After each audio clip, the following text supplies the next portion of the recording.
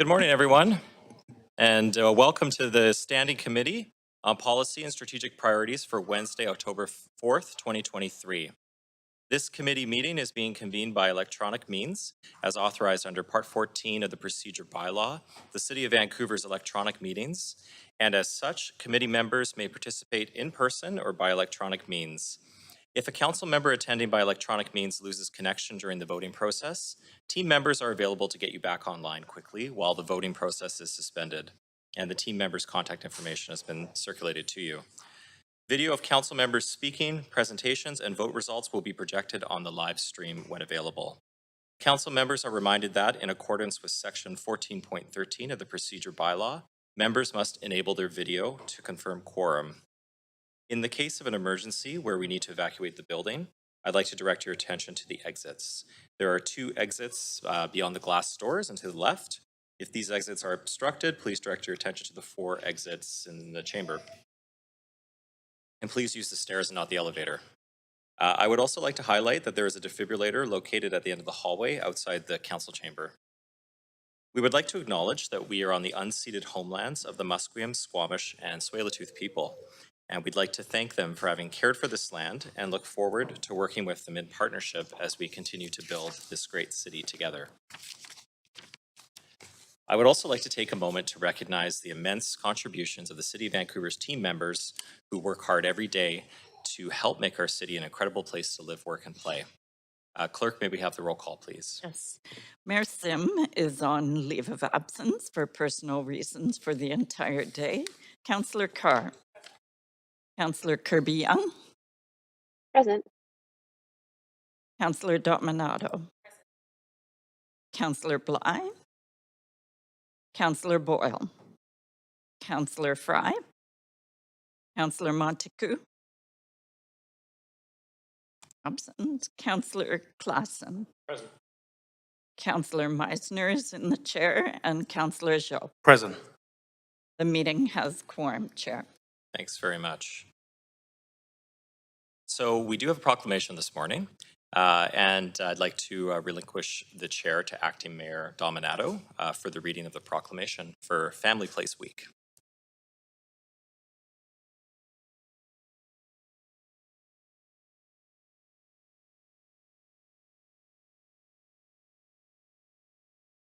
Proclamation. Can you hear me in the mic? Okay.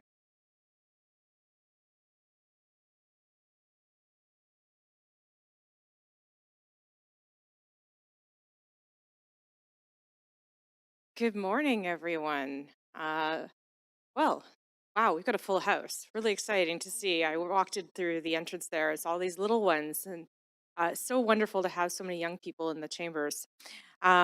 We're here to celebrate family places. Incredibly honored to be doing that with my colleagues this morning. These spaces are the backbone of Vancouver. They provide families with essential support, education, and opportunities to connect. They not only make our city a better place, but also strengthen our communities.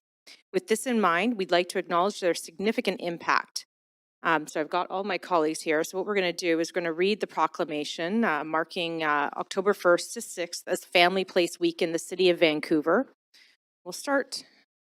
We're going to go through it as we usually do with our proclamations. We're going to share it. So actually, Christine, since you've got it in your hands, why don't you start and then we'll walk through it. Okay, Family Place Week. Whereas family places, also known as family resource programs, make a difference in the lives of families with young children and build healthy relationships and community networks.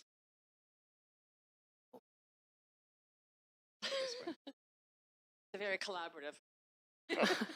And whereas family places work with their communities on different levels to address issues around family support, settlement, parenting, early childhood development, isolation, advocacy, and community.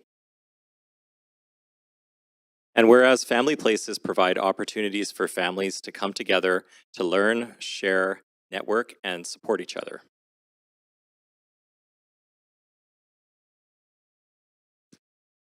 And whereas family places are active in your efforts to find support to run your many family-focused programs and activities. Hey, and whereas families and caregivers with young children, volunteers, community partners come together, create healthy, caring, and inclusive communities for everyone. And whereas our communities are better places in which to live when families have opportunities to form healthy relationships and build communities.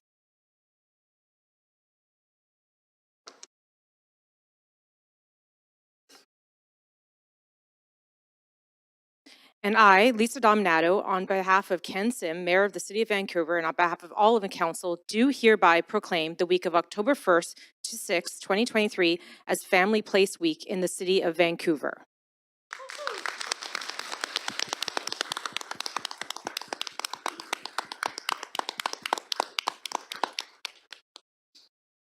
We are going to invite you up here to do a photo in a moment, but I do just want to reflect how important families are and how important community is, and family places play an integral role in that. I think many of you know, as with your parents, guardians, grandparents, others, elders, that it takes a village. And it really, really does. I know this firsthand from raising my own family and the reliance on other people in my life to help me do my role here, but also to fulfill my obligations as a parent. I'm sure others can attest to that. And family places are part of that network of that village. And so just to reflect, thank you for everything you do. Thank you for the support to our neighborhoods. I know you offer a range of services, and from all of Mayor and Council, thank you for everything you do and for supporting and building strong families in the City of Vancouver. And now I will invite you all up to do a photo with us. And all the little ones, we want to see you. I know.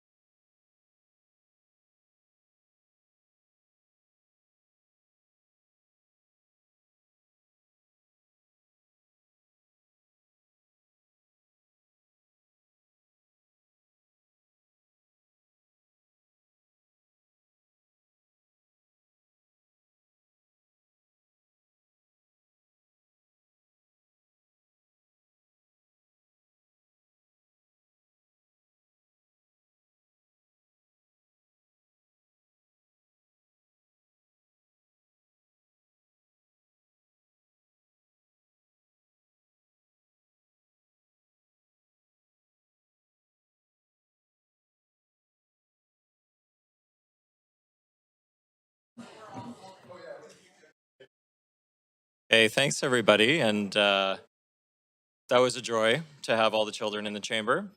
Good energy to start today's meeting. Okay, so our plan for the day. Any comments on agenda items can be sent to council using the web form on the city's website. And the link to that form will be tweeted out. I don't know if we're calling it that anymore, on X, on Van City Clerk. I would also like to note the City of Vancouver's longstanding commitment to equity, diversity, and inclusion, including the utmost respect for all genders. I'd like to remind council that when addressing speakers and team members, we will avoid using gendered honorifics and will instead refer to the person by their first and last name, role, or title.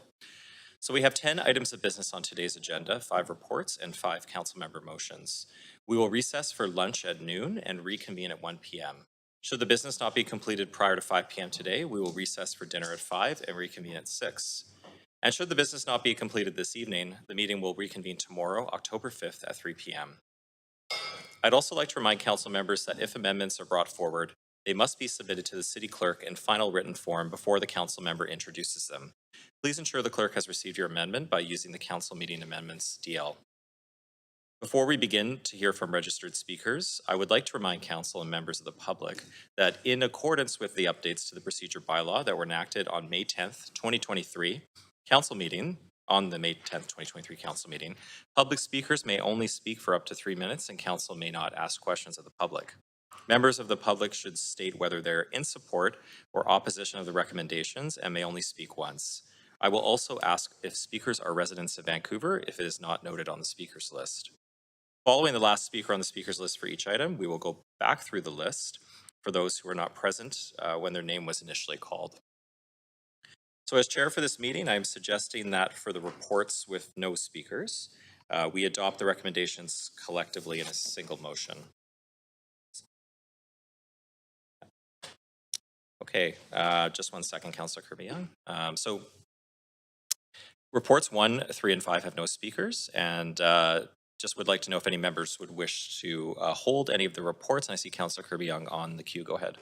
Actually, I was hoping that I might ask for a point of privilege before we commence the business of the day. And I Sure. just also, that was a very joyous opportunity to celebrate Family Place Week, but I was also hoping that we could take a moment to acknowledge that today is the memorial service for, today is the memorial service for Constable Rick O'Brien of the Rich Meadows RCMP.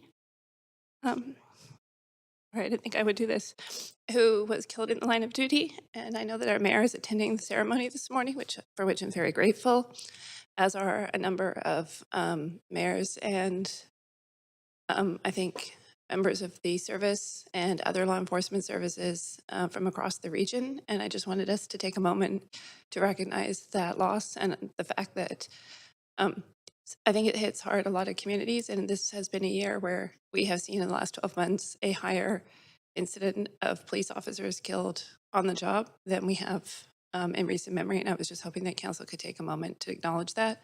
And a number of people are wearing red today to honor that. I know that we have council duties and don't have the opportunity to be there, but I wanted to reflect that on the record and share that we are there in spirit. I know this will be a really difficult day for a lot of people. Thank you, Councillor Kirby-Yung, and appreciate you acknowledging that service today. And we thank them for their service and for all they do for us across the Lower Mainland and all the departments in RCMP. So thank you very much for acknowledging that. Okay, we will continue with reports. Does any member wish to hold reports 1 and 3 to 5 for debate or questions to team members? Okay, not seeing anybody wanting to hold any reports. Does any member wish to declare a conflict of interest on the consent items? Okay. So we'll need a motion. Councillor Boyle. Yep. I thought we had speakers to 1. Can you just repeat which are? Yeah, so both the speakers for 1 have withdrawn. Okay. That's why it's on the consent agenda. Okay, I would like to hold number 1. You'd like to hold number 1, okay? We'll do that. Okay, so Yeah, okay, so moved by Councillor Dominato, 3 through 5, and seconded by Councillor Joe. Okay, all those in favor say yay. Okay, any opposed say nay. Okay, so the following reports have been approved on consent. Report 3, contract award for construction services for Sunset Nursery and Operation Yard Stage 1, Operations Center Building. Contract award for construction services, this is report 4, for the Hastings Sunrise Sewer Renewal and Green Infrastructure Phase 3. And report 5, green infrastructure pre-qualification of landscape and civil contractors.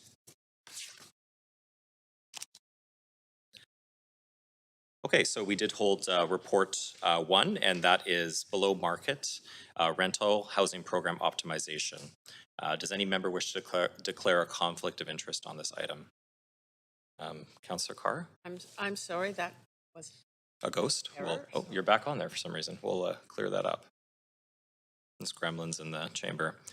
Okay, so seeing no declarations of conflict of interest, we do have team members here to present the item today. Morning.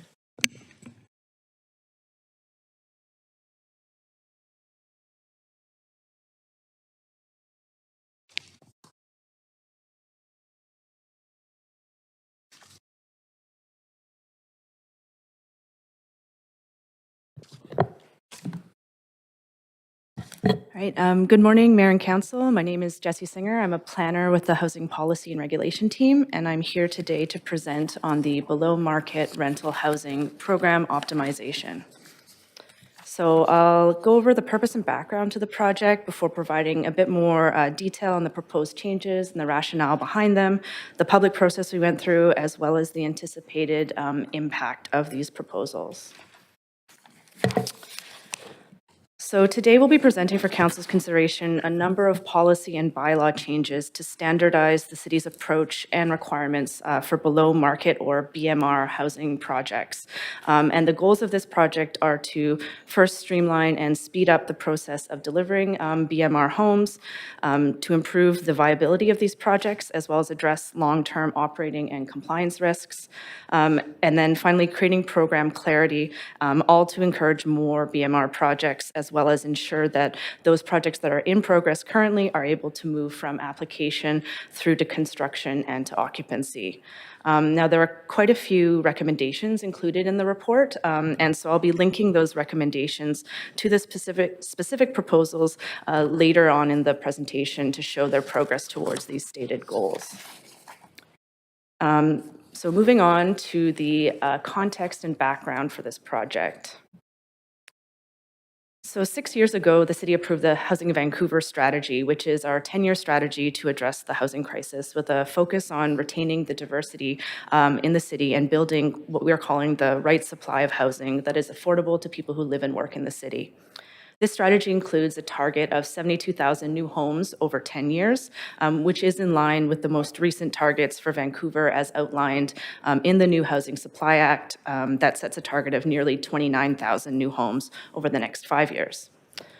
So an important part of ensuring that there are a variety of housing options to meet the diverse needs of our growing city, and as well, part of building a more equitable housing system is creating more secure rental housing in all areas of the city. And that is reflected in Housing Vancouver, where 2/3 of that new home target are to be rental, as well as in the Housing Supply Act, where 72% of that target is to be rental housing. And within those rental housing targets, a key gap that was identified is secured rental housing that is affordable to moderate income renters of all types. So those are folks who may not be eligible or may not choose to live in social housing, but who struggle to afford full market rents. So to address this critical need, the city has been exploring over the last few years programs that require that new rental projects include a portion of the units as below market rental housing in recognition of that significant need. So below market rental housing, formerly called moderate income rental housing, at a very high level is simply secured rental housing that rents at rates below market. It is delivered by the private sector, provided through incentives provided by the city, such as increased density, fee waivers, and reduced parking. BMR homes can come in different forms, as illustrated in the images on the screen, which are actual proposals in Vancouver. So this next graphic shows how BMR housing fits into the overall housing continuum. The continuum graphic shows the breadth of housing types and tenures included in our housing system. And this includes both non-market housing on the left of the screen, as well as, which includes housing such as supportive and social housing delivered by governments in the nonprofit sector, as well as market housing on the right-hand side, which is tends to be delivered by the private sector, and that includes both rental and ownership options. So as illustrated by the red dashed line, below market rental housing occupies that space between non-market and full market housing, in that it is delivered by the private sector, but it rents for below market rates in perpetuity. Another benefit of below market rental housing in Vancouver is that the projects are 100% rental tenure, which means that they provide not only secured below market rental, but also market rental housing as well, which is another need in our city. Before moving on, we feel it's important to note that BMR housing does not meet the needs of very low-income renters, folks who are on social assistance or those who are experiencing homelessness. There does remain a significant need in this city for non-market housing, including supportive, social, and cooperative housing to meet the needs of those residents. And this housing does require funding partnerships between nonprofits and government, and is the focus of other city programs such as the CHIP grants, the Vancouver Affordable Housing Endowment Fund, as well as our social housing inclusionary policies. So while BMR housing is an important part of Vancouver's housing continuum, there are so many different programs and policies that are needed that are outside the scope of the work today to address those needs. So as mentioned, BMR housing has rental rates that are permanently secured at below market through legal agreements for the life of the building. So that applies even if one renter moves out and another moves in. The city provides incentives for this housing to get built, such as increased height and relaxations. However, the building is not provided with ongoing subsidies over time to maintain those below market rents. This type of housing can be characterized as the private market's response to affordability. And so while we have great nonprofit partners here in Vancouver, working to enable non-market housing, as about 90% of our housing is still delivered by the private market, we feel it is important to explore policies which enable that type of housing to integrate a more affordable housing choice for residents. So in order to do just that, one of the first actions that came out of Housing Vancouver was a pilot called the Moderate Income Rental Housing Pilot Program, or MERP. Which was approved in 2017 as a learning pilot to see if the private market could deliver rental homes for moderate income renters.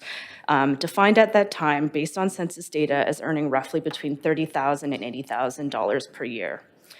This pilot sought to enable 20 projects with rents set based on renter income census data, as mentioned from 2016, where the BMR discounted rents were no more than 30% of total income, as illustrated on the purple chart on the slide.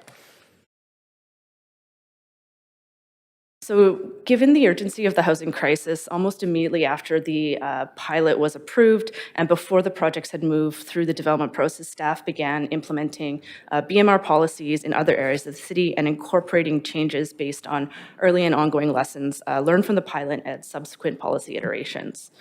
The graphic on the screen shows the specific BMR policies which followed the pilot approval starting in 2018 with the Cambie Corridor Municipal Town Centre, and most recently with the secured rental policy in 2021 and the Broadway Plan in 2022. A benefit of this learning and experimentation over time has been that more and more areas of the city are opened up for below market rental housing. However, it has also resulted in the fact that we have many different BMR policies with different requirements, and finding that the latter policy iterations are working better in today's environment than the original policy construct is. So to finish up the background, overall today we have approved or in application a significant number of BMR projects This demonstrates that there is actually a lot of interest from the development sector in delivering this type of affordable housing. However, after nearly 7 years since the pilot, only 2 projects have been completed and occupied, both enabled through latter policy versions after the pilot, whereas the original MERP projects have been slower to move forward with only 16 out of the potential 20 spots filled. So what we feel is needed now is to focus on changes to the program so that hopefully all of these projects and homes can move forward as fast as possible and reach completion so that renters needing this type of housing can move in. So in this next section, I'll go over exactly what is being proposed and asked for a council decision today. So when reviewing the original pilot program, a couple key lessons and issues were identified. The first being that when staff constructed the pilot, we did make an error in setting the rents at a discount based on a point-in-time census data with no mechanism to increase over time as the market and renter incomes changed. This approach would be more in line with the non-market housing programs as opposed to programs targeted at the private sector. So as shown in the graph on the screen, the purple bars represent the pilot rents, which remain the same from 2017 through to today, whereas market rents have increased alongside project costs and interest rates. So this rent construct has meant that rather than targeting moderate income renters over time, as was the original program intent, the rents are more in line now with supportive and social housing, however, without the ongoing subsidies that those projects tend to get. And we're finding that the BMR projects under that old rent model are challenged to proceed to construction and occupancy, especially in the current environment. The second key lesson was the inconsistency in requirements from the multiple policy iterations and a complex process which slows down the delivery of BMR homes. So when designing the pilot, it was designed with a fairly high level of administration, as at the time it was a new factor. We didn't know how the implementation would go. However, after a number of years of implementation, has allowed us to identify unnecessary administrative processes and opportunities to streamline and simplify city regulations. So one of the reasons why there are so many recommendations in the report and the complexity of them is related to the desire to kind of go back and clean up the multiple policies and bylaws which came out of that period of exploration which followed the launch of the pilot in 2017. So I won't spend much time on here, but basically the lessons informed the overall goals of the project, which have been previously stated, and they really do focus on standardizing the city's approach to below-market rental policies, as well as streamlining the review process in line with council direction. So the main change being proposed is related to how initial rents and then rents at turnover are set in below-market rental housing units. So the proposal before you today is that BMR rents will be now set at a discount to the CMHC citywide average rents for the initial occupancy. And then at tenant turnover, those rents could be re-indexed to the current citywide average, less the required percentage. So this introduces a mechanism to allow rents to update over time as market conditions change, while still retaining permanently secured below market rents for the life of the building. So this approach is aligned with how BMR rents are set in current policies, such as the recently approved Broadway plan, the secured rental policy, and also in the West End rezoning policy. And those were results of the past few years of MERP implementation, iteration, and lessons learned. As well, the approach is more in line with other municipal programs which are targeted to the private sector. So what does this change mean for renters who live in BMR units or who want to live in BMR units? So the table on the screen shows a comparison of what is being proposed in the red dashed line to the original MERP rents and new market rents. So beginning on the far left in light blue, those are the original pilot rents set based on 2016 census data. Then moving right, if you were to apply the annual provincial RTA increases, those are the rents that would be in place today. And then moving on to the green box, that is what is being proposed, a 20% discount to citywide average rents. And as you can see, they are very similar, with some being slightly higher and some being slightly lower. And this is because we are indexing those proposed discounts to the citywide average rent. And that includes all rental units in the city, so including those that are older, including those units that have long-term tenants with lower rents, which is why they are actually significantly lower than new market rents, which are shown in the far right, the black boxes, the first being average rents in Vancouver, which for new buildings, which are constructed 2005 onward, as well as for average rents for vacant units. So by linking to the lower citywide averages, the program does maintain its original intent of targeting moderate income renters in Vancouver, as the renter income served under the program ranged between approximately $45,000 to $98,000 per year. And if you look at the most recent census data, the median renter income for singles is about $42,000 a year, and for families is about $130,000 per year. So this proposal seeks to strike a balance between affordability for renters while also contributing to the viability of BMR projects so that they can construct and get occupied in a timely manner. These next set of changes focus on improving the process and approving BMR and market rental projects. So this includes setting BMR rents at the time of occupancy permit versus the current practice, which is setting them at rezoning public hearing and then escalating them each year by the RTA annual allowable amount until occupancy, when the final rents are, quote, locked in. So this change cuts down on the back and forth and paperwork between staff and applicants during the review process before the project is even ready for occupancy. Similarly to that, another change we are proposing is to set the development cost levy waiver qualifying rents, so the rents that you have to be below in order to qualify for a DCL waiver for rental. Currently, we set them in a similar fashion at public hearing and then escalate them each year until occupancy, when the final rents are set. We are similarly proposing that instead of doing that, we cut out that administrative process and instead set the waiver qualifying rents at occupancy permit when the project is ready. The final change proposed is to remove the unit size maximums for rental projects that are seeking a DCL waiver. The original intent of those maximum unit sizes was to prevent what we would call luxury units that may be rented for higher amounts being built under our rental incentive programs. However, we looked back and we reviewed all of the rental projects that came through and did not take a waiver, and what we found was the sizes of those units, even without the waiver requirements, were below those maximums. And so the maximums were found not to really be effective or needed anymore in Vancouver. And by removing them, it means that we no longer need the development, building, and licensing department staff to review each and every DCL waiver form. So that cuts an entire department out of the review process, and it would cut down staff review time of these projects. So together, these changes represent a reduction in administration and process, and they contribute to the simplifying and speeding up of review of these types of projects. So if Council approves the report recommendations, what that will mean is that the policies that enable BMR housing, shown on the graph here, will be updated to include the changes that we just reviewed. These policies would include the MERP pilot program itself, the below-market rental housing policy for rezonings, the rezoning policy for sustainable large developments, and the secured rental policy.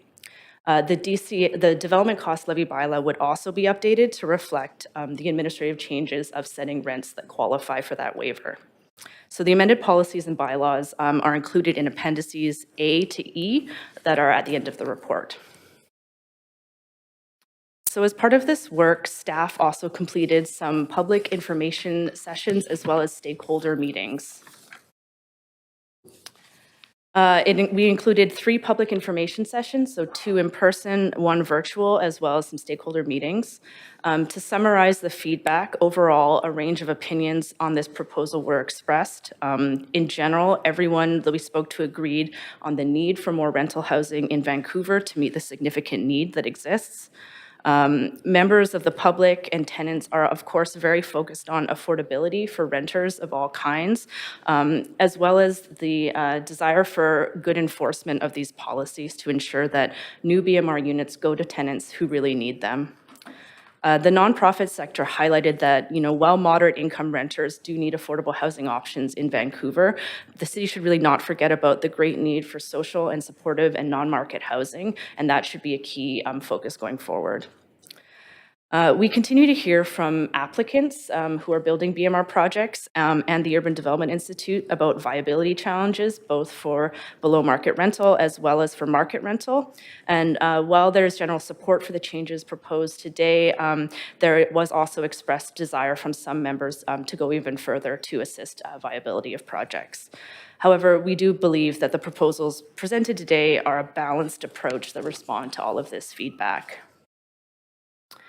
So I will conclude by bringing us back out of the details to the overall impact that we think these changes will result in. So looking at our current development pipeline, if approved, these changes will impact approximately 72 below market rental projects, which amount to approximately 15,700 total BMR and market rental units. The changes are expected to make these projects more viable and complete faster to contribute to affordable rental housing choice in Vancouver and seek to strike that balance between affordability and viability of the projects moving forward. So thank you, and we have staff on hand to answer any questions. Great, thank you very much for the presentation. So Council, you have up to 5 minutes to ask questions of team members, and I see questions on the queue here. So Councillor Boyle, please go ahead. Thanks. I had sent in a question, but I just wanted to be able to ask a bit of it publicly too. So wondering particularly what other levers we looked at in terms of being able to address the viability of these projects and make sure they get built. What are the options in terms of adding density to make them viable or waiving other fees so that we don't have to raise the rents? Thank you, Councillors. Dan Garrison, Director of Housing Policy and Regulation. We have looked at many avenues in terms of trying to ensure projects are getting from approval to construction. We know we've got about 9,500 units in below market rental projects right now that are approved but haven't started construction. We looked at the range of options that were available to us. The challenge with looking at changing things like heights and densities is that all of those heights and densities were secured through rezoning processes and public hearings.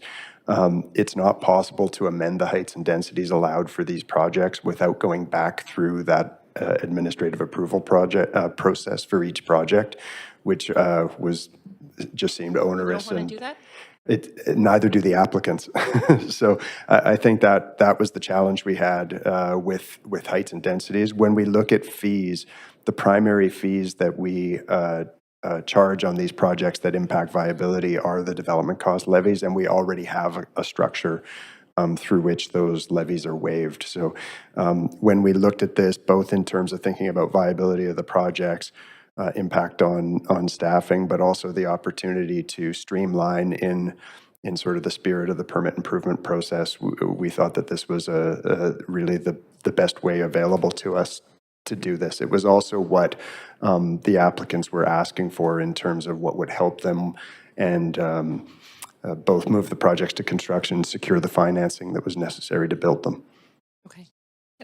Chair, can I ask for a second round of questions, just in case I don't get them done? Chair? That's okay. Second round, yep. Move for a second round. Can I get a seconder? Yeah, okay. We have to do all those in favor? Yep. Any opposed? No? Okay, please. Thank you. Thanks. So an option like one public hearing that just allows a 5% increase in density for all of these projects, we don't legally, our public hearing structure doesn't allow for something like that? We would have to look into that further.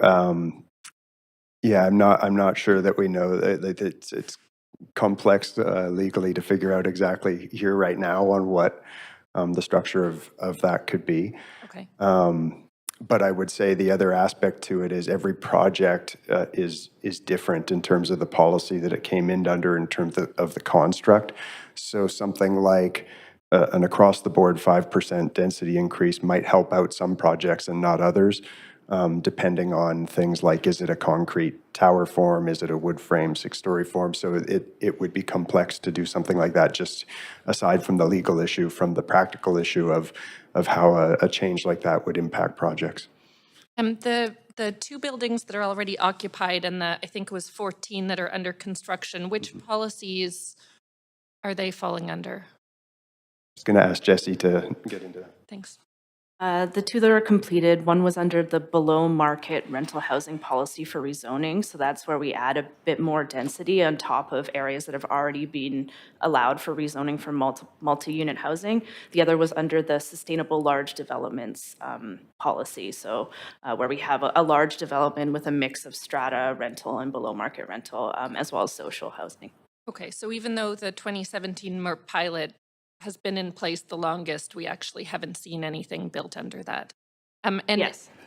I got this answer by email too, but I think my understanding is there's actually a problem with accessing financing for buildings under that proposal. So if we don't change it, unlikely anything would ever get built under those current rules? Yes, to be very upfront, as mentioned, when staff first conceived of the pilot, it was a new idea, and we did make a mistake when we designed this program targeted to the private sector, in that we set rents how you would typically set for a social housing project, where they don't change year over year to match, folks who may be on income assistance or don't have that ability to increase their income, whereas typically for private market projects that are targeted to moderate income renters, you would allow some kind of escalation over time. Sorry, we are to at kind of time, but meet there's a second the round. market. We'll go back on. Thank you. Thank you. Councillor Fry. Yeah, and just to tease out the extension of that conversation then, so what you're saying really is that this is an issue with banks financing these projects, less about the developers, more about the banks not willing to finance them, and we don't have any alternate financing opportunities like provincial or the federal RCFI? Yes, so I think that's a good characterization.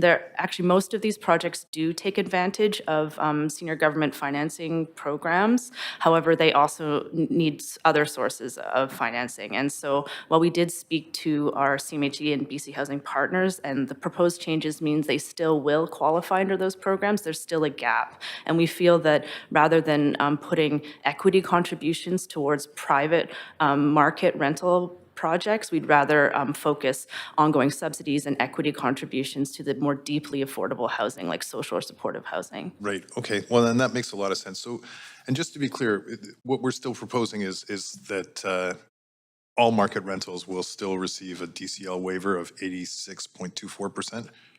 Yes, that's correct. So market rental as well as below market rental projects will still continue to be eligible for a DCL waiver. But below market's 100%? And below market is 100%, yes. And so a market is, but it could be any market, luxury market, what have you? Yeah, at the 100% market rental projects are still eligible, and they're subject to the maximum rents in the DCL bylaw, which are not being proposed to change. Okay, thanks. So zooming out a little bit to the provincial housing targets, and so I'm doing some back of the napkin math, and the provincial housing targets are asking us to deliver 7,894 below market units out of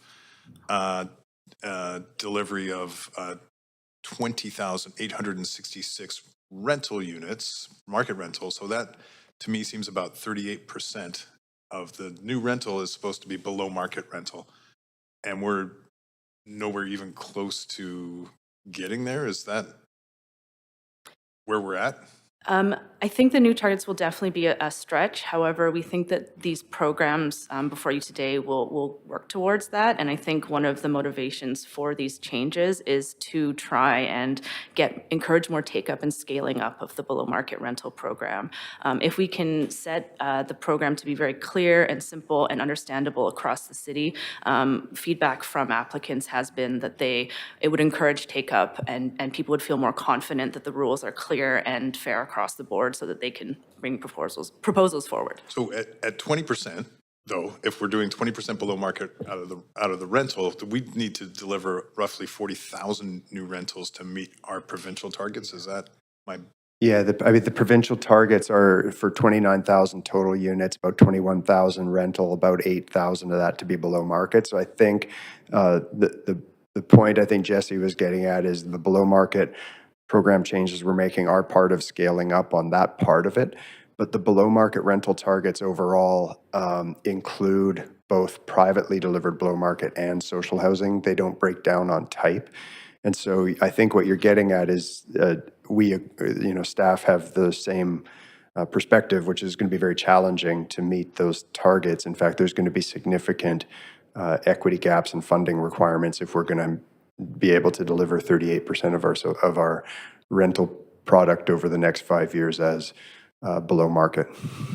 And how is the province defining in their targets? How are they defining below market rental? What they've said to us so far is they're looking at below market rentals as the housing income limits, which is the BC housing definition of essentially qualifying incomes for social housing. So that's one of our we have really two challenges, I think, with the provincial definition.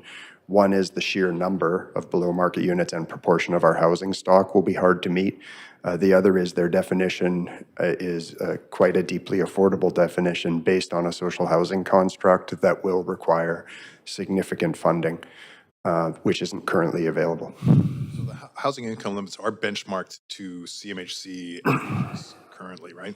They are. They're the income below, they're roughly speaking, the income below which a household can't access housing in the private market. Yeah.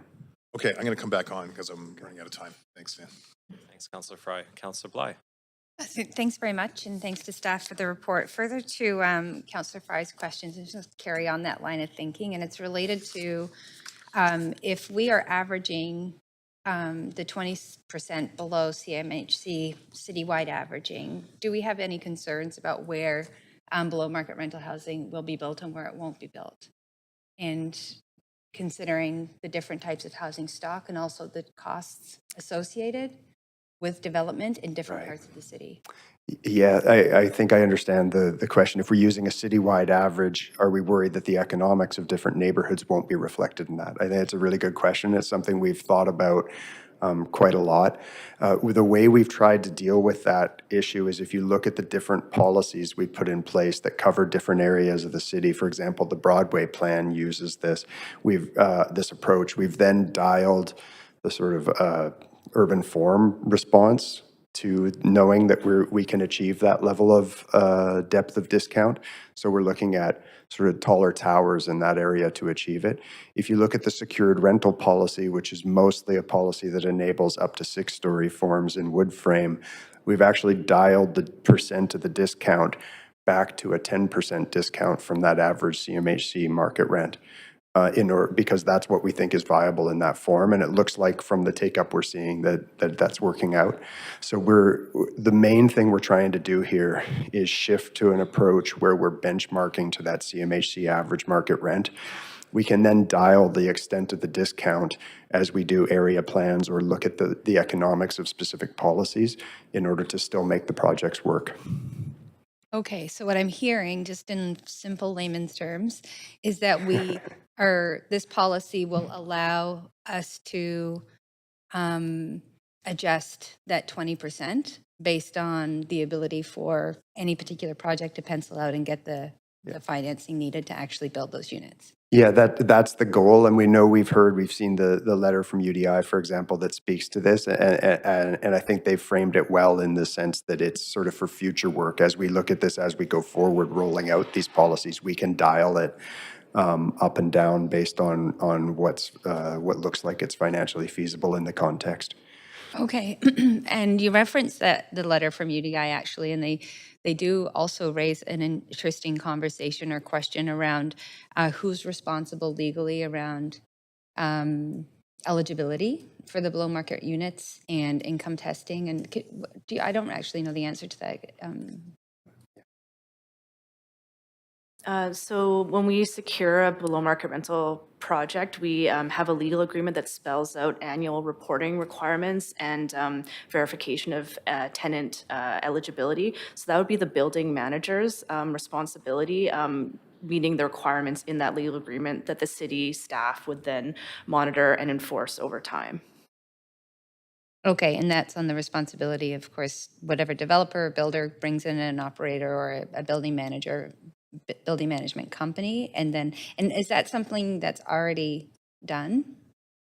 Yeah, for the two projects that are complete, we are working with those building managers to kind of make the requirements clear. We've actually received some pretty good feedback from both the public and from developers on additional resources the city could develop to make that process easier. So one thing, for example, is a general FAQ that we would provide in plain language to building managers so that they understand what the monitoring schedule is. Another one is a plain language info bulletin for prospective tenants so that they understand as well what the income qualifications are and what their rights and responsibilities are as a tenant. So we'll be working on those resources as part of implementation. Okay, and then just one quick follow-up to that is, have we sort of harmonized this policy with the residential tenants or the Rental Tenancy Act just to make sure that there are no competing priorities or legislation that would make this more challenging? Yes, for sure. We've reviewed the legal agreements in depth with our lawyers and kind of sought advice from, external legal organizations that do tenant rights to make sure we're not offside with the RTA. I'm sure there'll be things that we learn as we go forward, but at the moment we're fairly confident we have a workable structure going forward. Okay, that's great. Thank you very much. Thank you. Councillor Dominato. Thanks, Chair, and thanks for the presentation this morning.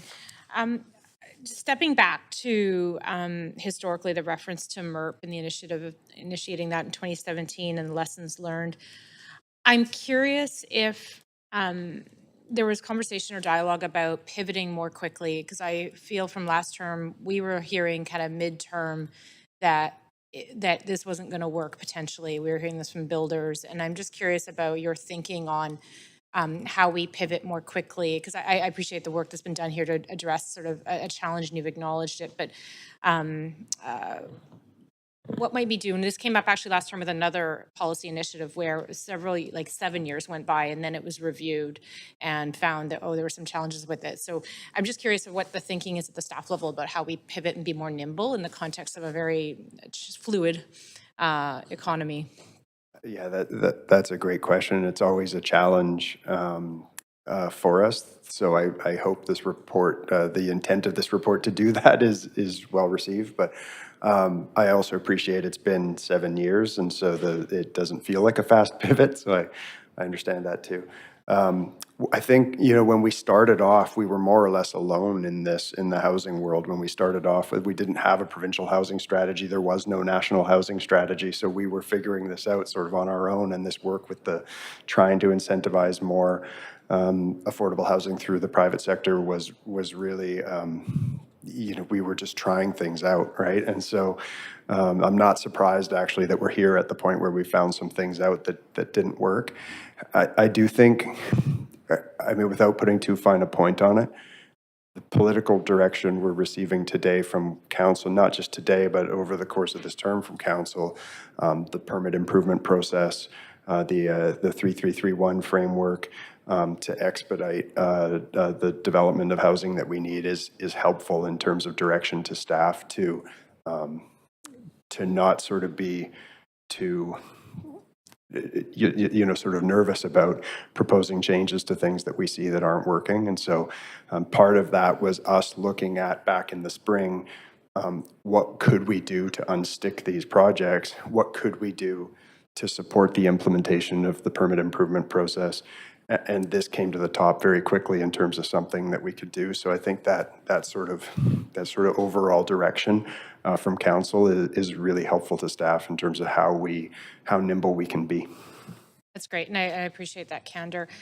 In the context of the provincial housing targets, because I believe, we've often talked about number of units approved based on rezonings. The province, I think, is talking about occupancy, if I'm correct, in terms of their targets. Yeah. I'm curious if the city has any tools in the toolbox to deal with applicants post rezoning. And so, because we have examples of rezoning of a land, but then nothing happens because of financing or the economic climate. Or I just recently drove by again for the umpteenth time a development project on 33rd that literally looks like it's half built, half under construction. It's been sitting languishing for probably 2 or 3 years. Do we have any tools to deal with that in terms of land use? Or is it once we're through the rezoning and the enactment, it's left to the market? And I'm curious because I'm thinking about our targets and how we meet those provincially. Yeah, that's a good question too. I mean, it is more challenging. Certainly, we have more authority up until the rezoning process. Once those entitlements are provided, there's more of a legal right to act on them as the landowner and applicant. But I would say, in some ways, what I'm seeing out there, and the example you referenced, is actually more related to challenges in either the financial situation and access to financing, in supply chains, in labor markets, and that. So I'm not sure that sort of municipal regulatory sticks are going to be the way to address those problems as much as it is going to be working with our partners. I mean, the federal government recently, the announcement around GST waivers for rental projects is a huge step forward. And we've been asking for that for literally 2 decades. So we're happy to see those kinds of changes. That is going to help. And then I think, we're all struggling with the challenges of supply chain and labor availability. So that's something we need to focus on with senior governments too. Okay, thank you. I know I'm going to run out of time, so I'll come back on for next questions. Thank you. Thanks very much, Councillor Dominato. Councillor Carr. Oh, thanks. Well, as you can probably remember, this is a subject dear to my heart. I remember the MERT program landing on council table, and I remember adding the amendment of 30% of income, which was supported by Vision at the time, and there was a worry amongst staff about whether we would achieve that. So I'm going to go over some numbers around that 30%. So I've just done some calculations, and if we are targeting the moderate income as 45,000 to 98,000, at 30% of income, the rent would be for a 45,000 income household, 1,125 a month, and we're proposing 1,135.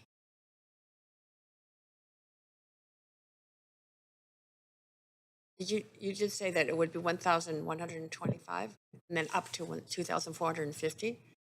Yes, that's correct. Okay, so sorry, you're proposing 1,135 to 2,447. Those are, yeah. That's what would reflect a 20% discount to the citywide CMHC rents. Yeah. So I just did the calculations on as I say, a moderate income being 45,000 up to 98,000. It seems to be about the same. I'm just seeking some. Yes. Yeah, and that absolutely is the intent. We derived that 45,000 to 98,000 using the 30% multiplier. Yeah. Okay, just wanting some assurance around that, because I think that was very innovative and very, so but the differential here is that it's not going to satisfy those who are lower income, and that's where you want to see us focus in meeting the need, the right supply for those people through social housing or supportive housing of other forms. Is that not this program? Yeah, that's absolutely correct. It's really to meet those deeper levels of affordability at really fixed rents that don't necessarily escalate in the same way over time. We need more substantial funding into those projects, including preferentially ongoing operating support. Right. Okay, that totally is clear to me. The second thing that I remember at the onset of the program was the innovation around vacancy control. And I think it still is one of the only programs that does maintain vacancy control. So there is a suggestion that in this report that on turnover, we don't let the rent just stay in place. We go to a re-indexing to current citywide average. So that would be basically dropping rent vacancy control. Is that correct? I think it's a little bit nuanced. I mean, we did fix it at a 0% increase upon unit turnover originally, and that's certainly a form of vacancy control. That is the strictest form of vacancy control possible. I don't actually know of very many places that have that strict a form of vacancy control, even vacancy control that's often referenced, like New York City rent control departments allow, and the amount that a rent can increase upon unit turnover is fixed, but it's not fixed at zero. And so the idea that the unit would be fixed at zero upon unit percent increase upon unit turnover is one of the primary challenges that we have with the construct. So what's being proposed, like with financing the construct, so what's being proposed is still vacancy control, because the unit cannot be reset to the market upon unit turnover. It's a vacancy control that's indexed to the CMHC average market rent and a consistent discount to it. Okay, and are there other cities that do that in Canada? Yeah, they're I'm not sure in Canada, but certainly US examples and other examples, there are several examples of vacancy control, most of which have some percentage increase upon unit turnover built into them. One example that we walked through with council recently was the notion of vacancy control in SRA designated stock, where we also included a percent increase in that notion of vacancy control. So it is common for vacancy control to be applied with some recognition that rents can increase by a fixed percentage upon turnover. But there was a maximum. But there's a maximum, yeah. The notion of vacancy control is currently, if you look at the Residential Tenancy Act, for uncontrolled units, the RTA controls the amount at which rents can increase during a tenancy on an annual basis, but upon turnover, the rent can be completely reset to the market. That is not a vacancy controlled unit. Where we are at time. Thanks for that explanation. We got that second round though. Thanks very much. Councillor Kirby-Young. Yeah, thank you. I just want to drill down into a couple of questions that were asked previously. And I'm paraphrasing, not your exact words, but you suggested that we still had room to flex on those rents. So drilling down into that sort of feedback that came from UDI about the 20% being a deeper discount and potentially up to 60% because it's set next to citywide rents. And so it's occupied, not occupied, older buildings, newer buildings. You made a comment around we have the ability to flex to adjust to that. Can you just, in layman's terms, tell me how we have the ability to flex? Because normally we set policies, we have policies that need to be complied consistently, and then there's governing bylaws. And so I'm just trying to get clarity around that. Yeah, you're absolutely right. It's I think our ability to flex on that would be our ability in future to either evaluate existing policies that were already adopted and change the rate if they're not working, or as we adopt new policies. For example, we're underway looking at opportunities for below market rental in the Rupert and Renfrew Station Area Planning Program. Okay. So we'll be able to adjust on that. Yeah. That's a really helpful clarification. Yeah. So we're not talking, so this policy, if council adopts these changes today, will apply consistently until and when it's changed. That's right. We would definitely recommend consistent application of policies for all the good land use planning and land economics reasons. Okay, and that's what I wanted to clarify. And can you affirm again, for me, again in layman's terms, why we are not recommending that it apply to specific geographic areas versus citywide or new buildings? The main reason that we're recommending use of the citywide instead of geographic areas is that in those geographic areas in the CMHC data, some of them have actually quite small number of rental units in them. So if you add one building in those areas, the average rent in that one specific geography can swing quite significantly. So we're recommending the use of the citywide data and to benchmark this because it has a sort of moderating effect on the swings in the rents. It tends to be a consistent reflection of a change in the market rather than a change in local area condition. Okay, and then understanding that, then the next question would be, I'm guessing, too either difficult or onerous to distinguish between older existing buildings and new. Would that be, why would we, I guess put it another way is, why would we not do that? Are there pros and cons, or would it just be administratively onerous, or can you speak to that? Sorry, the door opened right at the critical part when you were talking. I missed the question. I apologize. No worries. Would it be administratively onerous to distinguish between older and new buildings, or are we not doing that, just to clarify that piece? I mean, in some ways, it doesn't matter, right? Like what you peg the rent to, and then you set a discount to it. If we pegged it to newer units, you could do that, and then we would just set a deeper discount. It might be a 30% discount to the new market rent instead of a 20% discount to the average market rent. So we're proposing this because it's the most reliable index, the average market rent, and then we set the discount to it based on what works. Okay. Switching gears a bit, with the provincial housing targets that came down and the information that Vancouver received, asking us to build the 29,800 units in the coming 5 years, which is pretty much on pace with what we were building, having incentives. The question that I have is that by my calculation, roughly, the province is asking us to double the number of family units and to double the number below market, if I've done that math right. So to go from 20% in projects to 40%, which is obviously incredibly difficult to do without additional financing. So where does this put us in terms of the provincial direction that has been requested and given, and then this proposal which would keep us at a 20% level? Yes, because of our feedback to the province, they pivoted a bit where the only thing that's been provided as a direct order from the province, from the minister right now, is the 28,900 absolute unit target. The breakdowns that you see in terms of family units, in terms of proportion of below market rental, has been provided in the meantime as guidance because they know they have a little bit more work to do to nail it.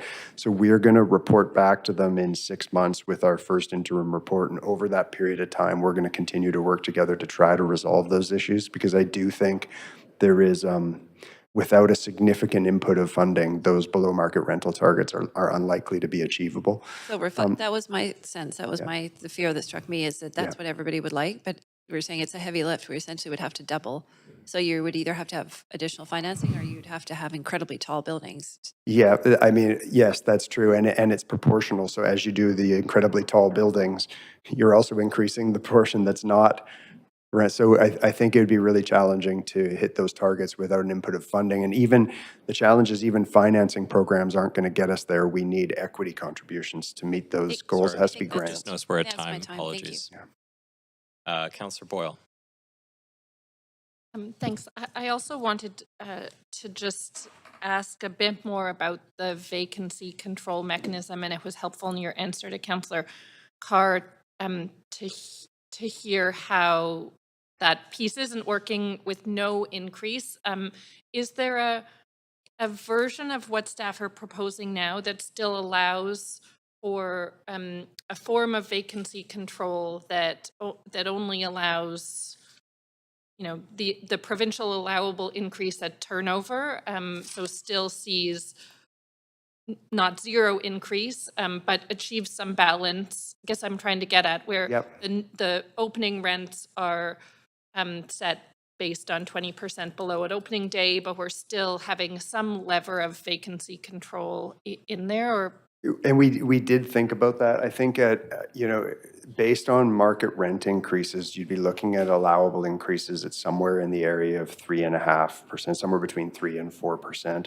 When you look at RTA increases, that's not out of line with what we've seen, with the exception of the fact that the province severely limited RTA increases during the pandemic for good reasons. But that's not out of line with what we'd see in the RTA. I think the challenge is one of the notions that we have here and what we're putting forward is that as we monitor these agreements over the long term, the idea that we would shift to index to CMHC market rent, where monitoring and compliance staff 20 years from now, 45 years from now, would be able to look up that index and say the rent should be 20% below that, is a much more efficient way to run a program than those staff trying to figure out what the calculations would have been over time. How many times did that unit turn over? What were the annual allowable increases under the RTA historically in those years? And trying to figure it out. So I think we've tried to think about this not just in terms of implementation today, but implementation over the 60-year life of the agreement, and looking at how that can be done efficiently as well. And so that's why we like the idea, I think, of indexing to the CMHC rent, both for setting rents up front, but also for monitoring over time. Okay, and because the CMHC average is an average of all rents and not just new rental, my understanding, but I'm not a math person, is Yeah. that those averages are increasing at a slower speed than the increase of new rent. So there's a way in which 20% below that average moderates increases already. Yeah, that's right. And it's similar to the answer to Councillor Kirby-Young's questions. That's also why we don't want to go down to necessarily, aren't recommending going down to smaller geographies, is because you sort of lose that moderating influence of looking at changes in the overall market stock. Okay, that is helpful. Thank you. Thanks. Thank you. Councillor Fry. Yeah, and I think most of my questions, I think we've kind of exhausted many of these, but I just want for clarity, just to be totally clear here. We are not benchmarking affordable rents to median incomes in this city at all. It's really just benchmarking it to below market, whatever the market will bear. Is that a fair assessment of where we're at? Yeah, that's the recommendation with this program, and it is the program that was adopted in the Broadway plan, the secured rental policy in the West End recently, was to benchmark it to market. I would say it is always important to think about what your objective is and what your intent of the program is, and so you'll see we in our reports, and Jesse did here, reference that back to what incomes that serves. And so that's the kind of link. So if we start seeing a program that, because the way the market is going is starting to really disconnect from incomes, that would be one of those points that we would be thinking about. Is there anything we could do to start reconnecting the program? Could we be looking at all of those feasibility levers around height and density of financing, et cetera, to try to secure deeper discounts if we started to see it disconnect? But you're right. We're making the link back to, the moderate incomes and of households who can't afford the full rental market, but it's not indexed to that. Yeah, no, and I appreciate we're boxed into a bit of a corner here. The median individual income's $38,000 a year in Vancouver. That doesn't relate at all, correspond to the market. And then we can't get these projects financed because the banks aren't willing to finance projects that are offering this kind of MERP solution, or the previous MERP solution, and the province is imposing some pretty rigid targets for below market that we won't be able to achieve conceivably, given the current trajectory. And presumably, if we even were able to deliver 40,000 new units of rental housing in the next 5 years, that would still have the 20%, if they all went with this route. Are there any solutions that we see potentially, new policies we could explore, or opportunities? That's certainly what we're looking at through implementation, for example, of the Vancouver plan. I mean, there's sort of the municipal end of this, right? Which is we need to get our house in order, make sure we have the right zoning in place. We are looking at some initiatives around pre-zoning for rental projects particularly, but for a range of housing types. So there's a number of things we can do municipally, but there's also increasing action at the senior levels of government, which I think is hopeful. They haven't necessarily nailed it yet, but in terms of funding from the province, and in terms of things like the Housing Accelerator Fund from the federal government, which will actually be incentivizing municipalities with funding when municipalities are sort of doing the right thing to increase the right types of housing supply. So I think there is sort of hope in terms of the three levels of government being aligned on this now. There still needs to be a fair amount of work on the follow through. Have we seen in other jurisdictions any kind of possibility of like a municipal government backstopping through finance and say development bonus densities to help achieve that kind of deep affordability? I think bonus density is certainly within our realm of authorities. I think as we get into financing, it becomes very difficult, particularly financing private entities. We don't typically do financing. We do grants to nonprofits, and that's a possibility. Do other municipalities I don't know of other municipalities in British Columbia that do financing. I'm not sure about the context across Canada. It's certainly something we could look into. Okay, okay. All right, thanks. I appreciate the work that's gone into this. It's frustrating, but yeah, appreciate it. Thanks, Councillor Fry. Councillor Dominato. Thanks, Chair. Yeah, just a couple more questions. Just in the slides you referenced in-stream 72 projects yielding potentially 15,000 below market and market rentals. Could you just speak to, with this proposed policy change, will this apply to all in-stream rezoning applications, including ones that are at inquiry stage? Can you just give me a sense of to what degree this will apply and can be utilized? Yes, if council approves the proposals, it would apply to all in-stream or in-application projects, all the way from inquiry up until occupancy. Okay, but nothing, and just to that, appreciate you clarifying that, but nothing retroactive to projects that have been approved. It would apply to the projects listed in Appendix F, which do include 25 projects that have enacted housing agreements. Not all of those are completed. As mentioned, only 2 are completed, but it would apply to those. And we have outlined in the appendix exactly which rezoning conditions would have to be amended through these changes. Okay, would that have to come back to council, or would that? We would bring those individual housing agreements through the normal course for enactment, so you'd see them come up on the council agenda for enactment, but it would, it's summarized in Appendix F, so you can see them all at once, but they'll come back individually as they're prepared, and the lawyers have prepared them with the amendments. Okay, that's great. And then one more question, just on the subject of, because it's come up a few times, just remind me, with the DCL waivers, projects delivering below market rental are eligible for the DCL waiver, correct? Yes, they are. For market rental, can you remind me, do we waive DCLs or no? We do, but just not 100%. It's 86.2%. 86.2% is the waiver for market rental. Okay. I'm asking the question in the context, there's been a lot of conversation of late around development cost charges and development cost levies by municipalities in Metro Vancouver. And so I was curious about what bearing that has on our sort of meeting our infrastructure needs.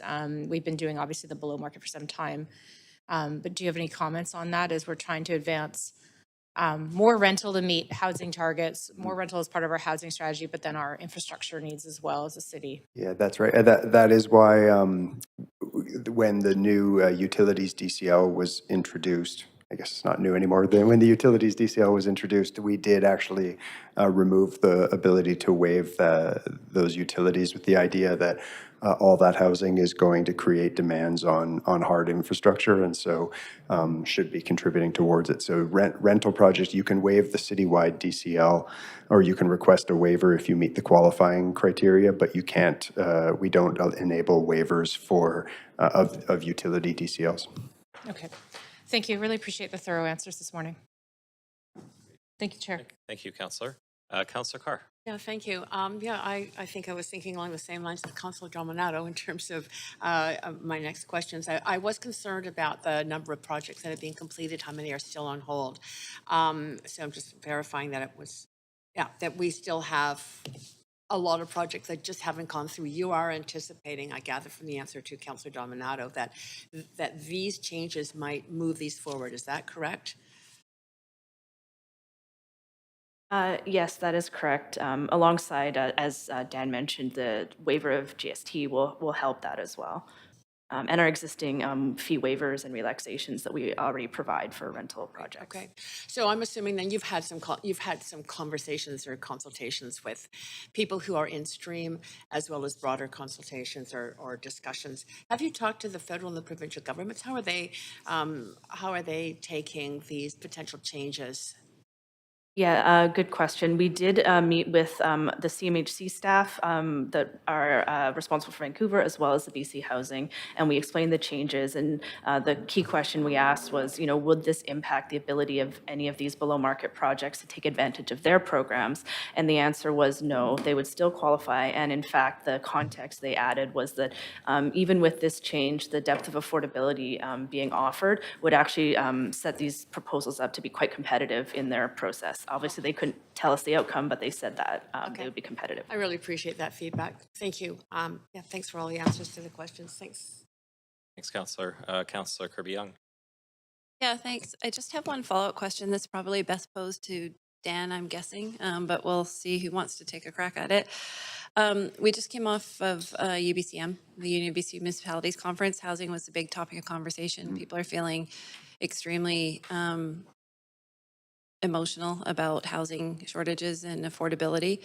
And there was a great question, I actually think it came from Councillor Meisner to Minister Callon around the concept of vacancy control. And Minister Callon said that it was, and I quote, not recommended by the expert panel because it would disincentivize new rental buildings. So I'm wondering if you can, in the fact that we need to be good partners with the province and we have requirements we need to meet and work together, can you square this sort of variation, because you said it's still vacancy control, with that kind of statement from the province and their expert panel? Yes, and I mean, I think the notion, we would agree that the notion that vacancy control writ large across the housing stock would be significantly problematic for new rental supply. The reason why this works is because our construct is that we're offsetting this form of vacancy control in a portion of the building with a significant amount of market rental density that does not have vacancy control associated with it. And that's why this works. We're essentially cross-subsidizing these units to enable that indexed below market rental to remain affordable over the life of the building. And we're doing that by adding a significant amount of market rental density, as well as things like development cost levy waivers. Okay, so in essence, can you say it's a bit of an analogy to co-ops back in the day that are cross-subsidizing, where you have some residents that are paying higher rates and others that are paying lower, but overall the kind of the project or the building has to work? It's an interesting analysis. I mean, that's exactly it. Overall, the building has to work. And it is the sort of full market rents in 80% of the building that's enabling the 20% of the building to be secured. So interesting analogy to this is kind of a private sector, privately financed version of that. Okay, and then, so if I play devil's advocate, if the other 80% of folks are still struggling in the city because we now have a record more than $3,000 for one bedroom, new build in the city of Vancouver, how do we argue to those folks that they're going to be potentially paying a little bit more to subsidize the 20% below market? I think that those rents in those other units are being set by the market, right? So if you didn't include the below market program here and you just built, instead of building a 15-story building where 20% of the units, you just built a 6-story market rental building, the rents would be the same. So I think part of the answer to the assistance to those folks is back to the point you made about UBCM. There's a lot of strong feelings right now about not being enough supply, and we need to increase the amount of rental we have. So part of the answer is just adding more rental supply. And frankly, the below market rental programs we've put in place have been actually really important rental supply programs aside from the below market element to it. We're delivering, I mean, of the 9,500 units that are approved but not yet started construction, it's about 1,100 below market units and about almost 8,000 or over 8,000 market rental units. So it is an important rental supply program aside from the below market elements. Okay, thanks. I really appreciate the answers today. Thanks. Thank you. Councillor Carr. Yeah, I'm actually done with questions. I'd like to move the recommendations. Okay, so moved by Councillor Carr and seconded by Councillor Kirby-Young. So Council, is there any discussion? Councillor Carr. Yeah, thank you. Yeah, I really appreciate the work that's gone into this, the synergy with the work that's being requested of municipalities by the province. I was excited back 2 terms ago when this project landed. And I remember the feeling that maybe nobody's going to apply. And so we have had people apply, but now we're seeing that they haven't all gone to completion. And this is the readjustment again to move this program forward. Why is it important? It's important in my mind because it's targeting a range of middle income families, 45,000 to 98,000 family income per year. These are working families in our city. It's not everybody that's a working family. We've got a lot of below $45,000 income a year as well. But it is targeting a sizable number of families and achieving affordable rents, affordable housing for those. And our whole Housing Vancouver strategy is focused on the right supply. This is a piece of the right supply. It's not the whole supply. We know we have to do the social housing and the supportive housing with ongoing supports for below 45,000 incomes. That is desperately needed. We know that there will be housing being built for those who can afford it above 98,000 income a year. And I think the market is supplying that, but this is fine-tuning a program that I'm proud the city initiated that did look at ways that can achieve affordability in a sustainable way within the housing market. So now there's been the adjustments. There's gonna mean not kept at zero increase on turnover, but still a form of market control or rent control that is adjusted to the average market at a below market or a discount to the increase. I think that's reasonable. I actually just did some Googling and looked up other cities, and that seems to be the way that lots of other cities are going. So there is a increase allowed, but it is a maximized to some benchmark, and in this case, the average income by CMHC. So I am also cognizant that we need to be working clearly with the provincial and federal governments on our range of housing, but this meets, I believe, a certain need and meets it in a thoughtful program. So thanks for the work on it. Thanks, Councillor Carr. Just going to move us to the main queue and put everybody back on. So Councillor Boyle, go ahead, please. Thanks, Chair. I will also say thanks to staff for your work and answers to questions. I have really wrestled with this largely because I would like to see us adding density and using other tools before increasing rents. And I heard really clearly that staff looked at all of those tools and the impracticality of going through another public hearing for every project and the lessons that we learned from that 2017 policy, which is what we should be doing in trying to get this housing built. What I go back to is that housing being built is better than housing that doesn't get built at all.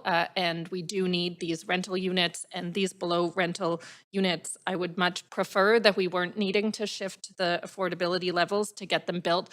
But this is a program where we're working within the market and we know those construction costs, those financing costs are all going up. And if we're not adapting to that, we're not getting the units built. So I sort of very reluctantly will support this because getting homes built matters to me more than kind of committing to policies that aren't getting them built. And I think it reiterates for all of us that we need to be doing everything we can to make it faster and easier to build non-market housing. The market is not going to supply the deeply affordable housing that we know seniors, families across Vancouver need. And so we need to be looking at every tool we have in our toolbox to make it faster and easier to build much more of those homes. And that continues to be a focus for me. Thanks, Councillor Boyle. Councillor Dominato. Thanks, Chair. I'll echo the thanks from my colleagues to staff for making the pivot and recognizing that we need to make some changes and appreciate the responses around particularly my questions around sort of lessons learned from this. First and foremost, this council is committed to Homes for All, to make City of Vancouver a place for everyone. And I think this is a critical policy piece for achieving that. We have, through this process, learned from the 2017-2018 MERP program. I alluded to some of those challenges we were hearing from builders about that penciling out. This policy proposal addresses that. It addresses the need, though, continued need for middle-income housing, particularly both the need for market but below market, and to have that below market delivered through the private sector. I think that Councillor Carr really highlighted how important that is in terms of working families. But this isn't just about working families. This is about frontline workers, how it will accommodate some of our frontline staff, whether that be police officers, ECE staff, nurses, and others that are critically needed in our communities and our neighborhoods. So I think there's a great opportunity in that. I also just want to acknowledge, as we're talking about this policy work in the context of both provincial and federal engagement. It was noted earlier by Dan Garrison that the city started off in the housing space at a time when provincial federal governments were not active players. We're seeing a much higher level of engagement from the provincial federal governments at this time, both looking at setting targets, at using both carrots and sticks in the context of municipal governments. And I think what emerged in some of the questions today is that the complexity of housing and delivering housing, and that while local government has a role to play and has certain tools and levers in terms of land use, there are other critical factors, that being financing, supply chains, labor shortages. And so we need to recognize that it is complex and that it will take all levels of government to work together to deliver housing. And but that being said, I'm really pleased with the work our staff have done in delivering a renewed policy around below market and market rentals. So thank you for that, and happy to support it today. Thanks, Councillor Dominato. Councillor Fry. Yeah, bittersweet. I appreciate the work that staff have put into this. This is a lot of work, and I recognize that what we were doing hasn't been working. I still worry that our existing policies aren't going to be working for a lot of folks in our city, and we're going to be leaving a lot of people behind, because at the end of the day, the market is what the market is. The financing considerations of private lenders is what it is, and we're looking at the private market to build the housing that we need. And when we reflect on the fact that the median incomes in our city are still $86,000 for a household, $38,000 for an individual, we're not meeting those realistic goals and aspirations for folks who work and live in our city at the median rate. So I recognize that what we were trying to do wasn't working, and this is a pivot to try and make it work, but I think that we need desperately to come up with some new ideas, and I would love to see conversations around how we might be able to leverage some of our AAA credit rating to get into the business of financing and backstopping some of these private developments in order to deliver public benefits in the form of housing that's affordable to folks who live and work in our city. But I will reluctantly support this because I recognize that not building any housing isn't really a solution either, and that we do need to radically scale up the amount of housing if we hope to deliver the necessary below market to meet the provincial targets, but also the needs of folks in our city. So bittersweet, to be sure, but I definitely appreciate the work that staff have put into recognizing that we need to pivot on this, and I do hope that there's some more robust solutions coming down the pipe at some point soon. Okay, thanks, Councillor. Councillor Kirby-Young. Yeah, thank you. I think it's a really important discussion. Housing is kind of the appropriately the dominant issue that everybody is wrestling with, and it's on the minds of everyone. And I referenced UBCM earlier, went to a forum with a lot of creative and tech sector people last night, lots of folks that are looking to make and build their careers in the city. And the panel that we were on was about placemaking, and the issue that came up that was the most important for everybody was housing. And it doesn't matter what forum you go to, that is part of the pervasive dialogue in our city. My view on this is, I think, pragmatic, is that we can't be setting policy in an aspirational bubble. I think that that's what was done last term with a couple of pieces. and I think we do have to be nimble and respond to the current circumstances, because we can aspire to higher levels of affordability. Everybody wants that.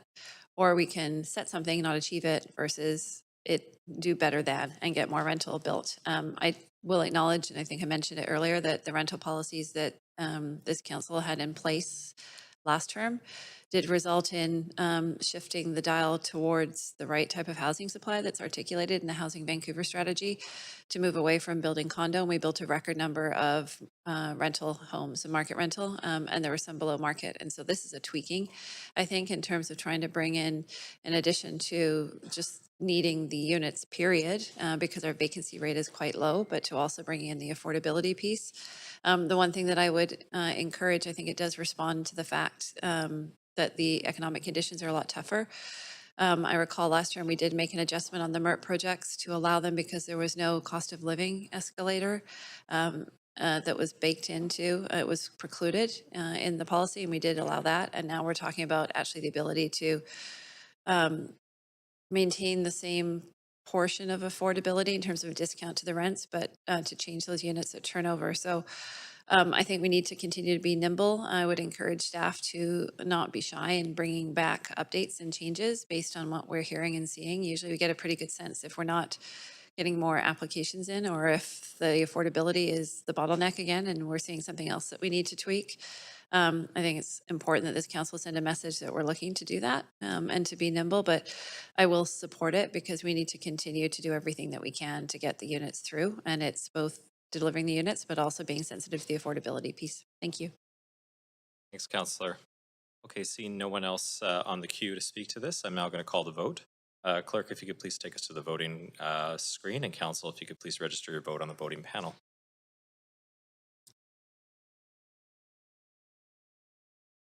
And that passes unanimously with Mayor Sim absent. And that concludes report 1 on the agenda.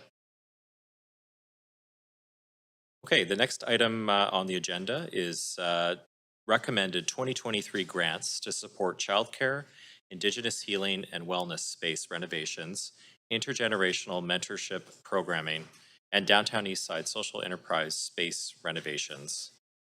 Does any member wish to declare a conflict of interest on this item? Okay, seeing, Councillor Dominato. Chair, that's actually not me that went on the queue, so it may be just gremlins again, but or a We have a holdover. ghost in here today, so I'll clear you off there. Second time that's happened. Okay, so no conflicts of interest, and we do have team members here to answer questions. So Council, do you have any questions of team members? Please add yourself to the queue if so.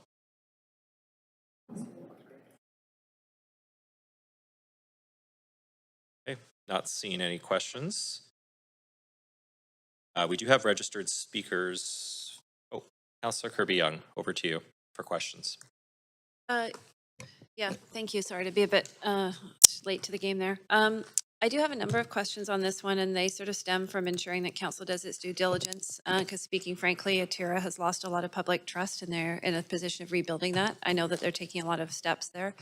And when council's about to potentially award $800,000, which is a lot of money, to an organization that is under review, and I know that the rationale in the report lists that it's due to the fact that these are not direct housing operations, et cetera, but I have a number of questions, and so I'll just go through them. The first one is with respect to the larger nugget of the $700,000 for capital outfitting for the space, and I wonder if we can, and this is for the Indigenous Healing and Wellness Center, which is a fantastic initiative and project, but I wonder if we can get some perspective around the tenure of that space, how long it would be used, how council would have comfort that we're putting $750,000 into something. Could the building be sold?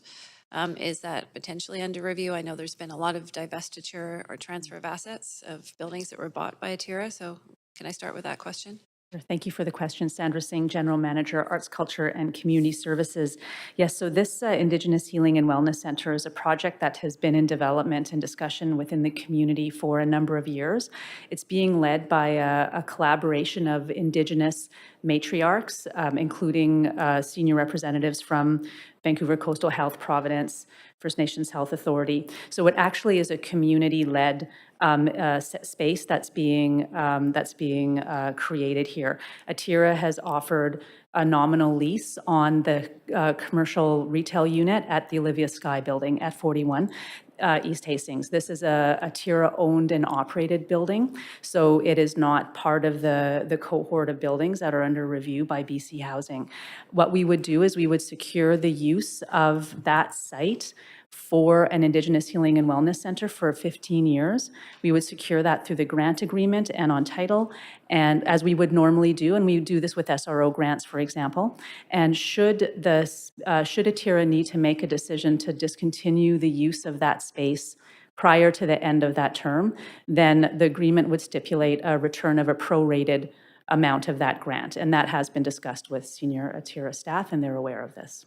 Okay, thank you. That's helpful. The next one I have was really with respects to the East Van Roasters proposed grant, and I'll preface this by saying I'm a huge fan of the chocolate, and they do a great job of that, and they're in a small space. But I'm wondering if I can get some context around the ratio, because I think the report indicates this is a $244,000 project. The city would, with this grant and the previous grants advanced, and potentially future putting in 110K or getting about 45%, which is a pretty significant percentage relative to other partners. So again, can I get some context around, typically you don't see the city coming in other types of initiatives we do, childcare, others at that high investment level. So can I get some context on that? Yeah, thank you for your question. My name is Jose Fernandez Garcia with Community Planning in PDS. And so the Downtown Eastside Plan Implementation Grant Program uses a cost-sharing arrangement with the applicant where we provide 50% of the total project cost, up to 50%, to leverage funding from other sources. It could be other levels of government, private sector, the organization's own reserve or in-kind contributions. And typically, our contribution will not exceed 50% of the total project cost, up to $50,000. And we do this in order to support organizations to leverage funding, but also we see this as an investment into services and programs that are really important for the Downtown Eastside community. Okay, so this program itself allows for a higher contribution than we typically do in other projects? So we allow like 50% of the total project cost. Yeah. Okay, so would this be the final grant that would go towards that particular project then, since we're close to? As for these renovations and the relocation of the space, yes, but yeah, we don't know if the organization will need more funding, but we will evaluate that if it's needed. Okay, so do we have a stream for operations in addition to capital for a project like that? I don't have an answer for that question, sorry. Okay. Thank you. I will leave it there. Thanks, Chair. Thank you very much, Councillor.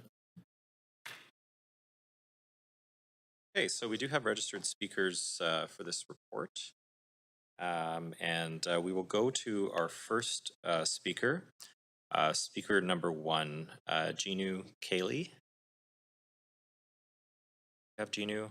Good morning. I'm Ginu Cayley, representing Atira Women's Resource Society, where I proudly serve as the Director of Women's Social Enterprises, and I will be speaking in support of the Downtown Eastside Social Enterprise today.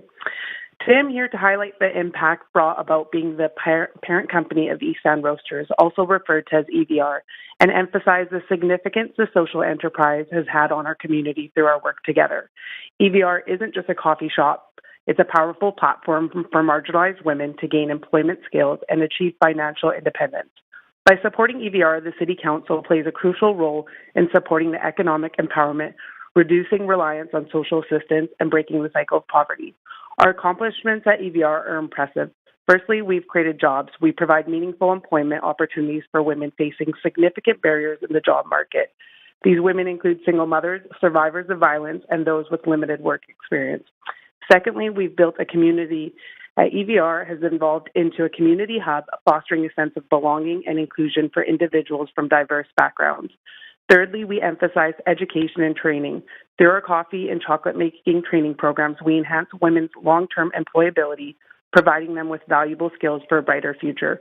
Moreover, the success of EVR directly supports women's programs in our city, all managed by Atira Women's Resource Society, further amplifying our social impact. We're also committed to sustainable practices, setting a precedent for local businesses. Furthermore, EVR has become a popular destination for residents and tourists.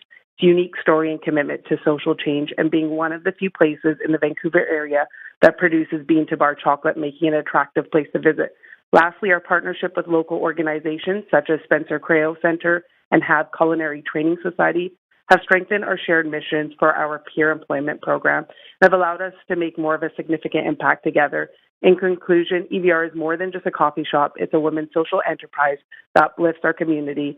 Continuing to support Atira Women's Resource Society in this effort showcases the City Council's dedication to empowerment, inclusivity, and sustainability, all which enhance residents' lives and strengthen our city's social fabric.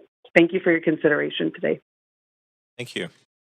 Our next speaker is actually, just note that speakers 2, 3, and 4 have, they're on another item. They signed up accidentally to the wrong item. So we're going to go to speaker 5, Catherine Room.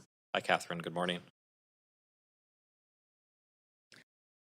Good morning, Chair, councillors, city staff, and members of the community. My name is Catherine Room, and I'm the interim CEO of Atira Women's Resource Society. And I am not a resident of Vancouver. I'm a resident of North Vancouver, but I work in Vancouver. And I just want to talk about what has meant to me to actually work at this organization. As you know, I'm an interim. I drive into our office, which is on Alexander and Main, and I'm on Teams, like many of you, most of the day, and I'm looking out a window at a very tiny park called Emily Pool. Every morning, a number of people are packing up their tents who've slept there overnight, and there are often city trucks and city workers there, and they're picking up garbage, and they're talking to the folks who have used that overnight. And I have never once seen, bless you, never once seen an altercation or a negative word. And that says to me that those are human beings speaking to other human beings and supporting them in their life. I met the other day with Vancouver Fire and Rescue, their senior leadership, and they pulled out a 4-foot-long taped together data dump that they did for Atira based on the incidents in some of the buildings that we operate. That is a partnership around data analytics, which is very important to us because we are going to need to jointly risk control all of those assets with Vancouver Fire and with the BPD. And we value that partnership and that relationship, and I'm personally very invested in asset risk management.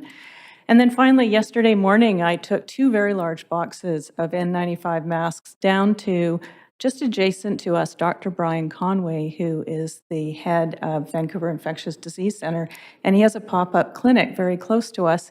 He will often do pop-up immunization clinics in Atira buildings, and as you know, we're heading into our COVID and flu season, but he'll also do TB and Hep, and that's a partnership that I really deeply value, and I've only just met him in the last 2 months.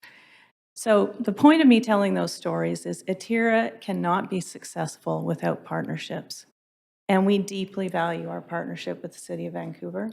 We are here to support our most marginalized citizens, the women and children and gender diverse people of the City of Vancouver, who we want to help with Housing to Hope so that they can move towards a positive future and be who they're meant to be. And so with that, I'd just like to say thank you. Thank you very much for coming in today. Speaker 6 is with no questions of speakers due to the procedural changes. Speaker 6 has withdrawn. Speaker 7 is Shelley Bolton.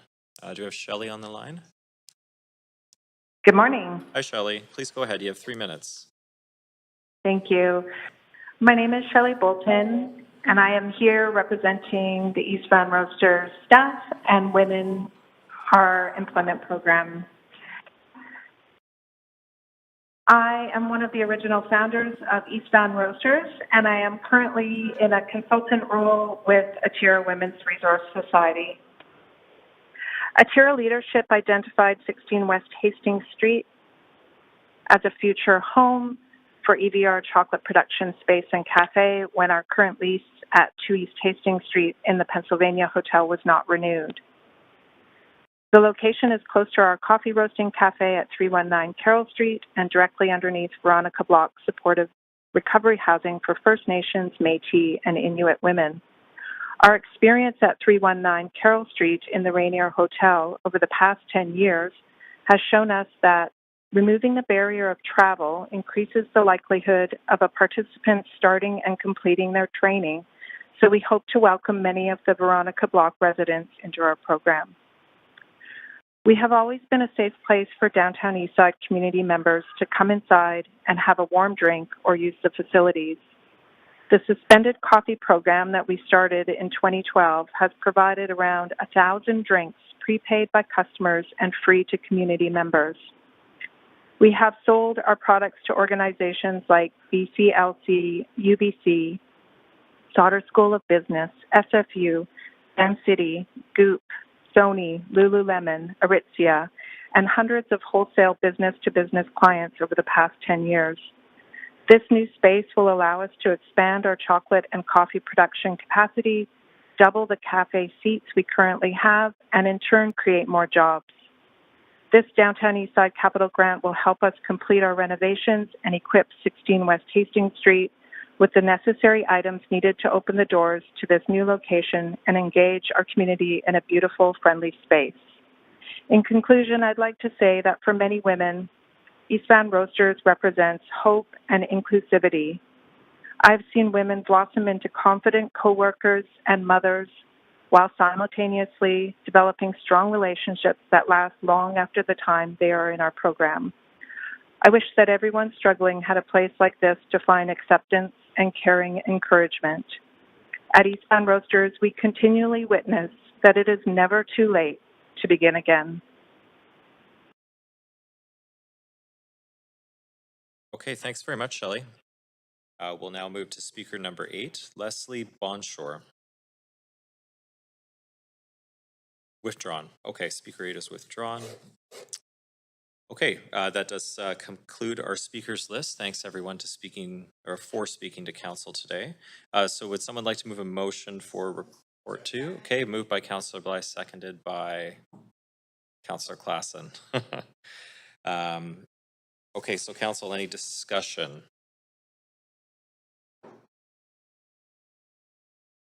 Councillor Dominato, please go ahead.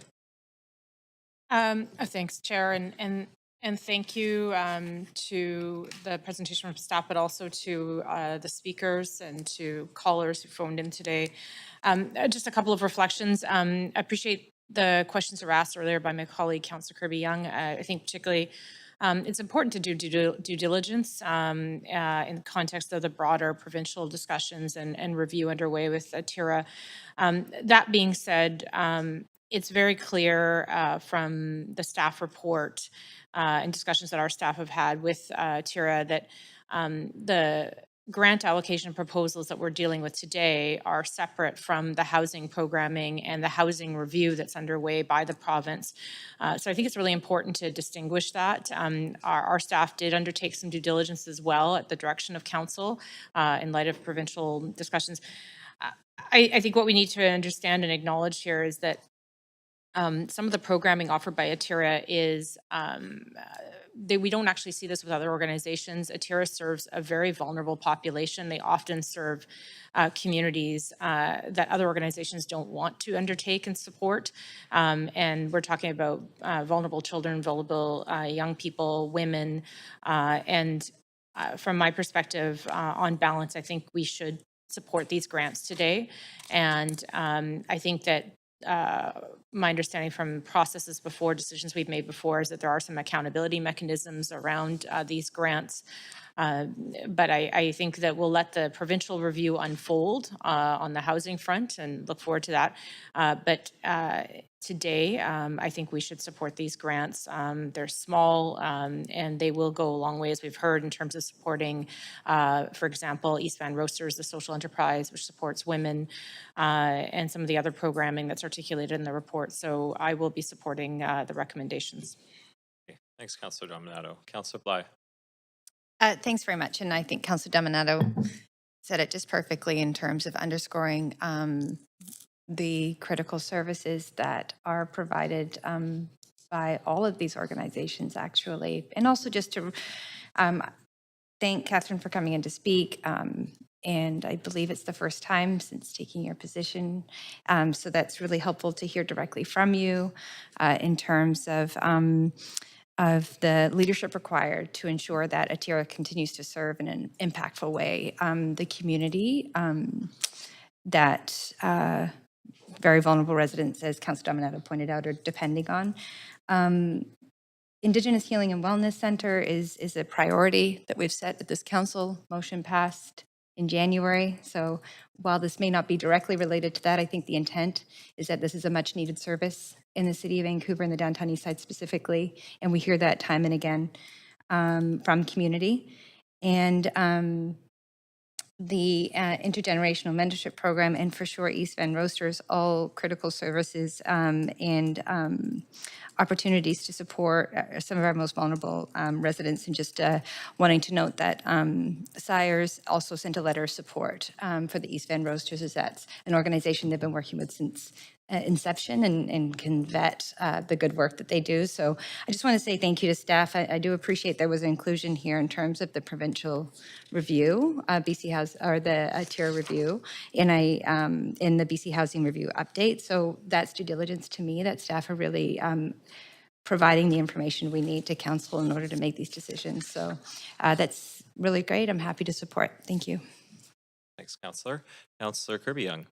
Yeah, thank you. I'll just add a couple of very quick, brief comments, and I think it's really incumbent on council to do our due diligence while we have an organization that's undertaking or is subject to and has a review being undertaken.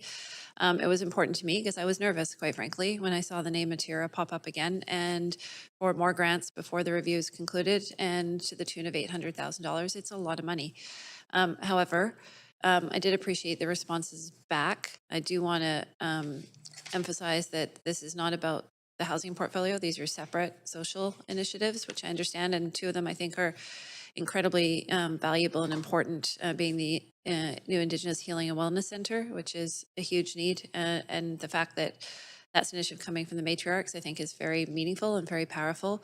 And as I said, I'm a huge fan of East Van Roasters, seeing those social enterprise programs that gives people the ability to develop skills, earn income, have dignity, I think, again, are really important. But council wouldn't be doing our due diligence if we didn't ask those questions, and we'll continue to ask them. I'm looking forward to appreciate the changes that are being made at Atira. I'm looking forward to seeing fruit, hopefully, from those initiatives and from those efforts. But I think everybody knows the spotlight is definitely on there, and it's not an easy place to be. I get that, but we do need to make sure that we are doing our due diligence as a council, and I'm I think that that's been done, so I will support. Thank you.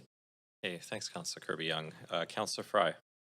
Yeah, so happy to support these grants. Just want to reflect, though, that if members of this that were on the last council, we did in fact reject an Atira grant because we had concerns about some of the operational sides, and I want to just reflect that it's certainly within our purview, and it's certainly something that has been on our radar for some time. And I definitely appreciate the extra diligence that staff have put in since that time on Atira grants coming forward, not just on that London hotel one, but on these ones in particular, on the excellent work that's being done in the community by so many of the frontline folks who are doing this work, and the opportunities it creates for folks. And I really appreciate that there is a new mandate at Atira, and that you're doing the work, and that you're trying to improve these outcomes and transparency and accountability to the community that you serve and that we're helping to support. And so I really do appreciate this extra diligence that came forward. And I really appreciate the work that's going on in the community. I live in the neighborhood, and I know how valuable some of this work is. So thank you. Thank you very much, Councillor Fry. Seeing no one else on the queue, I'll now call the vote. Clerk, if you could please take us to the voting panel, and council, if you could please register your vote on the voting panel.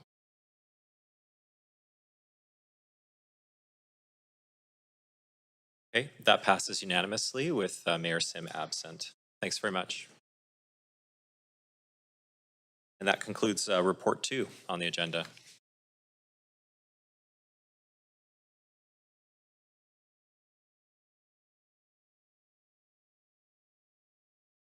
Okay, we'll now move to council member motions. The next item is motion A1, requests for leave of absence. We have the following requests. Councillor Boyle for civic business on November 15th, 2023 from 9:30 to 10:30 a.m. And Councillor Bly for civic business on October 18th, 2023 from 1 to 5. Do we have a mover? Okay, seconder, please. Okay, so moved by Councillor Carr and seconded by Councillor Bly. Council, any discussion? Nope. Okay, so all those in favor say yay. Any opposed say nay. Okay, that carries. And that concludes motion A1. Okay, next item, motion A2, advancing bus rapid transit and priority rapid bus upgrade projects in Vancouver to support complete communities, livability, and growth, and is to be moved and introduced by Councillor Kirby-Yung. I'd like to remind Council that in accordance with the updates to the procedure bylaw that were enacted on May 10th, 2023, Council members may not ask questions of the mover. Councillor Kirby-Yung, you have 2 minutes to introduce your motion, so please go ahead. Yeah, thanks, Chair. I will try to get it in, and so I might speak a bit quickly, but in terms of why this motion on transit, if we want people to get out of their cars and reduce GHGs, we need plentiful and efficient transit. If we want people to build complete communities, we need reliable transit across our city and our neighborhoods. If we want to support livability, we need access to good transit. If we want to address our significant affordability challenges, transit is an important part of the affordability equation to address overall costs for young people, families, and seniors. And if we want to build our economy and support our local businesses, reliable and convenient transit is needed. The strategies that are outlined in this motion are not just good for Vancouver, but they are good for the region. The Access for Everyone plan endorsed by the Mayor's Council speaks to the importance of transit being part of how we build our communities. It's not only all about housing, although that is obviously dominating our conversation. It needs to be housing and transit. They need to work together in synergy for a well-planned, functioning city and region. What this motion is looking for is having a clear and unequivocal support from this council ahead of upcoming planning meetings later this month. I do want to distinguish quickly between BRT, Bus Rapid Transit, and Rapid Bus. What this motion is asking for is to prioritize Rapid Bus along a number of corridors to address good infrastructure and service across our city on Hastings Street, Kingsway, 49th and Granville Street, addressing the locations that have the greatest delays and the greatest potential to improve travel times by 10%. I also want to note that this is looking to change the previously identified desire to undertake a major transit network planning study on the 41st 49th Avenue corridor with a study on the Hastings Street corridor between downtown Vancouver and the PNE, which is clearly where the greatest need is and where we see incredible congestion in our city.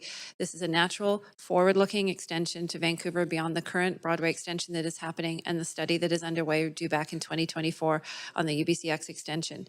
We'll also note finally that the motion asks to implement a rapid bus on Southwest Marine Drive to connect the Canada Line in South Vancouver and to the line in Expo in New Westminster. So in summary, this lays out a plan for us to support how we grow as a city. It's good for Vancouver, and I'll say again, it's good for the region. Thank you. Okay, perfect. Thanks, Councillor Kirby-Yung. So do we have a seconder? Councillor Joe? Okay, great. We do have registered, I see you on the queue, Councillor Fry, is that? Sorry, Chair, I can't remember. In the past, we had a minute to ask questions of the mover. Do we still do that?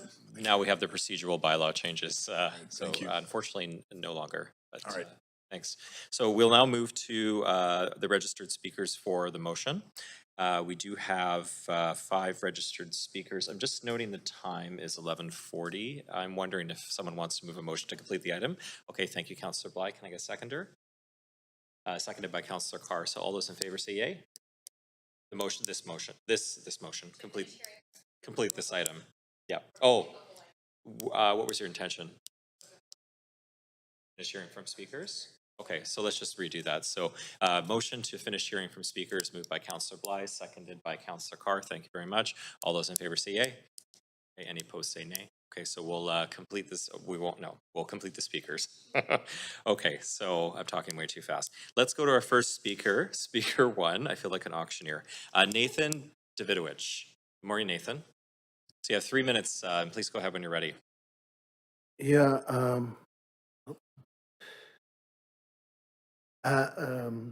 Thank you, Chair and councillors, and special thanks to Councillor Klassen for mentioning that October 1st was National Seniors Day in Canada. Unfortunately, neither the city or TransLink has announced anything to help seniors. This week is also National Challenge Week. In case you don't know, it's a week without driving. And I haven't heard any BC politician participating in this challenge. Also yesterday, there was an article in the Georgia Strait how the city is killing our nightlife. Again, TransLink and the city has done very little. We have the worst overnight bus service compared to other big cities. Instead of removing parking for many trolley bus routes, the city engineering department has returned 24/7 parking on many busy corridors in 2020 during COVID. But now in 2023, the city still has not changed the parking to the pre-COVID restrictions. What we need is a proper city council committee to discuss and propose improvements. Vancouver City Council is one of the only major cities in BC and probably in Canada that does not have a standing committee for planning and transportation. The Transportation Advisory Committee that you have only meets infrequently and has done very little on transit since 2018. There is also an email, it's called buspriority@vancouver.ca. Well, they never answer any of my emails that I send them offering help.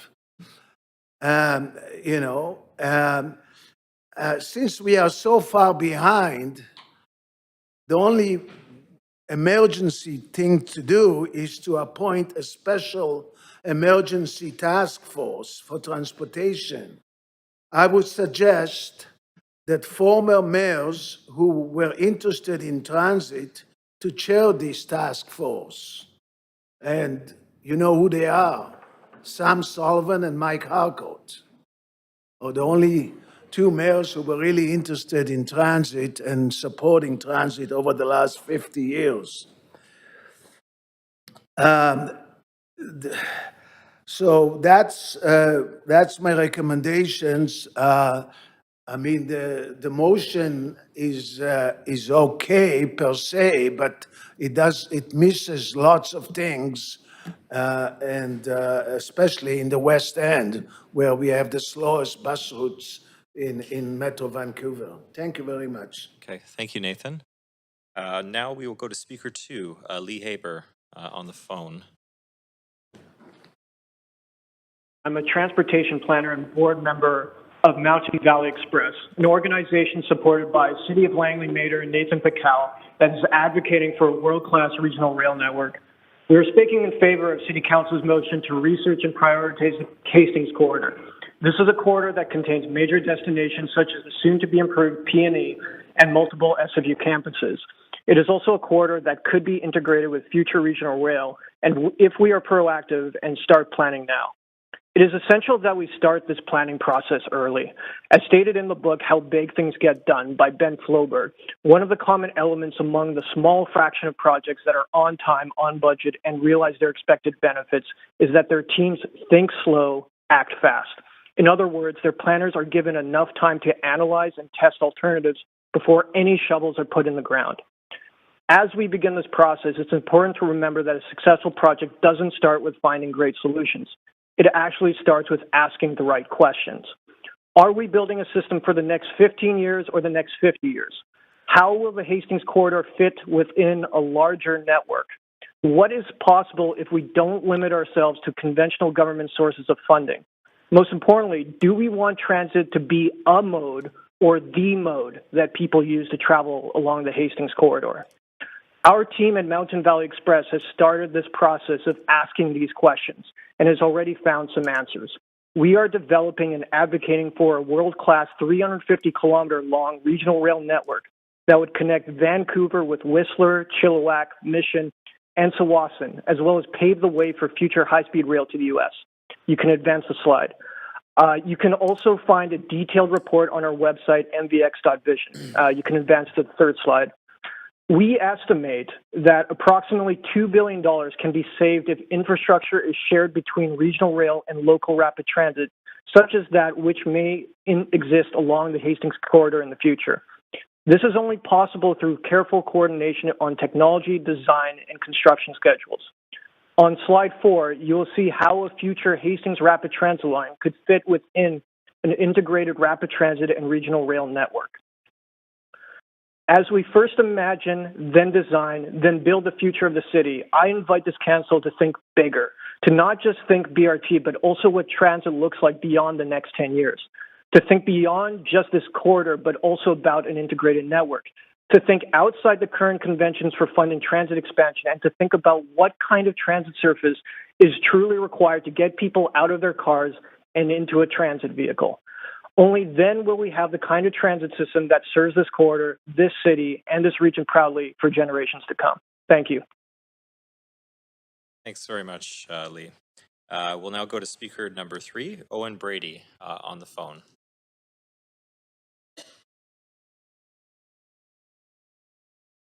My name is Owen Brady, and I'm speaking just for myself in support of this motion.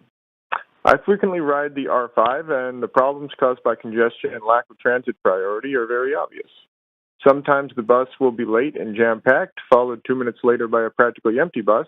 Other times, all of the buses are late and they're all packed. Having dedicated lanes and signal priority would make better use of our buses and our streets and encourage more people to use transit, reducing congestion for all road users. To attract more riders, buses need to be frequent enough that people who need a seat can get one. Level boarding and even redesigned buses are also necessary so that wheelchair users can easily board and alight. Good transit and urban density go hand in hand. Bus rapid transit should not be an exception. Right now, sprawl is stretching our system as more and more people are commuting from more locations south of the Fraser.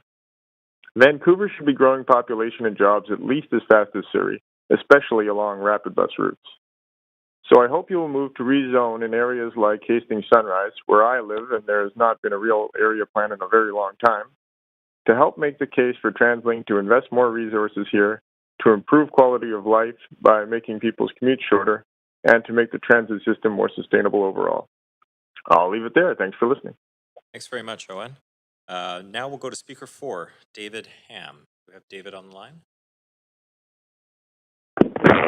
Speaker 4 is not on the line. Okay, we'll come back to them. Thank you. Speaker 5, Mike Buda from TransLink.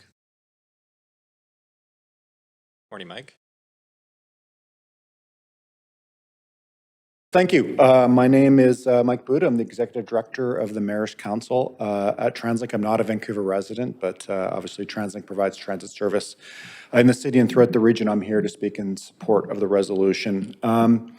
In 2022, the Mayor's Council approved its current transit expansion plan, Access for Everyone, and that plan sets out as its primary focus to quickly and dramatically improve and expand bus service. It's a bus-based plan because the mayor has heard from municipalities like the City of Vancouver and the public that fast action is needed, that much better transit service is needed now to serve record-setting population growth, support housing affordability, and climate action, amongst other pressures that we're all facing.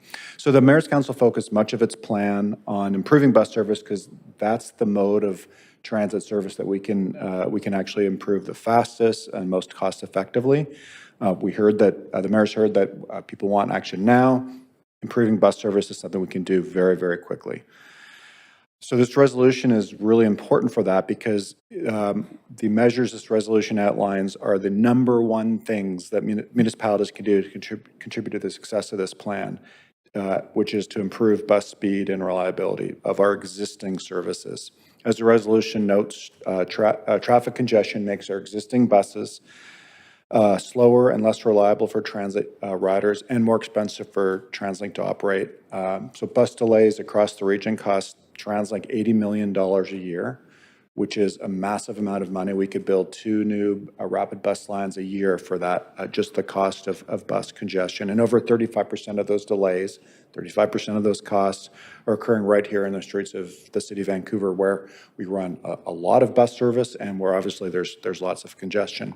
So this resolution targets 5 of the most congested and busiest transit corridors in the region. So for example, the transit improvements that this resolution outlined on 49th Kingsway and Marine will significantly benefit residents in southeast Vancouver, where there are high concentrations, I think, as you know, of disproportionately impacted populations like visible minorities, low-income families, and immigrants.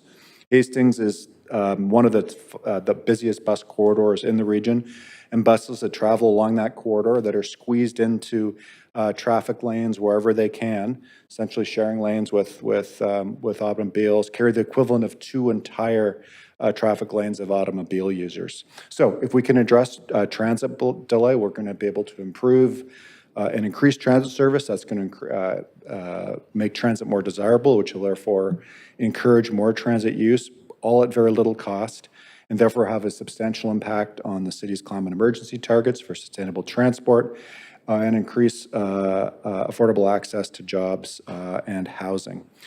TransLink needs local partners to deliver on its mission. We can't just do it on our own because much of our service is running on your streets. This resolution is going to help make that happen. Thank you, Council. Thanks very much, Mike. We'll just circle back to the speaker that was not on the line, speaker 4. Do we have David on the line? Speaker 4 is not on the line. Okay, thank you. Okay, so we did move a motion to complete the speakers and go for lunch, and actually it looks like we're early. So I guess that means we would still break for lunch, right?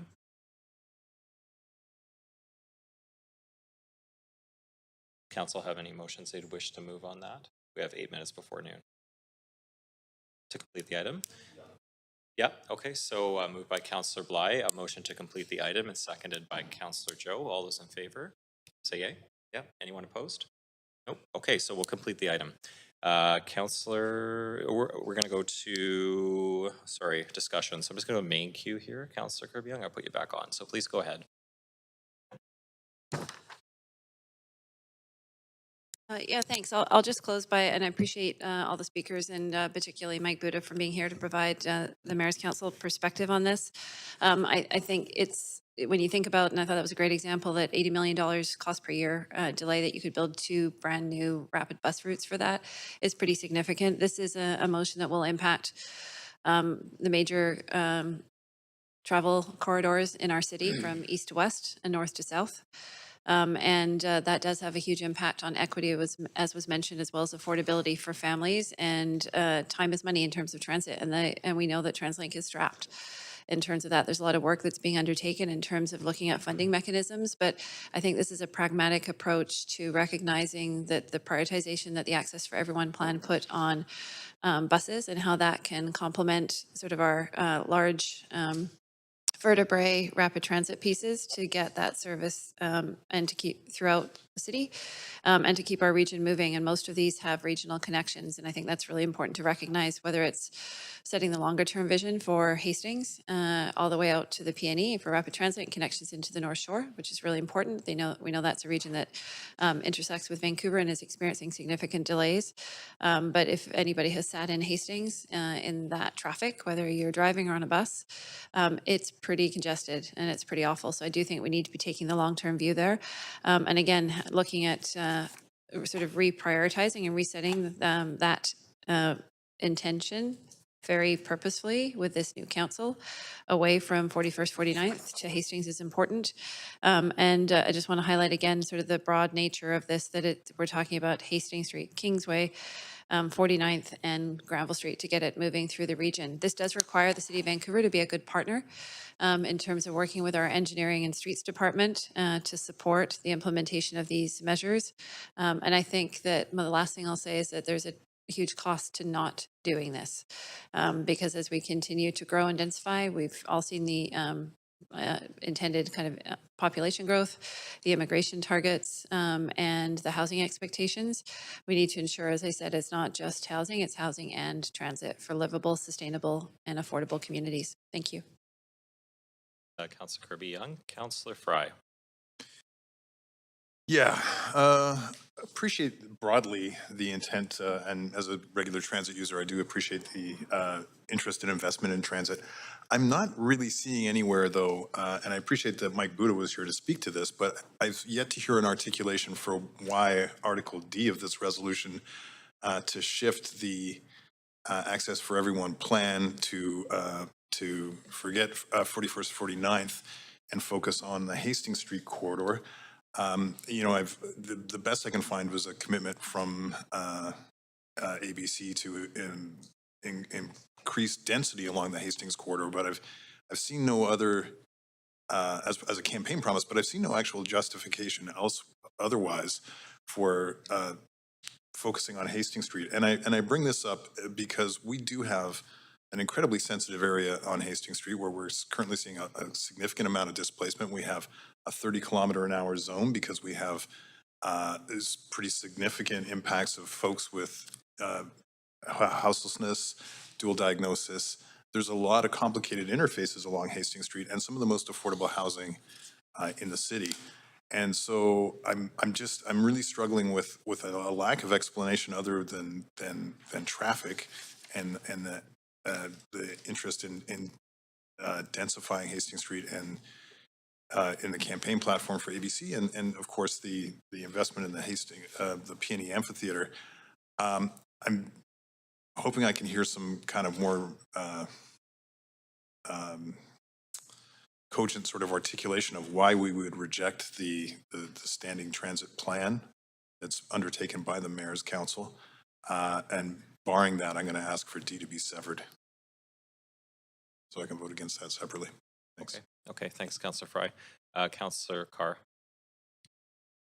Yeah, thanks very much. I also have some concerns around the evidence to support some of the suggestions in this motion, and I'm wondering if it's possible to ask through you, Chair, staff, any questions? Yeah, I had no issue with that at all. Okay, thank you. So my first question is around 49th, 41st Avenue. My understanding is we have done some investments into that corridor for rapid bus. And so I'm wondering where staff's thoughts are on switching from what we're already investing in to Hastings Street for rapid bus. Does it put our investments, current investments and past investments at risk? Through the chair, I mean, I think there's a lot from staff perspective, there's a lot of detail in beneath this motion that will require further work. We didn't interpret this as in any way stranding those current investments that have been made on 41st in particular. You know, if council does pass this, I think the next steps for staff would be to dig in and understand more. And to the extent that we require further direction, particularly around investment going forward, those would be made through the budget process. Okay. Second question, and this is hopefully through you to the mover of the motion. What is a Faster Buses Council champion? What would be the process to determine that? What would be the work of that person? Sorry, I couldn't hear. What is a? You have a number of. Oh, the Faster Buses. Faster Buses Council champion. Yeah, maybe I can address the two questions. I just want to clarify for council that this is not abandoning 49th. This is changing the priority and emphasis for mode. So to answer those 2 points, concerns that were raised, if you look at Clause A, it talks about bus speed and reliability improvements, including on 49th. What it's doing is shifting to bus priority on 49th versus a rapid transit scenario, such as the Broadway extension. I'm sorry, Chair, And then- I did not ask that question. Okay, Did you? Did you want to repeat your question, Councillor? Sorry, I can answer both. I thought both concerns were brought, but I'll, ask you for an answer. I'll, I asked through the chair an answer from I'll switch. my first question. I'll switch to the second one. Time later on, I think, but this is my time. Oh. So I would like an answer to the question specifically around what is a Faster Buses Council champion? And my third question was going to be, and a reliability internal staff lead.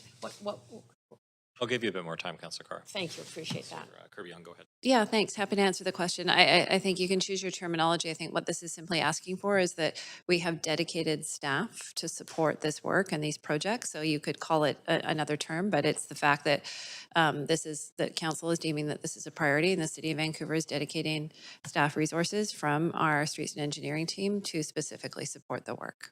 And what would be a council champion through you to the mover of this motion? Chair. I think again, it's not dissimilar. I would use the analogy, if you recall, Councillor Carr, last term, we had 2 appointees for False Creek South, where there were individuals on council that were able to be point people to receive some of that information and share back with council. And so I think that that's the intention here, is that there's somebody that can be a point to a sort of communication to share some of that information back with council. Because we do have 2 political bodies. We have TransLink that's often doing work and working at the staff level. And then we also have the Mayor's Council, where we have information coming back in terms of the political agenda that's being set. Another question? Yes, thank you, I do. That again through you. And what has the mayor's, Metro Van Mayor's Council on TransLink, on transportation and TransLink, said about the prioritization of 41st, 49th versus Hastings? Do they have those prioritized in any certain way? So as I said, this is asking for Vancouver to signal our intention for a change. There are planning meetings coming up later this month with the Mayor's Council, where the different priorities coming from the different councils will be part of the input into those sessions, along with a lot of data and good work from the TransLink staff and team to look at focusing the available investment and the priorities within the region. So this is about us signaling our intent, and those conversations will happen as part of the planning work, but council needs to signal its desire to be a good partner and to sort of prioritize the parts that are articulated in this motion in order for that to be considered for inclusion in any updates to the plan. Okay, I will have to cut. Yes, that's fine. Thank you. I Extra time. appreciate Thank that. you both. Councillor Kirby-Yung. No, I'll wait, thanks. Okay. Councillor Boyle is absent. Councillor Dominato. Oh, sorry, Councillor Boyle. Let me come back to you. I didn't realize.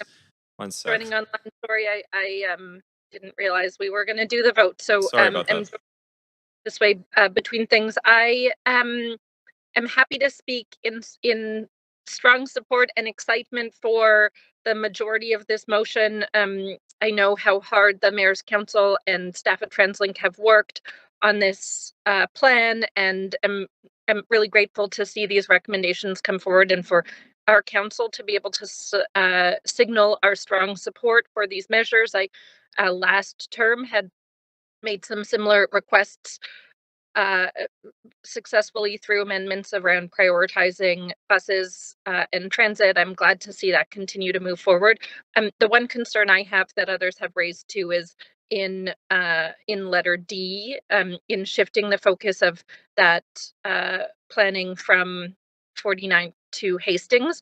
And I will just say maybe there are very good reasons for that, and I would be happy to look at them. I know that the current buses along both 41st and 49th are incredibly busy, that residents regularly experience pass ups along there, and that is an important part of a larger higher grade transportation improvements for the future of the region. So I'm not ready to support shifting that focus from 49th to Hastings, and I'm just going to ask that we sever out letter D for a separate vote, so that I can vote against making that switch. Again, I welcome all of that information and a more informed decision, but it haven't received it so far, and remain concerned that South Vancouver is not getting its fair share of transportation investments. But again, otherwise, really grateful to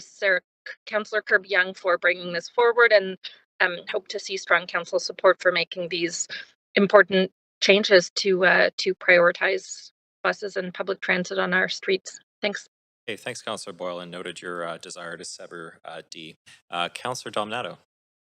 Thank you, Chair. Just a quick question through you to the mover of the motion. It's just if I could just get clarification in around supporting and advancing the BRT along Hastings, that includes all the way out to SFU and the entire corridor, not just in the Vancouver side, but the Burnaby side as well.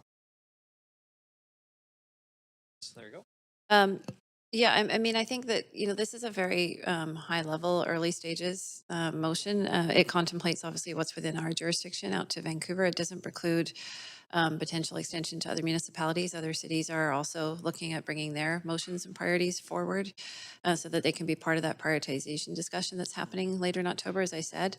I think the notion of connectivity into the North Shore and charting a potential route has been a point of significant interest and discussion there. But those are conversations I think they're going to happen across the different municipalities. So not precluding that extension, but I think this is looking to sort of identify what the needs are within our boundaries, but understanding that connectivity potentially North Shore and Burnaby. Great, thank you. That's great, thank you. I'll just briefly speak to this item, given that we're into the lunch hour. Happy to support this. I think that one of the TransLinks prioritized this as part of the 10-year plan is Hastings Street, in particular the BRT. And speaking from experience, I know that this corridor right through from downtown all the way out to North Burnaby to SFU is heavily taxed now in terms of congestion and movement, particularly as people are coming off the freeway, coming off the bridge from the North Shore. And so there is a need to advance better transit along this corridor. And so in that vein, I'm happy to support it and look forward to further discussions around this. Thank you. Okay, thanks, Councillor Dominato. And I'm just going to make some comments, so I'll just pass the chair to Councillor Klassen. Thank you. So very happy to support this motion, and just want to thank Councillor Kirby-Yung for bringing it forward.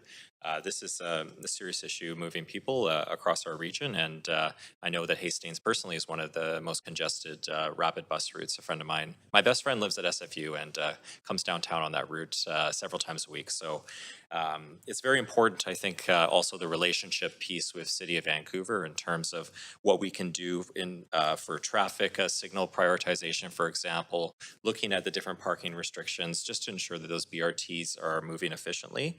I think probably many of us have seen BRT systems around the world. I've been on a few, including in Mexico City and Rio, and they have dedicated lanes and they move very, very efficiently. So I'd love to see something like that here, and I think this motion directs for that. Also to the point about South Vancouver that one of the councillors raised, I really appreciate Clause E, which mentions rapid bus on Southwest Marine Drive connecting the Canada Line to River District and also River District to the Expo Line at Metrotown. That's also a huge gap, and River District being one of the fastest growing areas of our city, a really, really important gap. So really appreciate the motion, think it's well thought out and addresses all neighborhoods of the city. So very, very happy to support. Thank you. And I'll pass the chair, I'll get the chair back and go to Councillor Fry. Yeah, so I still haven't heard anything to convince me why we would replace commitments to 41st, 49th with a new direction for Hastings Street.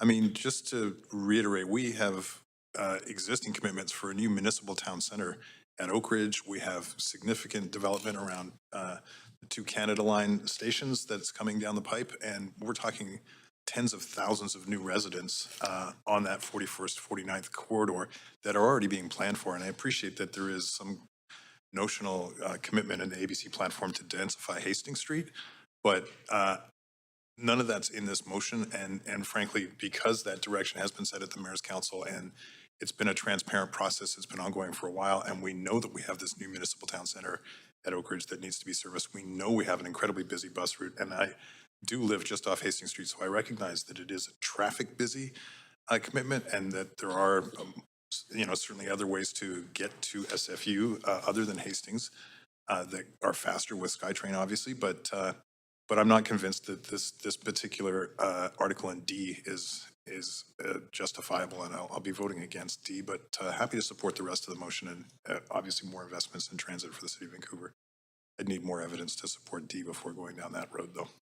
Okay, thanks, Councillor Fry. Councillor Montague. Yeah, thanks, Chair. Just wondering if I could, through you, move the motion, a question.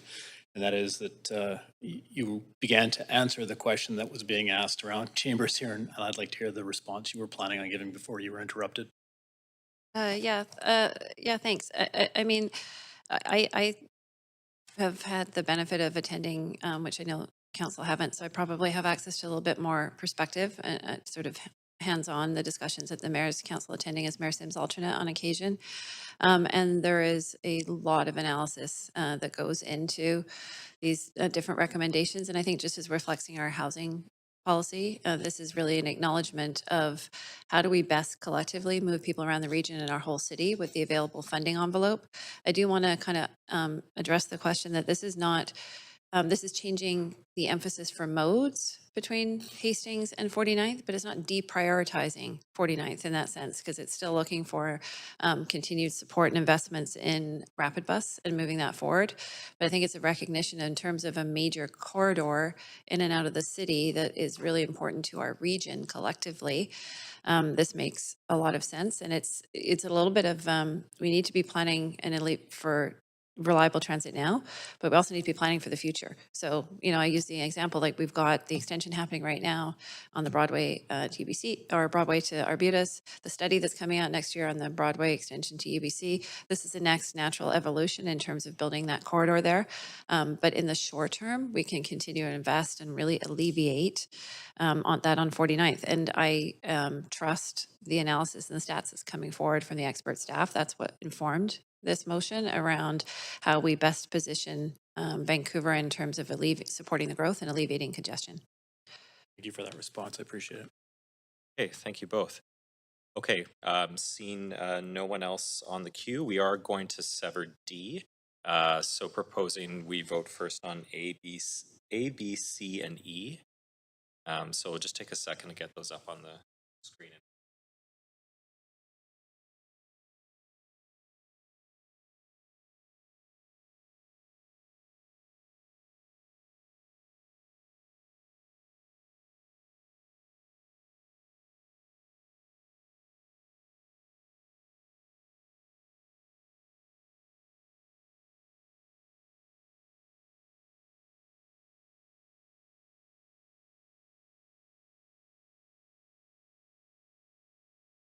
A, B, C, and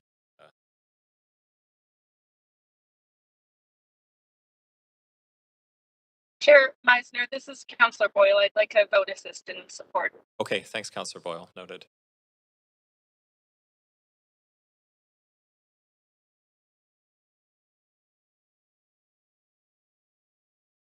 Okay, so we're voting on A, B, C, and E, and that passes unanimously with Mayor Sim absent. So now we will vote on D separately. So we'll just get that back up on the screen with D highlighted.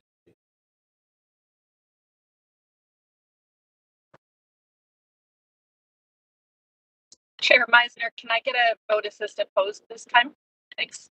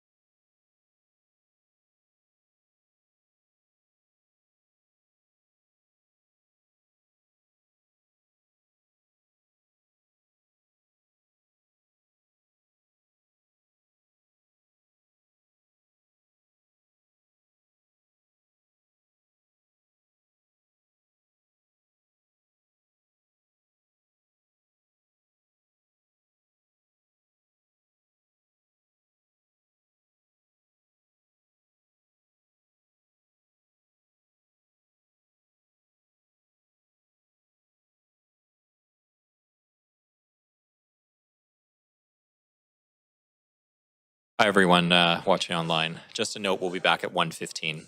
Thank you.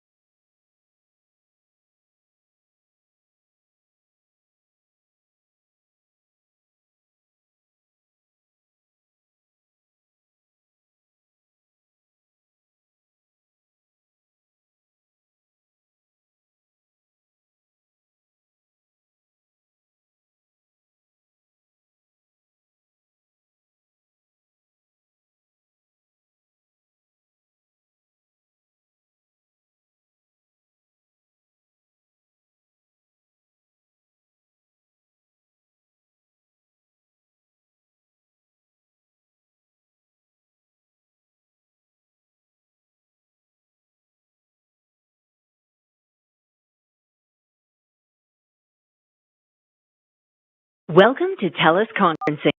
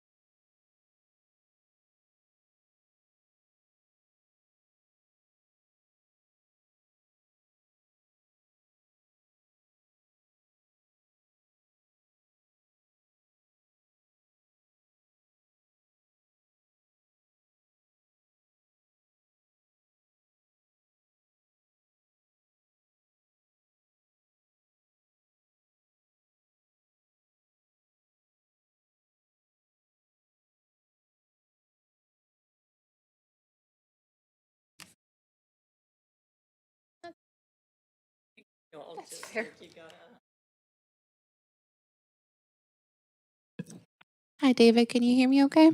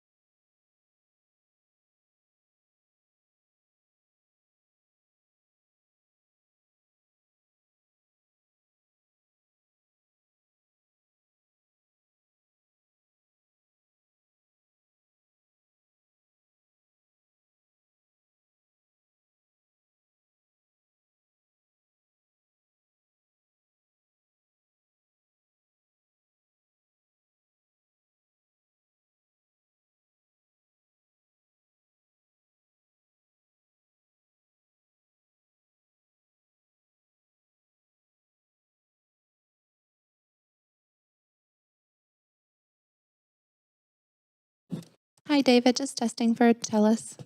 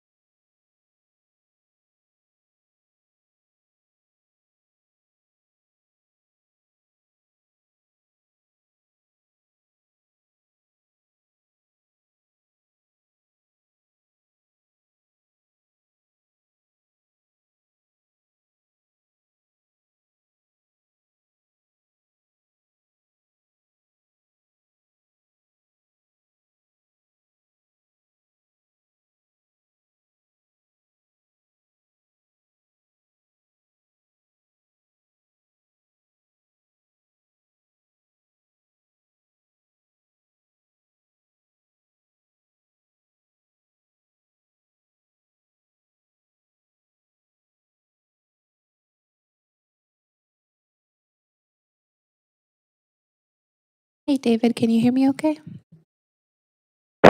Yep, thanks. Thank you.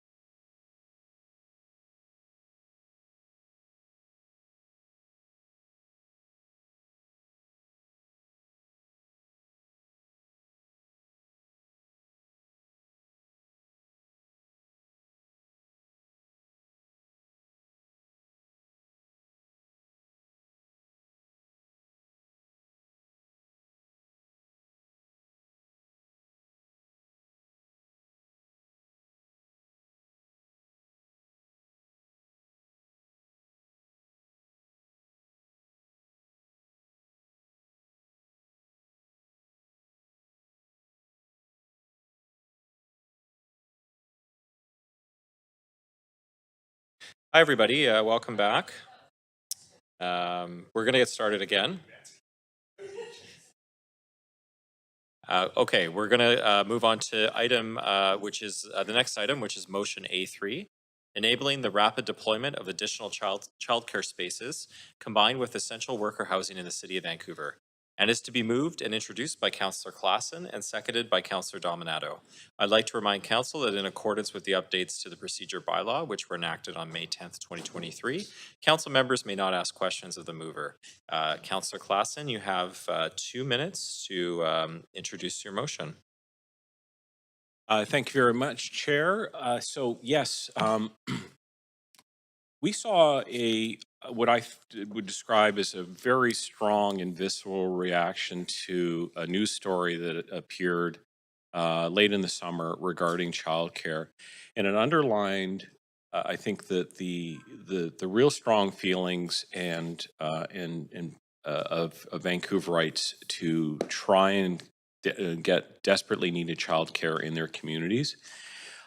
This really was about 8 spaces, really very small amount, but it gives you an idea of the scale of the challenge that communities are feeling and working parents are feeling. So I wanted to bring forward, along with Councillor Dominato, an approach that would use innovative ideas around prefabricated construction, in allowing us to use available public land within the city of Vancouver, identify places within the city where the highest need and the lowest availability of spaces exists, and partner with the province and BC Housing to explore the idea of essential workforce housing. About over a quarter of childcare operators struggle to find housing and have to limit the number of spaces because of the inability to retain childcare workers. And part of that has to do with the pay levels that these workers get. And so by providing affordable housing for these workers over and above modern childcare spaces, we'd be able to essentially address most challenges in one fell swoop. So I'm very pleased to present this to Council. Thanks very much, Councillor Klassen. Okay, we do have registered speakers for the motion. So we'll go to our first speaker, Sharon Gregson. Do we have Sharon on the phone?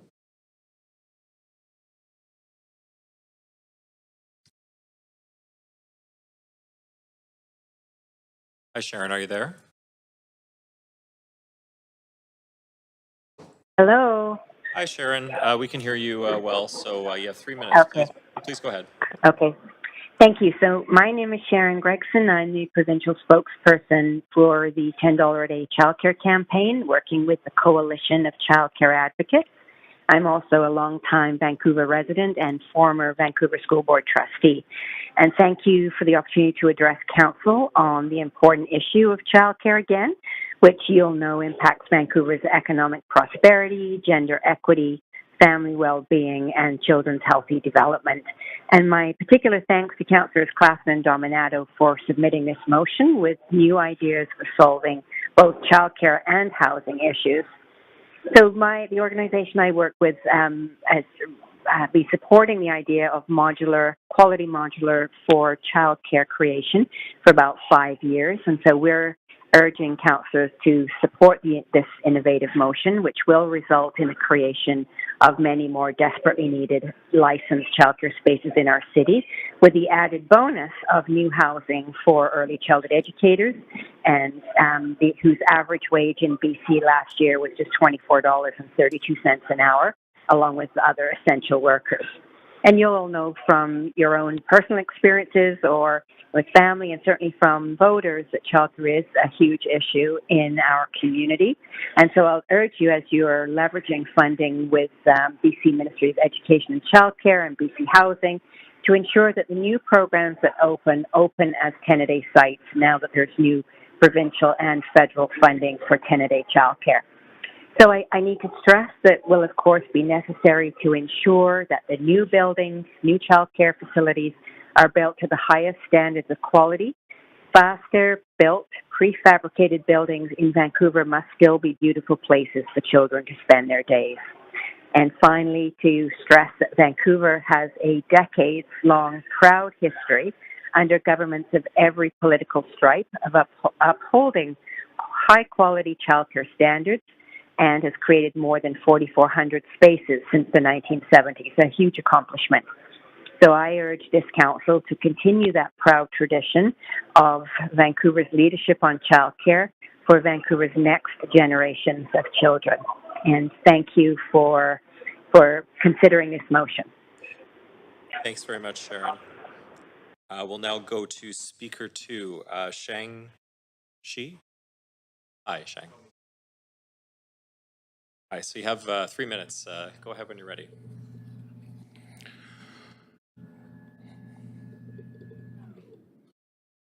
Good afternoon, everyone. Dear Mayor, Council members, City staff, and members of the public. My name is Jason, and I'm a resident of this beautiful city. I'm here today as a father of a 6-year-old who just started grade 1 this year. And I have been through what most parents of young children are going through right now. And I consider my family as a survivor of the ongoing childcare crisis or the lack of childcare spaces in our city.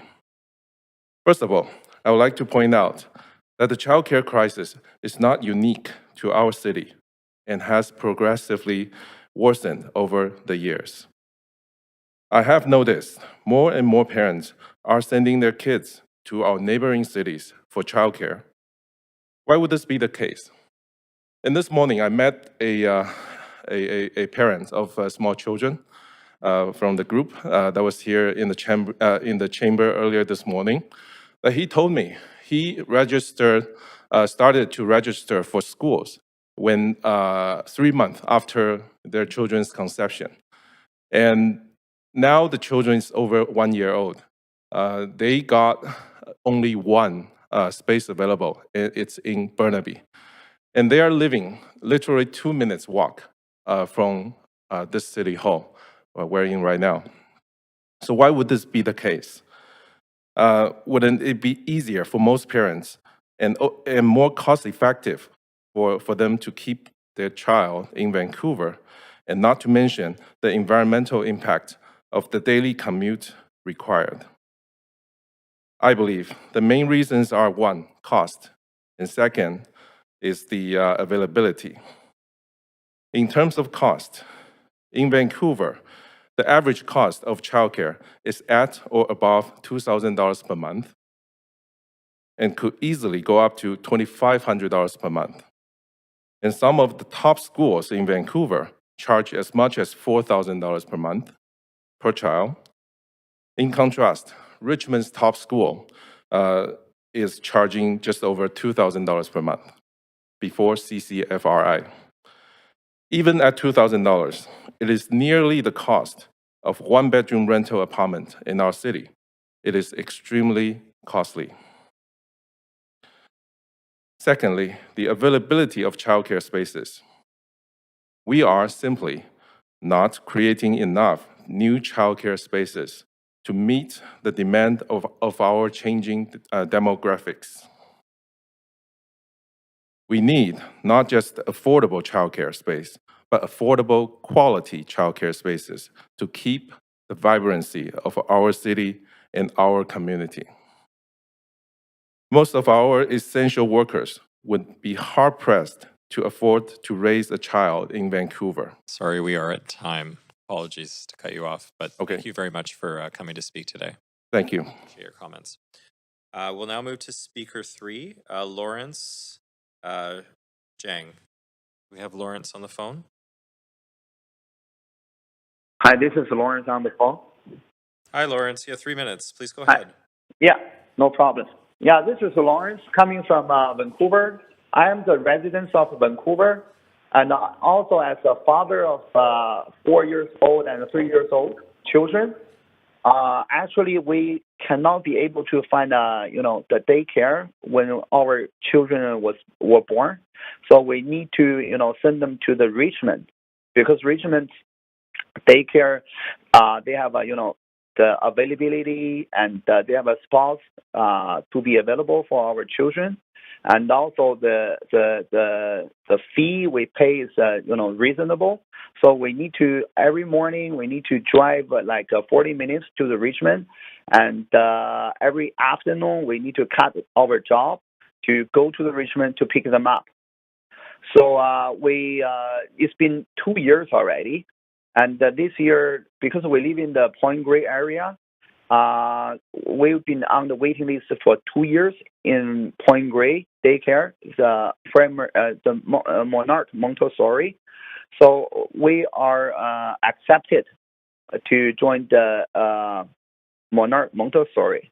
But, it's pretty heavily expensive. Here is $2,500 for one child, 1 month we need to pay for.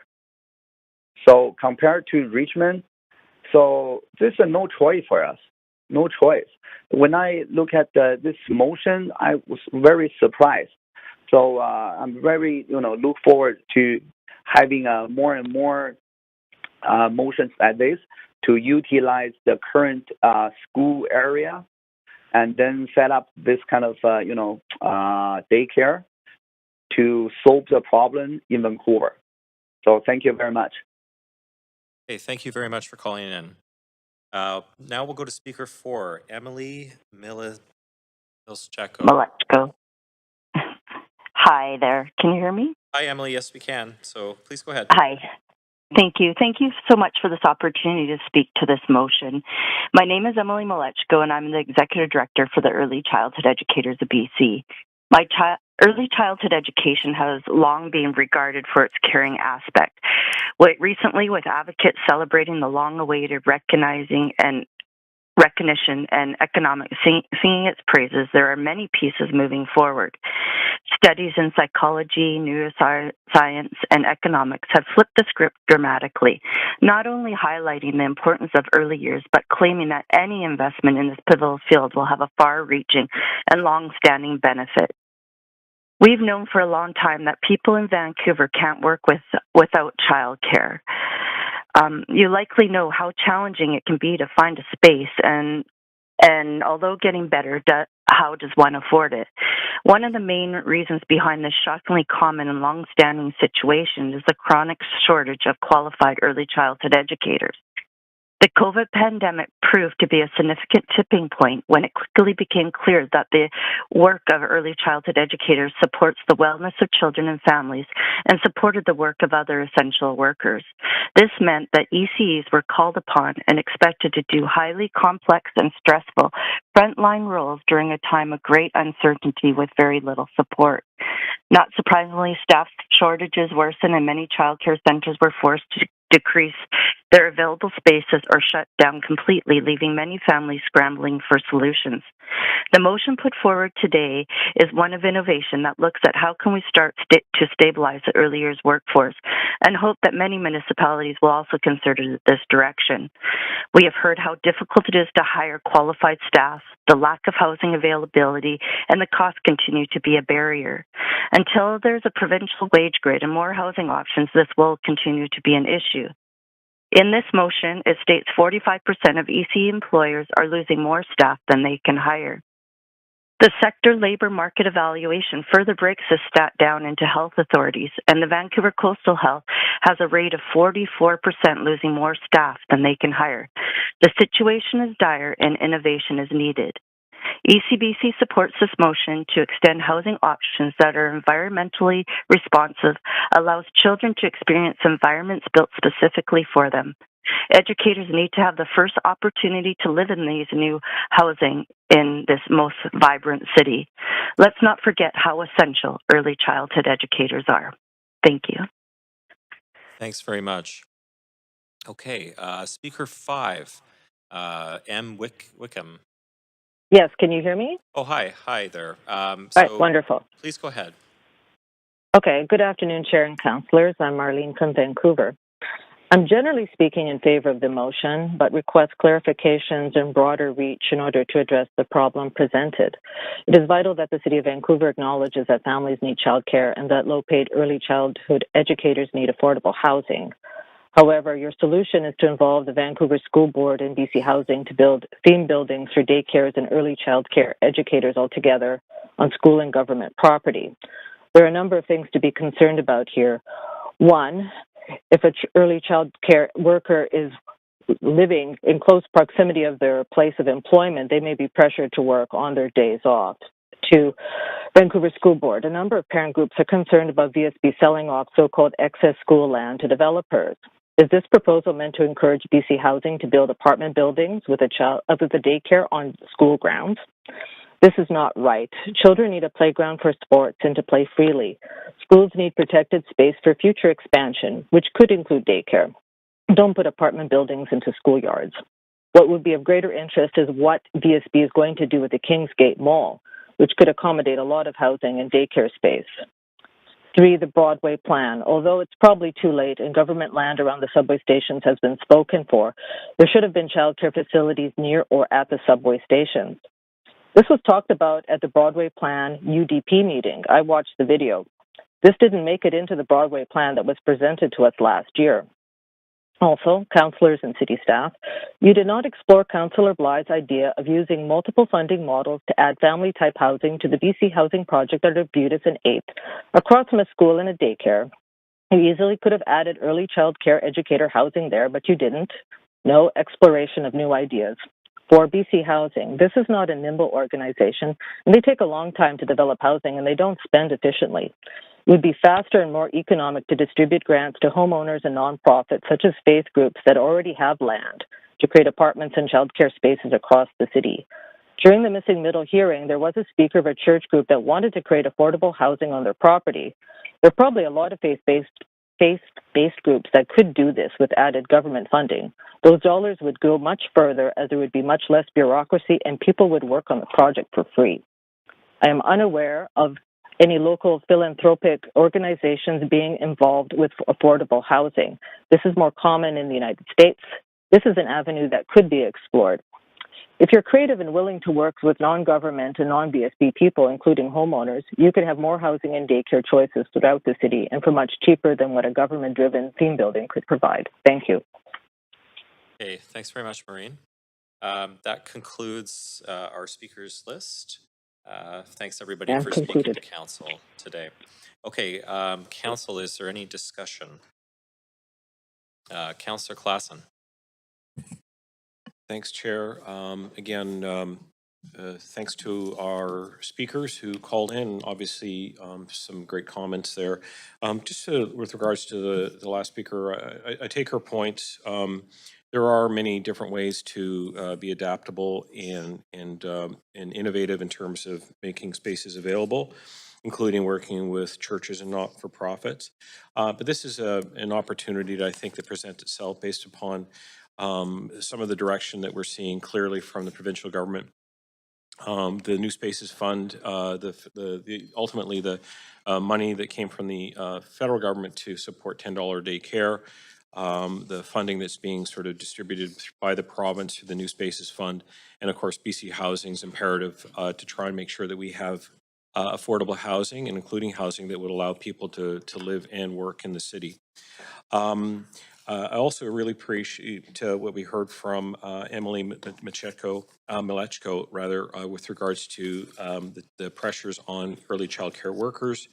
When we hear that 45% are losing staff because of the inability of workers to afford to live here, and the fact that we also have the highest percentage happening in Vancouver Coastal Health Region, it's a real signal to us that we need to address this challenge head on.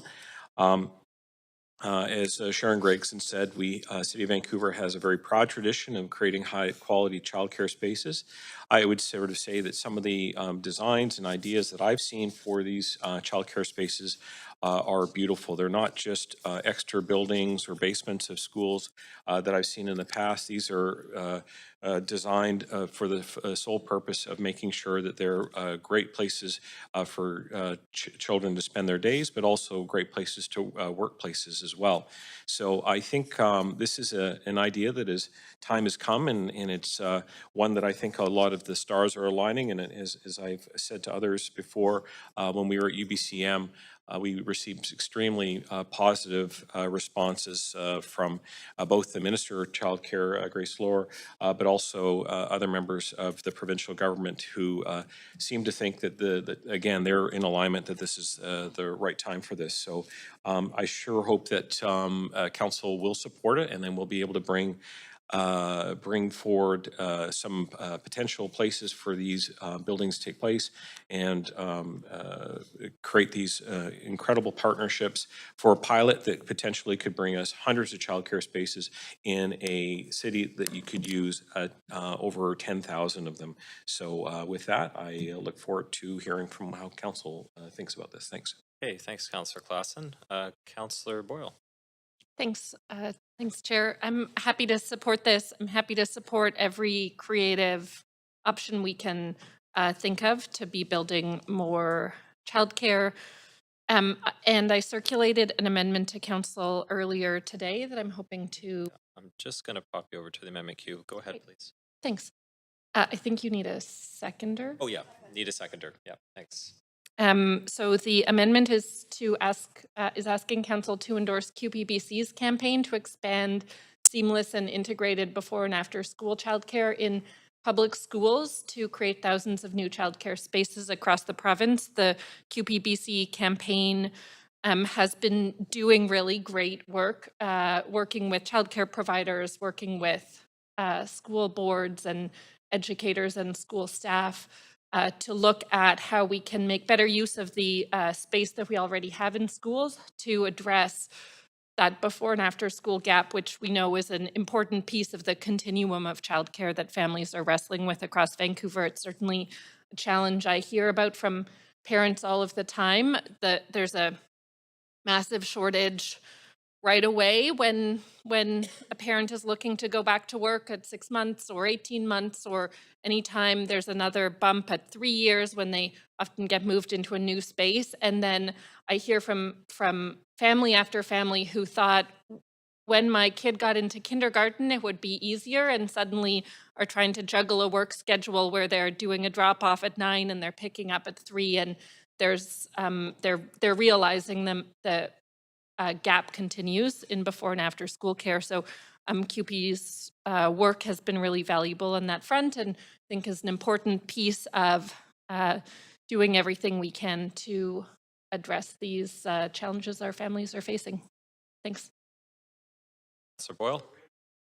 We are in the amendment queue. Yeah, you can add yourself to the queue if you like. Councillor Carr. Yeah, so I'm super happy to have seconded this tabled amendment. I think it's really important having, probably most of us have experienced challenges around childcare. I remember having to line up a regular taxi cab to take kids to a childcare from school because I couldn't be there at that particular time reliably every single day. And it's something that you can lose a lot of sleep over and cry a lot of tears over if you don't have that good care. And schools, especially before and after school in this case, which is the QPBC campaign, makes perfect sense because that's when space opens up in those facilities already geared to children.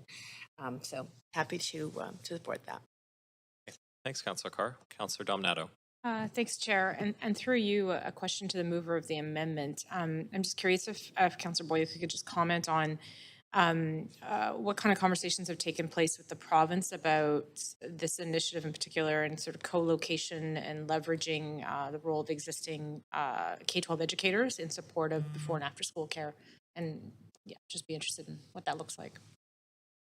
That's a great question. I know a number of conversations have been happening between the provincial ministries in childcare and in education, as well as with the BCTF, talking to teachers and then a lot of school staff or QP members. So all of those partners have been in discussions. There are across the province a number of places where seamless before and after school childcare is already happening and working, and lots of lessons from that in terms of what rollout looks like in more places around the province.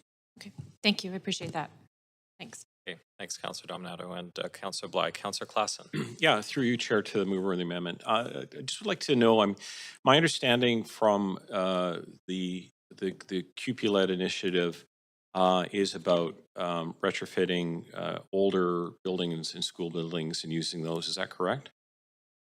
It's really about using existing classroom or resource room space to provide before and after school care on site so that families are just having one drop-off spot and there's fewer transitions, particularly for younger, K to 2 or 3 students who are in the same building at least, or even the same space, but with different educators at different times, and actually potentially even with some of the same bases and school staff or educators.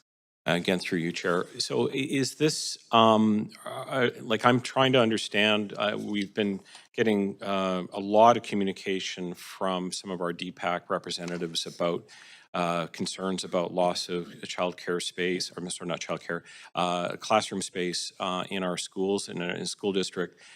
So we would be taking some of those classroom spaces to try and put childcare spaces?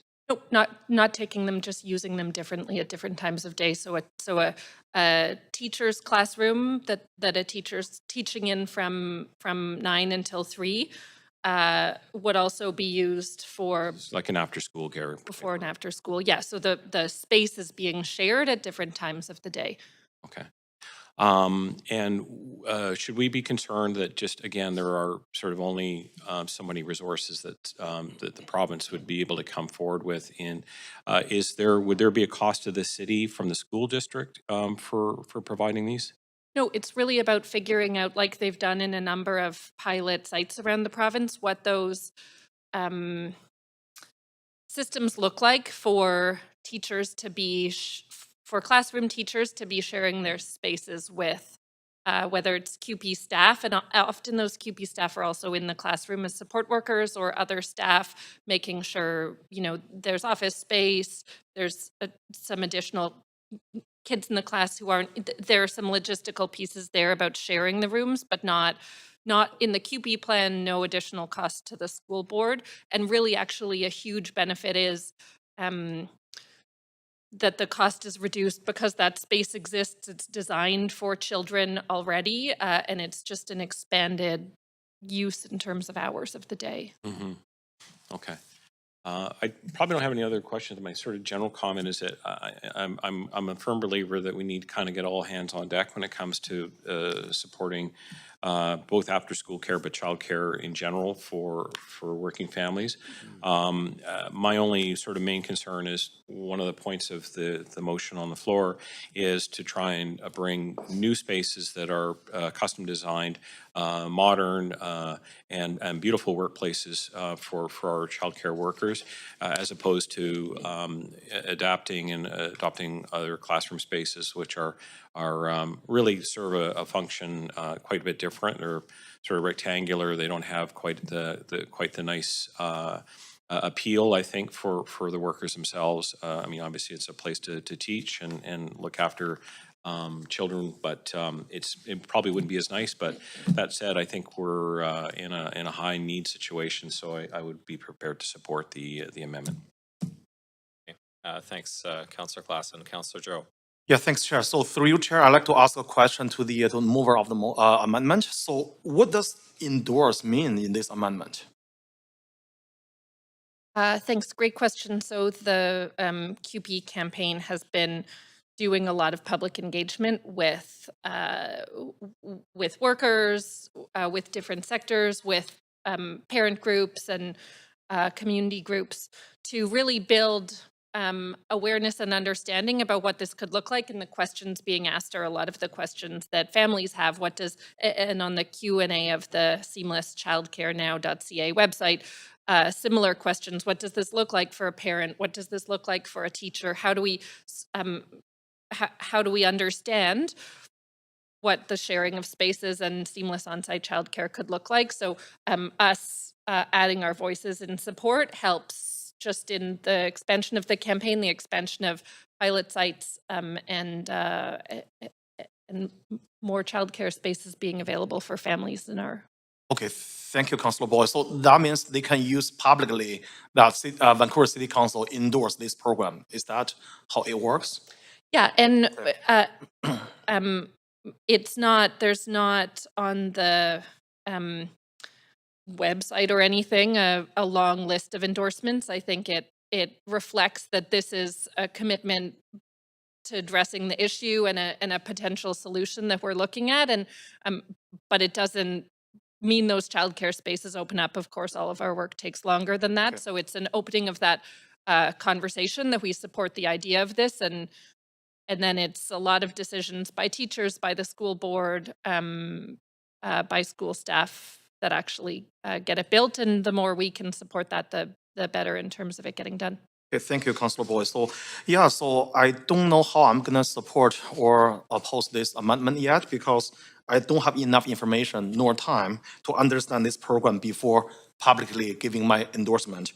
I think public would expect me to, be holding accountable for my endorsement. So, but I'm really happy to meet with Councillor Boyle later or meet with the QP program later to understand more about this program. I'm going to think about how I'm going to vote for this amendment. Thank you.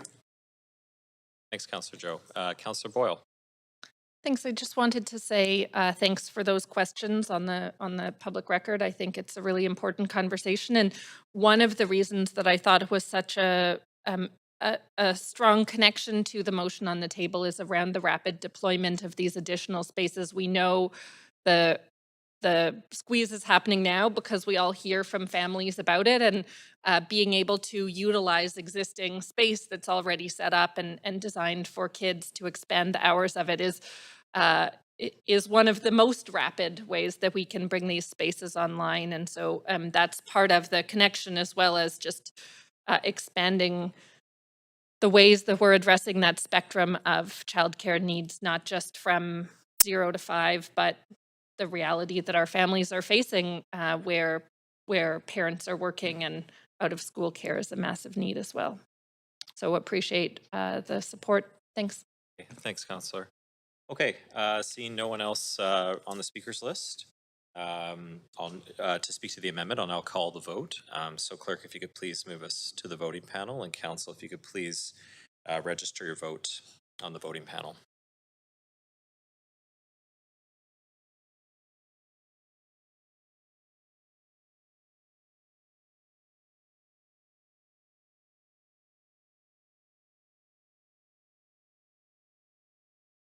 Just waiting for one more vote.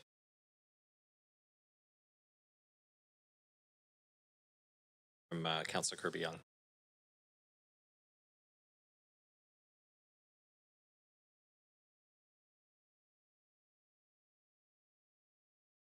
Okay, so that does pass with Councillor Carr in favor, Councillor Kirby-Yung in favor, Councillor Dominato in favor, Councillor Boyle in favor, Councillor Fry in favor, Councillor Klassen in favor, myself abstaining, Councillor Bly abstaining, and Councillor Joe abstaining, and Mayor Sim absent, and Councillor Montague in opposition.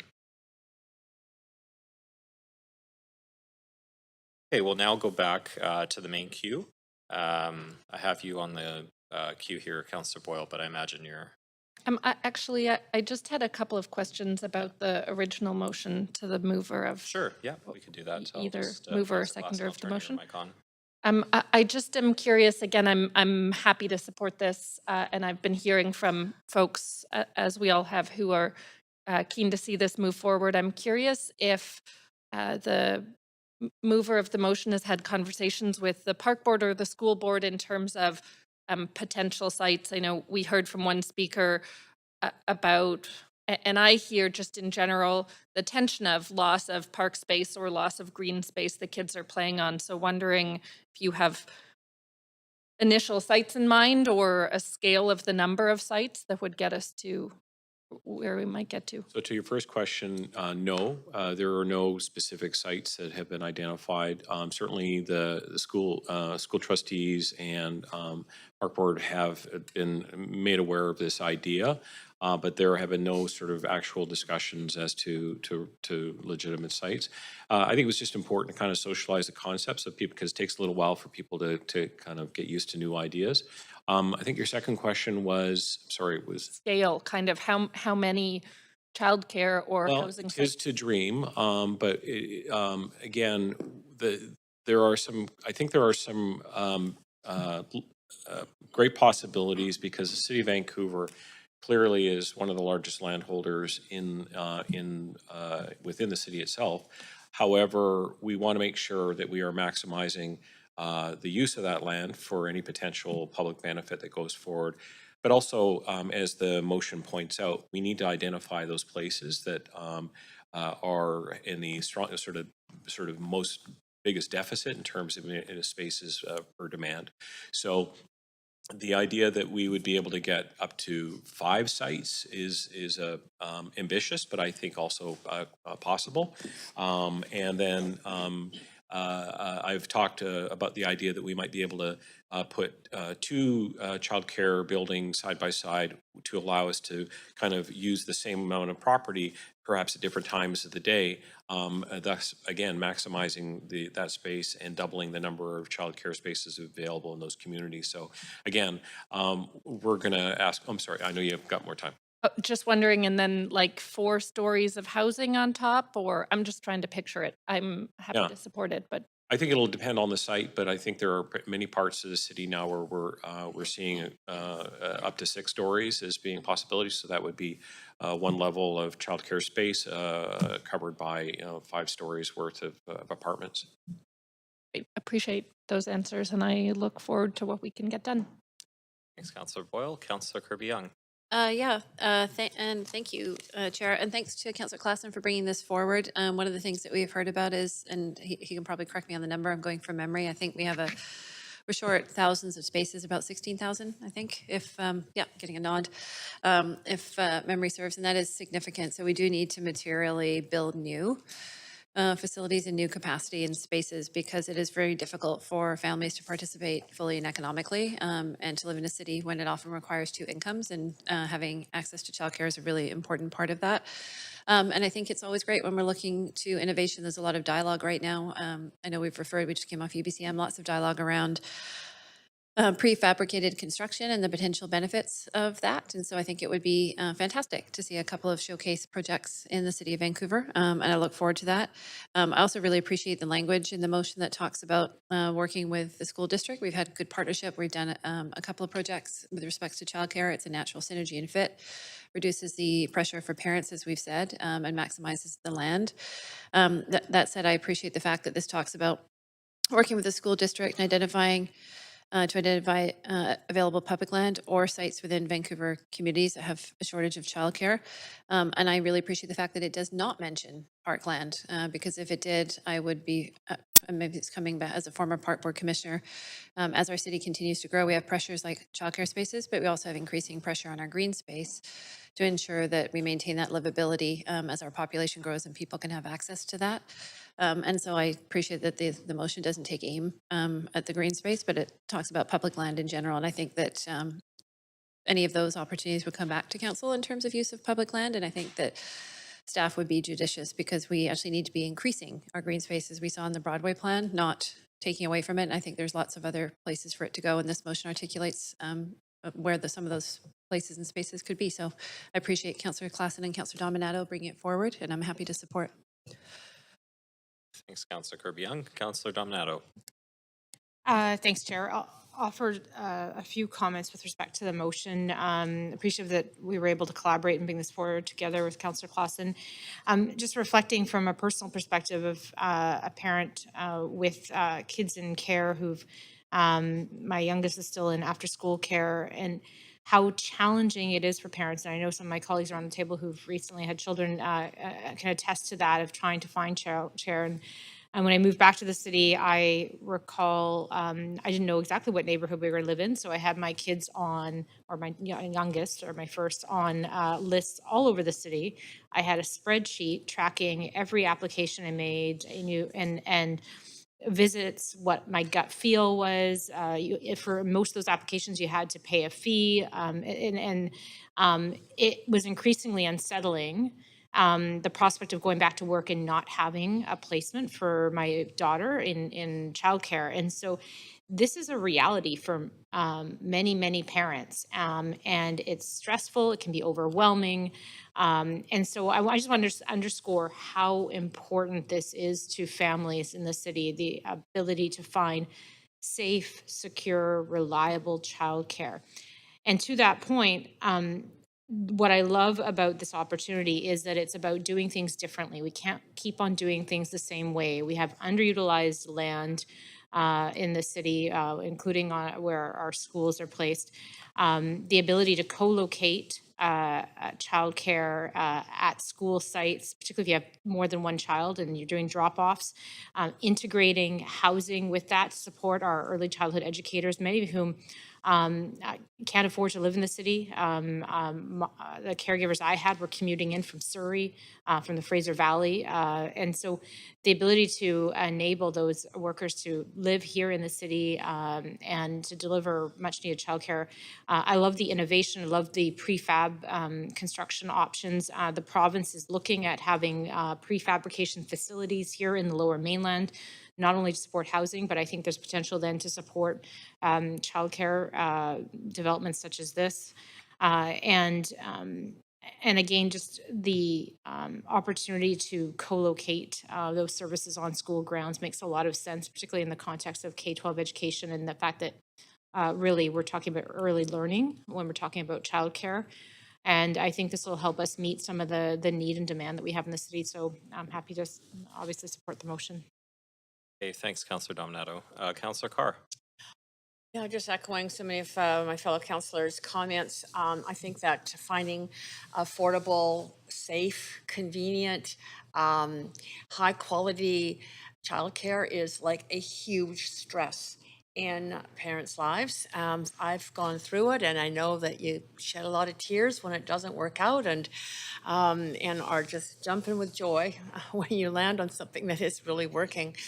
So it's incredibly important. We hear a lot from people about this in the city, and I think that this motion is a good one in terms of combining childcare with, on properties that are currently occupied by VSB. I want to bring my colleagues' attention to the fact that we do have a working committee between this council and Vancouver School Board trustees that is around capital planning. And I think that we should be putting that on the agenda, or putting this motion on the agenda of that working group. It's an appropriate place to discuss this further. And the other thing I want to just bring up is, I'm not sure how many of you that attended the UBCM attended the special session that included a presentation by an Indigenous-led, Sechelt First Nation-led company called NUCO, which actually produces prefab modular construction housing combined with childcare, with an expertise in childcare. And they are developing on sites around the province, and it's incredibly fast. It's much lower cost, very high quality, and I think it's another thing that could I hope be explored potentially, even as I say, at our working group between the capital plan working group, that is between school board and council.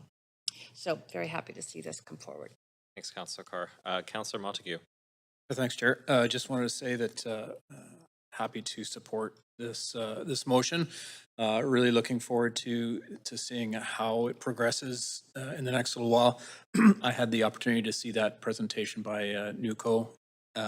It was fantastic. The potential to build not just a handful of childcare spaces quickly, but literally 100 childcare spaces in the matter of months. It's a win-win. It solves two problems. At once, it solves the problem of childcare spaces and it solves the problem of early childhood educators who get paid very poorly to give them an affordable place to live and be able to live in the city of Vancouver and work in the city of Vancouver. It also gives the opportunity to build the building of housing on top for other vulnerable sector background, other professions where there's a vulnerable sector background check done, such as teachers and nurses and care workers, first responders, to also live in the city. So happy to support and thank you for bringing it forward, Councillor. Thanks, Councillor. Okay, seeing no one else on the queue, clerk, if you could please take us to the voting panel, and council, if you could please cast your vote on the voting panel.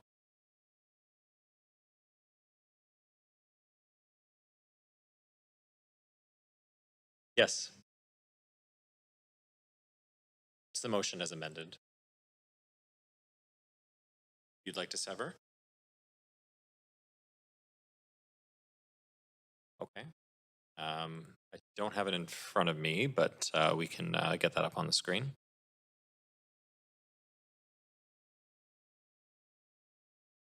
We'll just need a moment. Okay.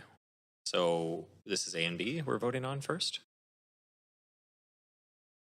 Sorry, I just don't have, I'm just trying to take a look. So you'd like to sever C, is that right, Councillor Montague? Okay, so we'll vote on A and B first. So right now we'll vote on A and B.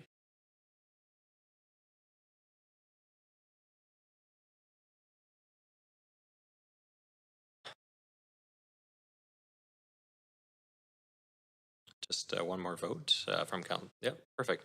Okay, so that passes unanimously, A and B. Now we'll vote with Mayor Sim absent. Now we'll vote on C separately.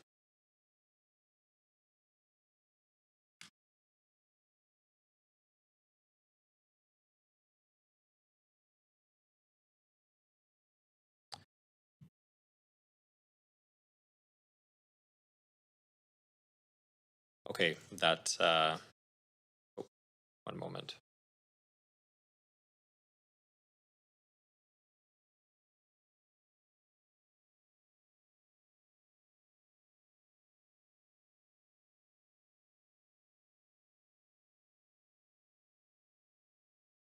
Okay, so that does pass.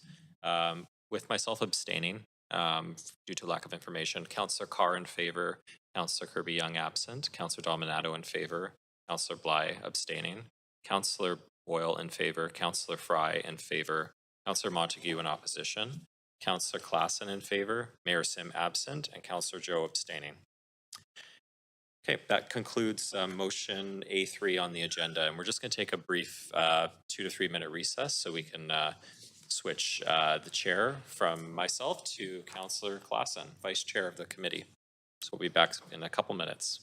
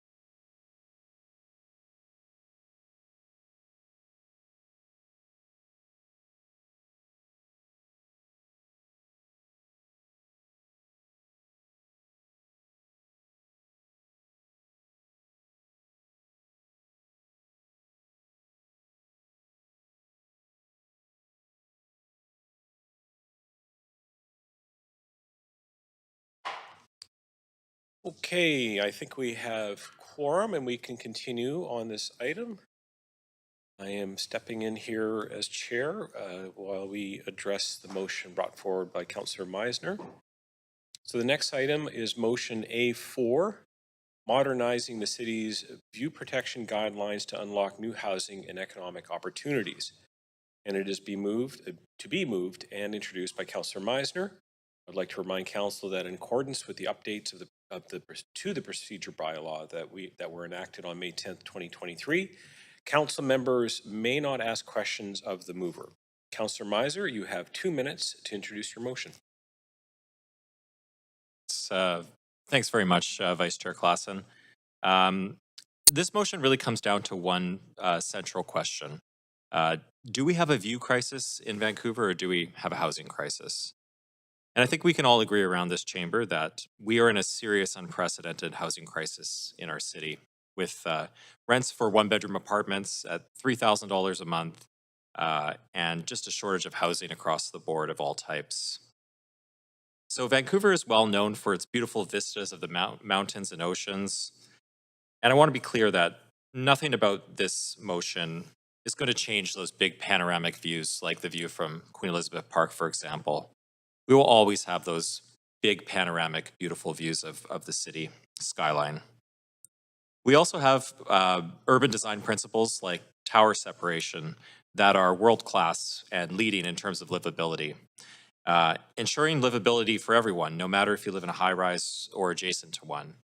And I'm thankful for those principles every day as someone that lives in a high-rise downtown, surrounded by many other buildings.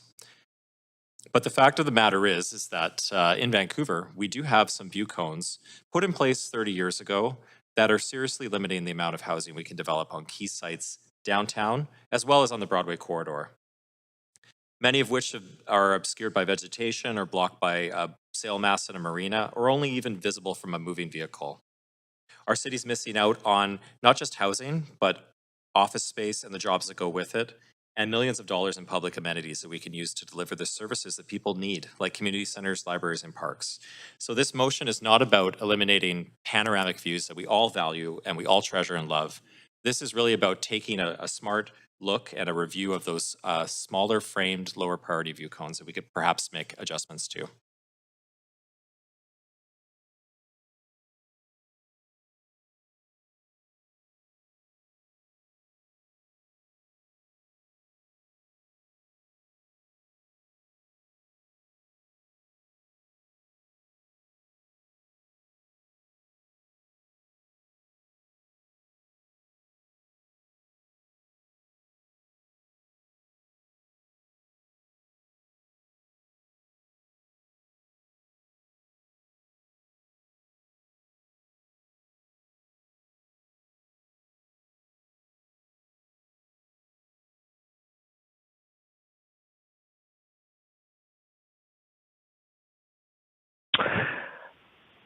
This is the city moderator.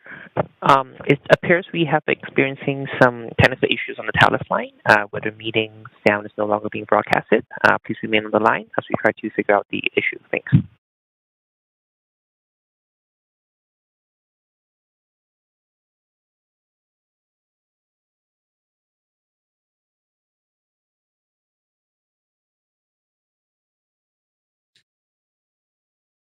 We're going to just take a short recess while we work out the technical issues with the phone. We'll come back in just a couple of minutes, hopefully.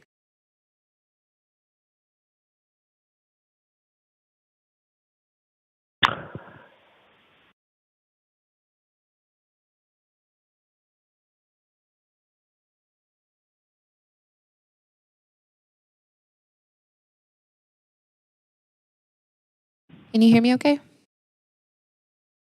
Yes, I can hear you. I think it's just happened for a short while. That's all good. Thanks. Okay, thank you.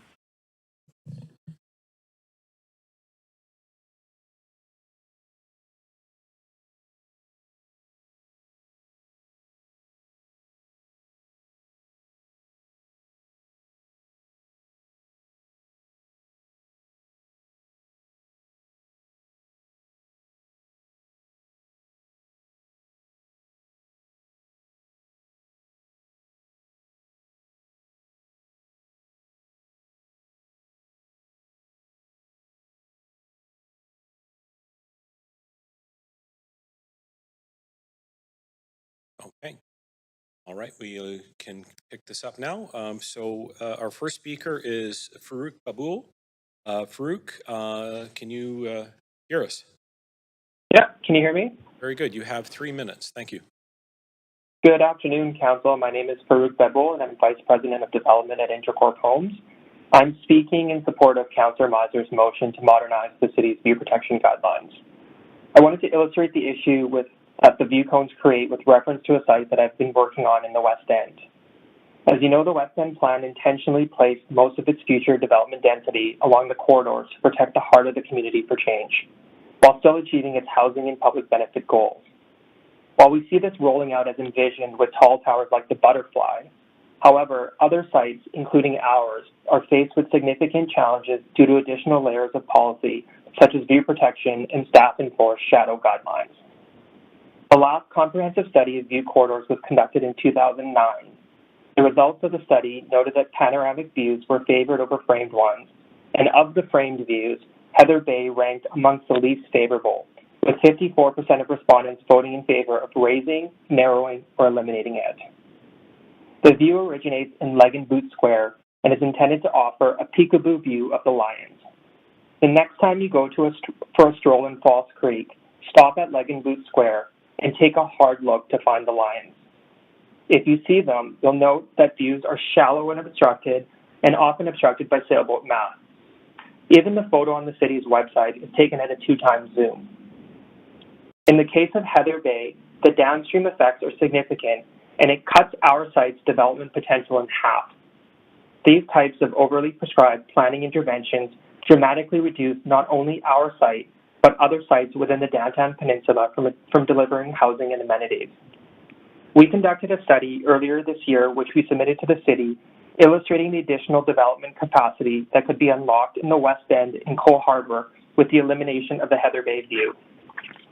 An impressive 2 million square feet of additional development density could be created.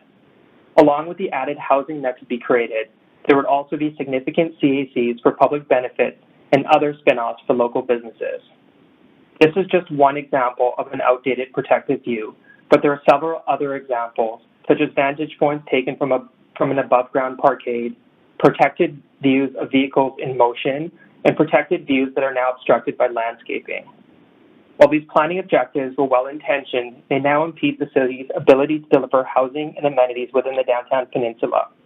I'm hopeful that this council will lead the change in modernizing these policies, removing barriers, and ushering in a new era of development that aligns with our city's evolving needs. Thank you for your consideration. Thank you. So we'll move on to speaker number 2, Josh Anderson. Josh, are you on the line?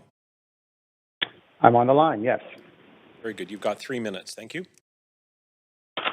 Good afternoon, members of council. My name is Josh Anderson, and I'm the Vice President of Development at Nicola Wealth Real Estate, and I am strongly in favor of this motion. To start, I'm very encouraged that council are discussing this motion today. It's long overdue and will take a lot of effort to move forward. While not a housing project, I'd like to highlight our office development, which is impacted by view cones at the northwest corner of 7th and Cambie. The view cone impacts on job space in the Broadway plan area are significant. Our development will become the new office headquarters for Nicola Wealth Management, a Vancouver-based company looking to expand our footprint in a best-in-class mass timber office building at the gateway of Uptown and the foot of the Cambie Bridge. Unfortunately, our development and growth potential are strictly limited by view cones, specifically the Cambie street views and the non-panoramic QE 3.1. These view cone impacts not only impact our property, but the wider workspace and housing potential of the entire Uptown Cambie North neighborhood identified for growth in the Broadway plan. Uptown has the second largest concentration of job space in the province and is the City of Vancouver's self-described second downtown. Naturally, the Broadway plan's mandate for the area is to provide significant opportunities for additional job space, leveraging new rapid transit. For office developments in immediate station areas in the plan, they identify heights of 24 to 32 stories, and for adjacent shoulder areas, 16 to 24 stories. Our property sits not only within the shoulder area, but is also less than 2 blocks from both a Canada Line station and a new Broadway Line station. The lowest of the Cambie street views, 9.1.1, cuts our building off at 9.5 stories, far short of the 16 to 24 identified in the plan. On our property alone, this amounts to between 400 to 600 jobs, which are being compromised by the view cones. If we widen our lens to the impact of the Cambie views on the overall uptown area, removing them could open up over 1 million square feet of workspace, or between 4,000 and 5,000 jobs. I should also point out that the Cambie view cone locations are taken not from a sidewalk or public place, but from the middle of the street and on a median between two lanes of traffic. Not only do they limit growth, but their locations are quite arbitrary. In closing, I commend Councillor Meisner for bringing this motion forward. In order for any changes around view cones to have a meaningful impact, City Council will need to make decisions which move projects forward now. Housing and workspace applications will continue to get stuck until policy and bylaw reviews are completed, which could take months if not years. We would encourage council members to empower themselves and city staff to move projects currently impacted by view cones forward immediately in tandem with a wider policy review. Thank you. Thank you very much. Okay, we're going to go on to speaker number 3, Owen Brady. Are you on the line, Owen?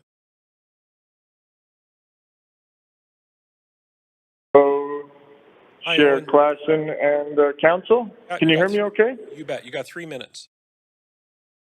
Okay. I'm Owen Brady. I'm a director with Abundant Housing Vancouver, and I support this motion. My notes are disappearing on me, so I'll do the best I can here. I looked at another change to the downtown allowed heights. I believe it was from 2010, and it was for just 7 sites, and it would deliver about 750,000 more square feet of floor space, which in Vancouver that's probably value to Vancouverites of over $750 million. So that's nothing to scoff at. So I strongly support looking at this, but also I think it should be a lot broader, deeper, and faster. So by broader, I mean we should include all of the view cones, including parts of the panoramic view cones. And I'm not sure if I totally understand what the difference between a framed and a panoramic view cone, but assuming I'm getting this right, parts of the panoramic views, like Queen Elizabeth Park, that are basically looking at sprawl up the North Shore Mountains, should probably be eliminated, and we'll just have, we'll look at towers closer to us instead of sprawl up the mountainside. In terms of deeper, I mean, there's the dome-shaped policy for the downtown. There's new shadowing regulations, which I'm not totally sure if they're, a policy council has actually passed or not. There's just multiple overlapping things that all together kind of limit density downtown and on Broadway in different ways. So I think you should consider them all together and see how much more space we could get out of that, and what the trade-offs actually are. And in terms of faster, I mean, I'm sure this is pretty typical amount of time, over a year, to get a report back from staff, but I think that the housing crisis is very serious. This is a very small piece of the puzzle, and, we just need to do things differently, and council needs to be very, very, kind of push staff on this so that we get results faster than we have in the past, because the way we've been doing things just hasn't been working. And I'll leave it there. Thanks very much. Okay. Speaker 3 is Maureen Sharon. Maureen, are you on the line? Speaker 4 is not on the line. Maureen, are you there? Speaker 4 is not on the line. Very good. Okay. Next speaker, Sean Cassidy. Sean, are you on the line?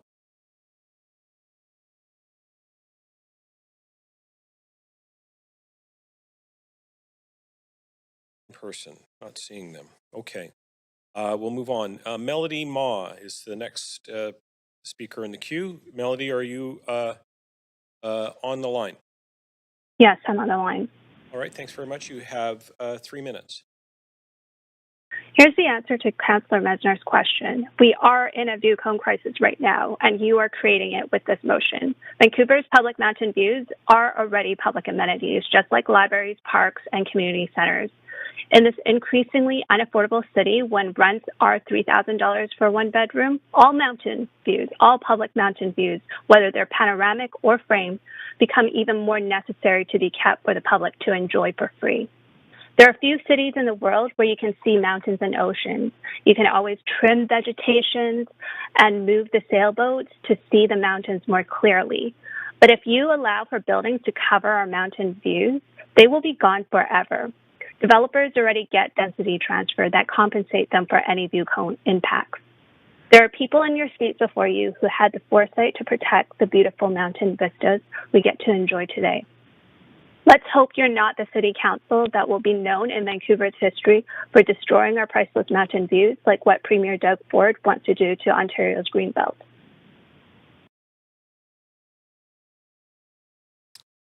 Okay, thanks very much. All right, so our next speaker is William Pacino Nani. William Nani, are you in person? All right, so just come to the podium, please. And you have 3 minutes. Is this working? Good afternoon, councilors. Thank you for allowing me to speak with you this afternoon. My name is Gino Noni, and I am president and CEO of Noni Property Group. I'm here in support of the motion and a review of the city's view protection guidelines. I believe that thoughtful changes could result in the delivery of much-needed developments in the residential, commercial, and hotel asset class sectors in our city. Excuse me. Noni Property Group is a privately held developer, and we develop and hold assets long-term wherever possible. We are focused on creating quality developments, improving the neighborhoods where we develop, and working with the city to provide needed community amenities. As an example, you may be familiar with our Fraser Commons development, which we developed in 2021 and which transformed an old, unsightly hotel in the South Vancouver neighborhood at Fraser and Marine. We proudly developed 300,000 square feet comprised of 363 residential units, along with needed retail and commercial space, including Salmonberry Child Care Center, South Vancouver Community Neighborhood House, public art, and ample and accessible green space. This development transformed a neighborhood, created numerous jobs, as well as residential rental, retail businesses, and fantastic amenities. It's what we believe in. 28 years ago, I bought a property at 888 Cambie, and this summer the neighbor agreed to sell the adjacent lot to us. We are looking to develop, own, and manage the corner of Cambie and Smythe, and our vision is to transform the property, the neighborhood, and the lane into a new development. Our vision is for the site, is a 200-room hotel and with approximately 250 purpose-built residential rental units above the podium. And we also wish to develop and animate the lane so the entire corner is brought to life. We aspire to transform the property and play a role in making Vancouver a fun city again. We believe a view cone relaxation will be required to see our vision come to fruition. Subject to entitlement, we are prepared to move forward with this development, and we recognize the sensitivities of it, particularly in terms of Vancouver and its beauty. To provide some monetary context and to quantify, we've calculated the amount of additional hotel beds and residential units that could be delivered for each additional story of our development. Stats from Destination Vancouver Economic Analysis of Hotel Supply and Projected Demand says that for every additional annual visitor at a 70% occupancy generates $2.13 million. Additional full-time employment per floor, 25 people. An additional story gain from residential units based on 10 units, 28 people. They're going to spend $150,000 a year. It's compelling, and we believe it's the right thing to do. These stats, in conclusion, a review of the view cone will allow everyone to deliver much-needed hotel and purpose-built rental, as well as residential market rental to the market, with significant benefits as a whole. All right, just want to let you know you're In closing, I strongly support it. Thank you very much for your time. Very good. All right, thank you. Our next speaker is on the phone. Have M. Wickham. Hi. All right. Hi, you have 3 minutes. Okay, great. Good afternoon, Chair and Councillors. I'm Arlene, a resident of Vancouver. I'm opposed to this motion. One, I don't believe that there needs to be taller and wider buildings in Vancouver's view cones. Views of the North Shore Mountains are an amenity for everyone, anywhere in the city. People live in and visit Vancouver to see the mountains. What could be a minor view cone for you could be important to someone else. Already, the view of downtown is crowded and competing with the tops of mountains. Some of those buildings are just unsightly, like the one with the pink stripe, and Vancouver House, which looks like a pile of cinder blocks. 2, I think the concept of downtown is past its time. That was an early 20th century idea. It's time to unlock new housing and economic opportunities elsewhere in Vancouver. I'm reminded by the Stuart McNish Conversations That Matter presentation entitled The Affordable Housing Puzzle, Who Has the Answers? This featured now Premier David Eby, Bob Rennie, Joy McPhail, and Burnt Christmas. David Eby stated how much he loved living at UBC and that it's 20% cheaper to build there. I believe that more people would like home and workspace closer to UBC with its highly ranked public schools, greenery, and potential spin-off businesses resulting from the UBC research projects. This could be a highly exciting and coveted development that would augment what is already happening at UBC. It could intensify federal government pressure to expand the Broadway subway line to UBC. I don't think view cones are such an issue there. 3, I think the city should rethink the economic benefits of the downtown views outside of real estate development. I think that the city should develop a different type of study on Vancouver altogether. I'm inspired by the city of Juneau, Alaska, with its plan to be the Northwest Coast Arts Capital of the world. Although Vancouver isn't going to open a 6,000 square foot heritage arts campus, Vancouver could be reviewed for opportunities to weave Indigenous art and legends throughout the city, making it a living and breathing art space. This would incorporate the view cones.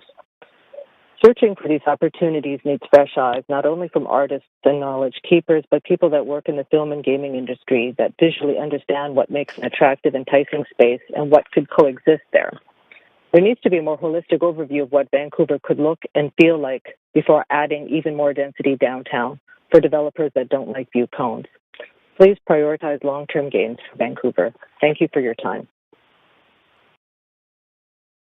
Thank you, Speaker. Okay, our next speaker on the phone is Margareta Dovgal. Margareta, are you there? Where did they go? I sure am. Hello? You can hear me? Yes. Hello? Yeah, you have 3 Perfect. minutes. All right. Fantastic. Thanks. Yeah. So I've been a lifelong Vancouverite. I was actually born in the downtown core, and I really have strong feelings about this motion for a variety of reasons. The first one is just this beautiful city that we live in. We're surrounded by mountains. We're surrounded by the sea. We're a regional hub, major source of trade export, and a wonderful livable city. And we are also in the midst of a massive housing crisis. In fact, just based on the vast disparity between average rents and average incomes in the city, we are considered the third most expensive city in the world to rent in and to buy in. And that really, to me, underscores the intensity and extremity of the crisis that we're currently experiencing. As it relates to this motion, I strongly support it. I believe that tweaking the view cones to allow thousands more homes will absolutely not detract from us being surrounded by this natural splendor. And our downtown is only a couple square kilometers. And ultimately, what many of these view cones do is just provide views from the middle of roads. And yes, you get a sliver of nice mountain view at the cost of thousands of homes for a driver who's on that road for a couple of seconds, a couple of minutes. But I think the status quo has not worked for Vancouverites. And we have an imperative right now to build the city up. We can have a great downtown. We can continue to enjoy this beautiful connection with nature that we have and really lean into the benefits of thriving urbanism. Let's go forward. Let's go higher. Let's pull upwards instead of going backwards to the 1970s. And I feel if this motion is approved, that would represent positive news for Vancouver as a global city that is attracting the world. One other aspect that really strikes me is as a result of policies like view cones, we have had some significant detractions to the architectural potential of the urban built environment. Every building built in the urban core today is squished. We have some of the lowest ceiling heights in the world. And 1960s West End buildings are the exception. Living in a place with a very low ceiling, it's bad for mental health. It creates a sense of claustrophobia. And outside of residential use, it also prevents mixed use. Unlike most downtowns in the world, view cones make it very difficult to insert other uses in the downtown. And we know, and many global cities know, that good urban development is characterized by good mixed use in downtown cores. So we really have an opportunity here to get out of this pandemic of bland uniform buildings constrained by view cones, low ceilings, and most importantly, incredibly challenging housing supply conditions. So I strongly urge Council to support this motion and, if approved, for staff to move ahead in ensuring that we can keep up with the rest of the world and can continue to be a beautiful, comfortable, and hopefully affordable place to live for everyone who calls the city home. Thank you.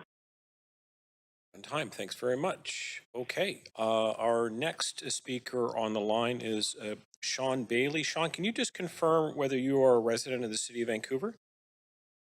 Yes, I am a resident, yes. Very good. Okay. You have 3 minutes.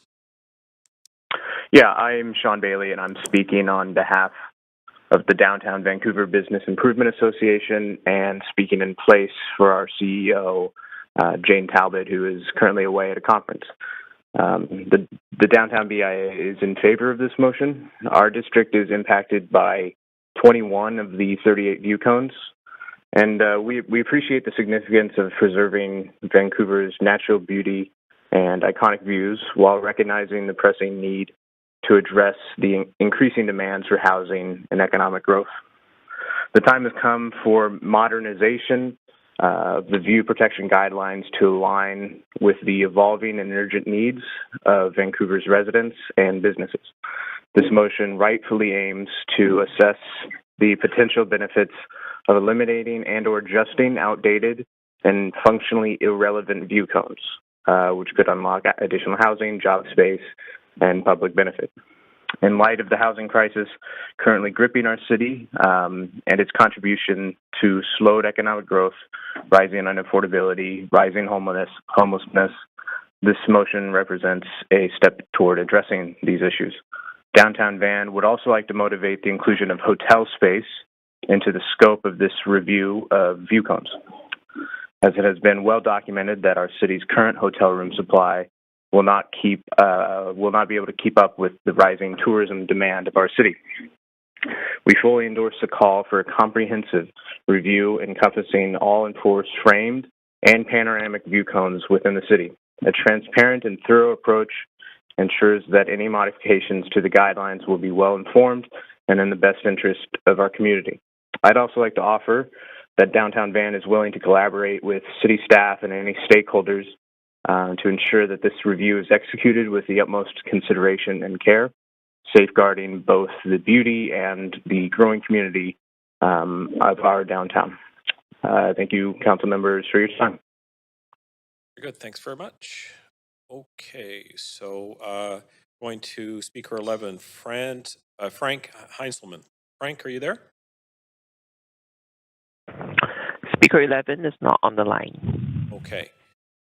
Let's go back to speaker number 4. Is speaker number 4, Maureen Sharon, on the line? Speaker 4 is not on the line. All right. And checking speaker 5, who we missed over, Sean Cassidy, supposed to be in person but not on the line, correct? Okay, it looks like that with that, we have completed our speakers list. Council, is there any discussion? Now, we do have a seconder, so that's fine. Is there any discussion? Let me see who's coming on the queue here. Councillor Bly. Councillor Bly. Thanks very much, Chair. I'd like to move an amendment. Okay, I'll move us to an amendment queue then. Good. You want to add yourself to the queue? There we go. Advance. All right, Councillor Bly. Yeah, thanks very much. So I just want to start by thanking Councillor Meisner for his work on this important issue. It's a big policy that's required a lot of due diligence and analyzing to get it to this point from a policy inquiry perspective. And I just want to reflect a couple of comments to create some context for my amendments. But ultimately, sorry, let me start again. So while I do have reservations and believe we as a council ought to try carefully around decisions related to the views in our city, I think the intent of this motion has a lot of merit. The goal is to review the view protection guidelines with the consideration of housing and job space that could be enhanced if there was some flexibility around some less impactful view cones. That said, there is an opportunity to include language, I feel, to ensure the review and report back reflects the level of analysis required to be thoughtful and deliberate in these decisions. The amended language I've moved in collaboration with Councillor Meisner reaffirms Council's support for the public benefit of protecting Vancouver's spectacular mountain and ocean views. The ability for residents and visitors to catch a view of the natural environment cannot be understated. And the views create connection, it reduces stress, and reminds residents and visitors, of course, of something bigger than those trials and tribulations that we deal with day to day. That said, those stresses, of course, include a lack of attainable housing. So if we can look at revising and altering some view cones that make sense to enable all types of housing, including affordable and social housing, let's put that discussion on the table. So assertions around view cones are important to analyze. For example, if we can free up some limitations around view cones that will in fact result in deepening affordability in the related housing units, we can't make that decision today. We require the level of analysis to back this up with data, since evidence-based decisions are critical on the issue of housing. So if approved, this amendment, there'll be a scoping of work as outlined initially in the motion from Councillor Meisner to come back to Council Q4 2023, with decisions to be made on specific changes to view cones at a later date. And I'd just like to close by thanking again the work of Councillor Meisner on this issue, and I do look forward to, if this does pass, future work on this policy as a council. Thanks very much. Councillor Fry. Yeah.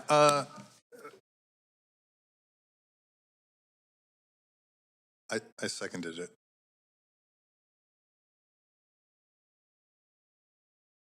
Yeah. Happy to speak in support of this amendment, and actually quite grateful for it as well. I did attempt to socialize some of my concerns with council, and I appreciate that Councillor Bly is well positioned to advance this. I think even when we listened to some of the speakers who spoke in favor of this motion, they all reflected interest in sort of a nuanced and thoughtful approach, and I think to the view corridors and view cones. And I think where this motion was troubling me is that it presupposed eliminating rather than the potential of refining or revising view cones. We know that back in 2010, when council was faced with a view cone review, it actually looked at, and the council of the day rejected it, but it did actually look at opportunities to refine and revise and potentially eliminate view cones, but it had a more thoughtful approach. And in some places it was like, well, maybe we could kind of shave a little bit around the edges. Maybe we could eliminate these. Maybe we could enhance some of them that aren't really articulated yet. So I think that approach gives a little bit more fulsome circumspection for our staff to come back with a really thoughtful consideration, and recognizing that, and we've all seen the hundreds of letters that have come through, and views are important for context for our city. It doesn't necessarily presuppose that we need to put all the density downtown and therefore eliminate the views. I think we've all variously articulated notionally that we want to see density outside of the downtown peninsula, not just focused on the downtown peninsula. And I think just recognizing that there's a lot of thoughtfulness that goes into this, and indeed views will be considered by many to be a public benefit in and of itself. And I think that this thoughtful amendment from Councillor Bly allows a little bit more flexibility for a fulsome review of view cones and recommendations from staff, looking at best urban practices, our own context to the mountains, to the sea, to the water, and how we can make it work while not presupposing eliminating or necessarily holding up the delivery of housing or hotels or condos, as the case may be. So hopeful that this amendment passes, and look forward to a fulsome report back from staff in the future on this matter. Thanks. Thank you, Councillor. Councillor Carr. Yes. Thanks, and I really appreciate Councillor Bly putting forward this amendment. I did have some discussion around it and offered some points of view on it. So I think it's a stronger motion, a more thoughtful motion. That is being presented here in terms of the amendment. And what I particularly feel grateful for in terms of the revised language are several things. One is making sure that there are clear criteria. One thing the original motion missed was really founding the decisions that we may eventually make in the criteria that make sense from a public point of view. So that I think those criteria need to be specified by staff and discussed by council, so that we know, when a view cone is, or view corridor is established, it is there to, with an intent to maintain or to achieve some objective. Obviously, the protection of views is the critical one, but I think there's been a lot of discussion over, the origin of the viewpoint. I mean, I know many people have said to me, who stops in the middle of Canby Street as a pedestrian, where one of the view cones originates from, to actually look? But you're too busy worrying about getting through the street without getting struck by a turning car. I think that there are some potentials to re-examine some of the criteria, making sure those criteria are well-founded in the protection of public view cones, but also that they make sense in terms of their origins and whether or not they duplicate. And certainly, from my point of view, the view cones are essential in terms of the livability of Vancouver, the tourism draw, the intent to make sure we keep in mind the setting of Vancouver, which is really one of its star attractions for so many people.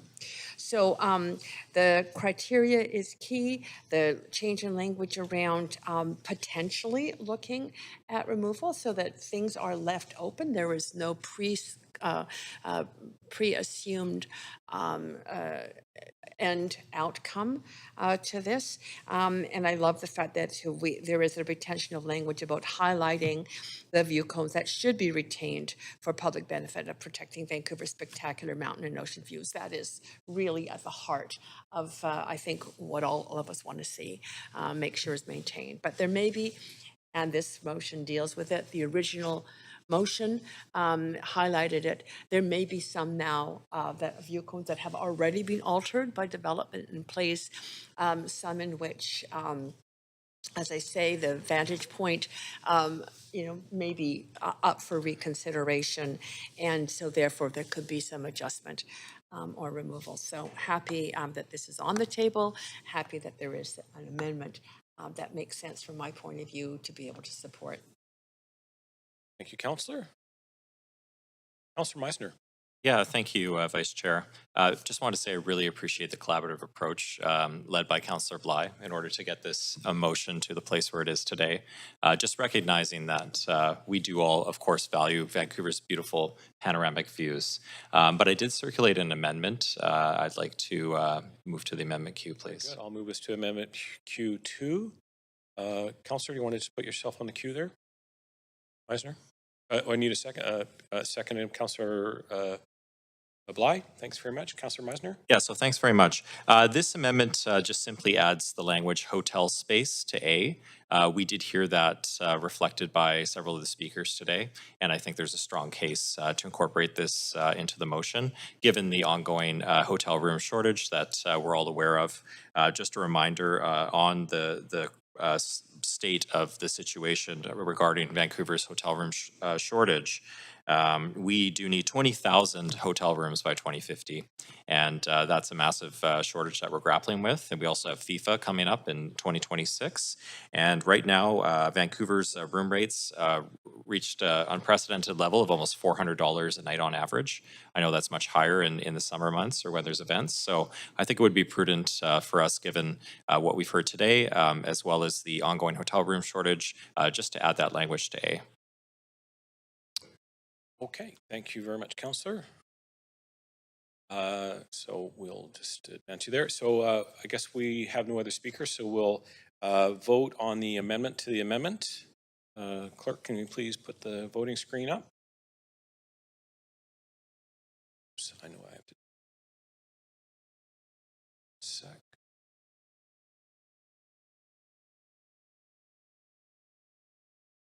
I voted. Good, just have me. Good. Excellent. I have to look over my shoulder, see. Do we have any others have not voted yet?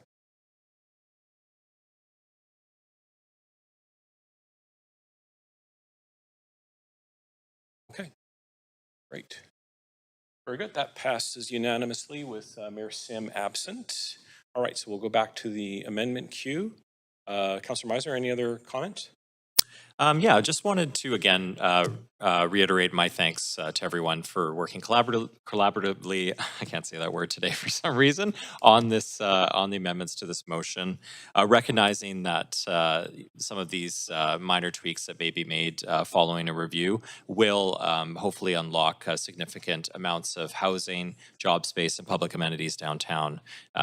So I think it's a responsible thing to do given the housing crisis and the situation that we're in. It has been 13 years since these view cones have been reviewed. So I'm looking forward to the report back from staff as to how much additional housing, job space, public amenities we could potentially unlock with review of some of these framed views, the lower priority views. Very good. Councillor Boyle, speaking to the amendment.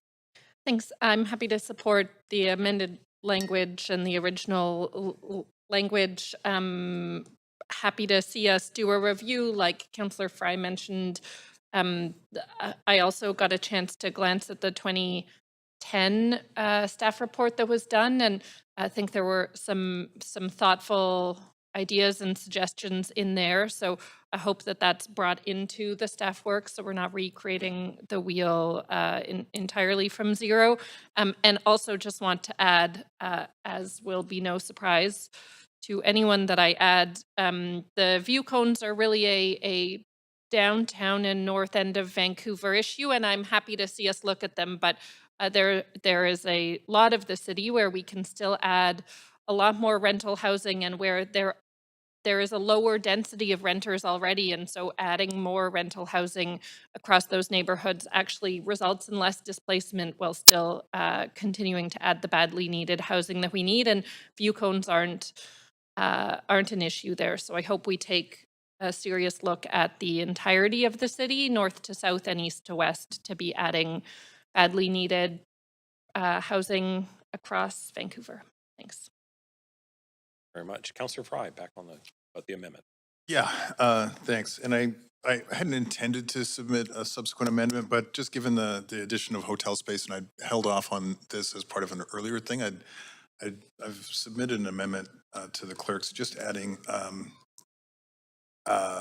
I didn't highlight the housing bit, but including and specifically affordable housing as a public benefit consideration in clause A, but I didn't actually highlight affordable. So under clause A, after hotel space and public benefits, adding including and specifically affordable housing. Okay.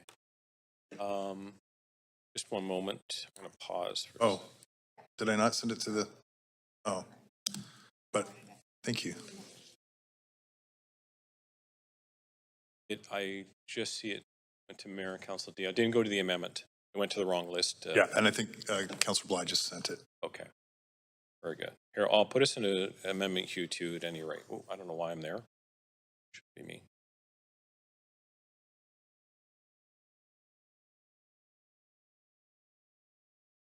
All right, I just moved it to amendment queue 2. Do you want me to add you there? There you go.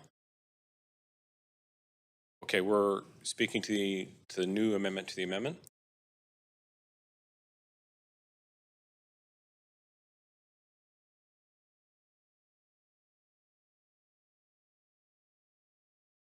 Yeah, and I just to speak quickly to it, I'm sorry, Councilor Fry, I'm gonna have to put you on here because you're not. Oh. Do you want to just add yourself? My mic's on. Speak to your. You already spoke to your amendment, so should we just proceed there, or what would you like? Oh, I hadn't really spoke to it, but I will just because I don't believe this was the intent of the original motion, certainly, and we saw a lot of the correspondence suggesting this was about building $1 million views for condos. And I think that we all recognize that this is an opportunity not just to deliver on $1 million condo views, but to deliver on rental housing and affordable housing for Vancouverites as well. And I just wanted to give it that lens. Since we were adding the bit about hotels, I thought that would reflect what I believe to be the intention of this motion as well. Okay. Councillor Kirby-Young. Yeah, thank you. I wonder if I could ask a question through you to staff. Thanks. I'm wondering if the city manager, not to put you on the spot, 'cause I know you're probably seeing this too, can just share how they would interpret this direction and define this. And I'm asking the question in the context, I know last term when we had put in direction like this, sometimes we would hear feedback from yourself or senior staff around that might provide some ambiguity. So what is affordable housing? Is it, how do you define affordability? Is it below market? Is it rental? Is it run by nonprofits? Is it a certain level of affordability? Is it social housing?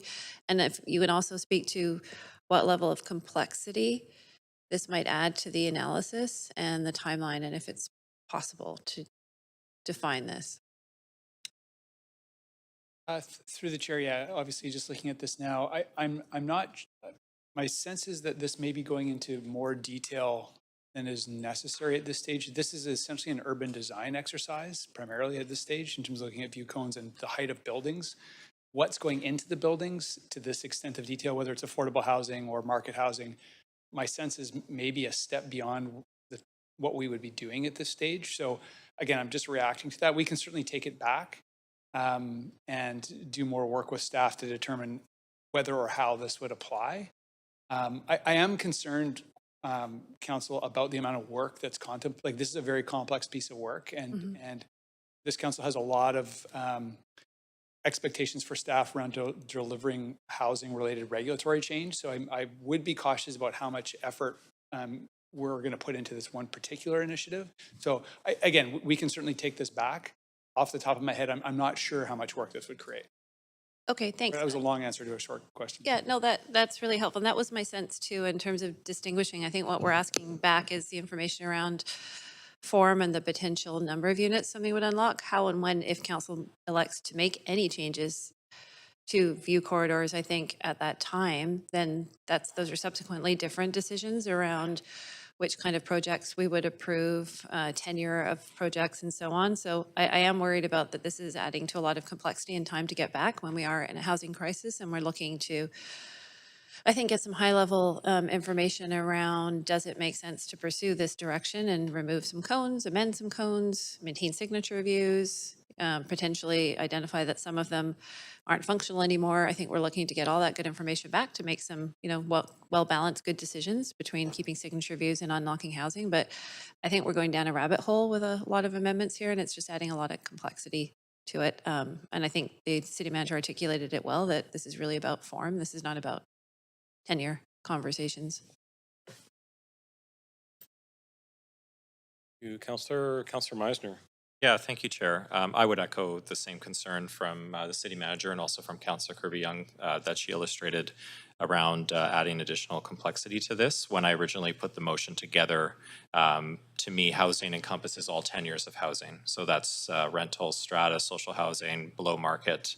And I would just note that we already have policies in place in many areas downtown for inclusionary rental housing or below market housing. In the West End, for example, it's 20% in exchange for increased density along Thurlow Street. So I think we can cross that bridge when we get to it, but I am a bit concerned about adding additional layers of detail to the motion when we just really need that urban design piece back, and then we can go on, move forward from there. Thanks, Councillor Bly. Thanks very much, Chair. I just have a point of information through you to the city manager.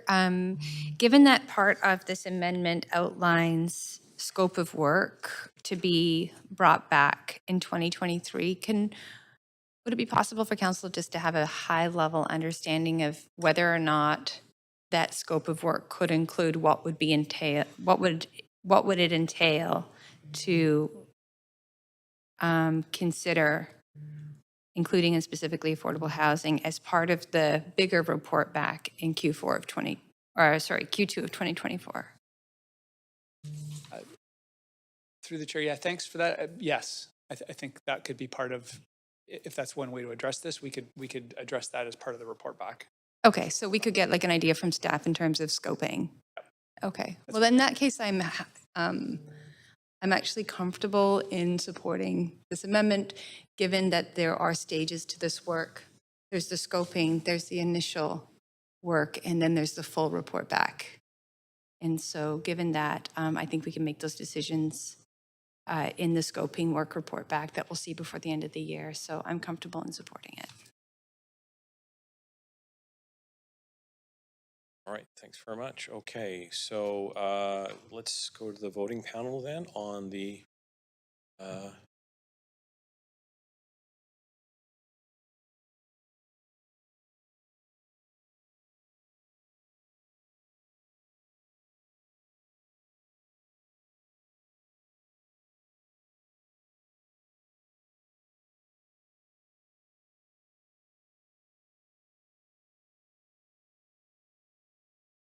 very good. Okay. All right, so we have results in. We have this fails with Councillor Klassen, Kirby-Young, Dominato, Montague, Meisner, and Joe in opposition, and Mayor Sim absent. Okay, so we will now go back to Amendment Q1. Councillor Fry, you're still on there, or would you like to continue? No, that's fine. Thank you very much. Councillor Kirby-Young? No, thanks. There you go. Councillor Meisner?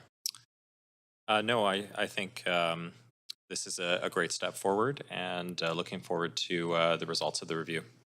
Very good. Okay. Councillor Bly? Thanks. Just to close on the motion, the amendment, just to acknowledge and thank Councillor Carr and Councillor Fry particularly around the ongoing discussions on this. And I think recognizing that we all see an opportunity to do this work and also bring the various priorities in the residents of our city along with it. And so I look forward to that work, and hopefully we can continue that in this collaborative approach. And again, Councillor Meisner for his good work on this, and also a very good amendment that I think improved the motion. So I'll leave it there. Thank you very much, Councillor. Okay, we're going to the main queue. Councillor Bly, you're still on the queue? I'm good, thank you. Okay, I'll advance you. Seeing no other councillors on the queue, we can go to the voting panel. Yeah. Oh, my apologies. Getting a little ahead of myself there. So we're going to vote on the amended amendment. Very good.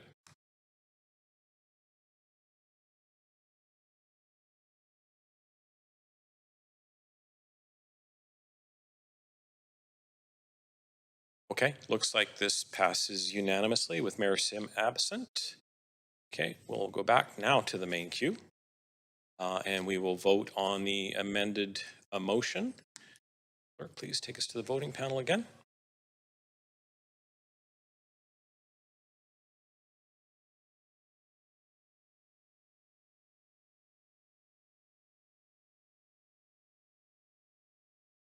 Excellent. All right. Thanks very much. We have, that passes unanimously. All right. So now I will cede the chair back to Chair Meisner, and we'll move on to the next agenda item. Maybe we'll just take a moment, maybe a 2-minute recess while we shift things back into the chair.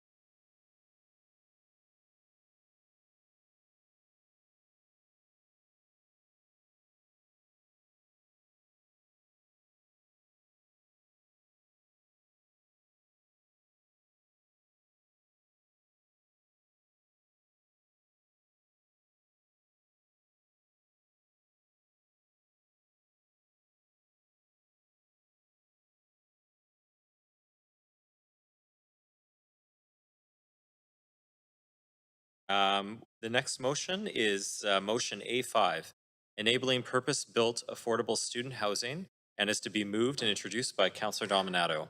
I'd like to remind Council that in accordance with the updates to the procedure bylaw that were enacted on May 10th, 2023, Council members may not ask questions of the mover. Councillor Dominato, you have 2 minutes to introduce your motion. Please go ahead. Thank you, Chair, and appreciate the time to introduce this. This motion really stems from a growing concern that's not just unique to Vancouver and Metro Vancouver region, but we're actually seeing headlines out of countries around the world about the lack of purpose-built student housing or affordable housing for students wanting to pursue university and post-secondary education, including I read a story out of the UK just recently where a student actually had to change universities and institutions because they couldn't find housing in the city where they had been accepted for their post-secondary. But we've equally heard similar stories here in Metro Vancouver and around the province as students went back to university and college in September. And upon engaging with city staff around this and the fact that we have some builders and others who are really in post-secondary institutions that want to add housing for students, that we lack the policy framework to support that.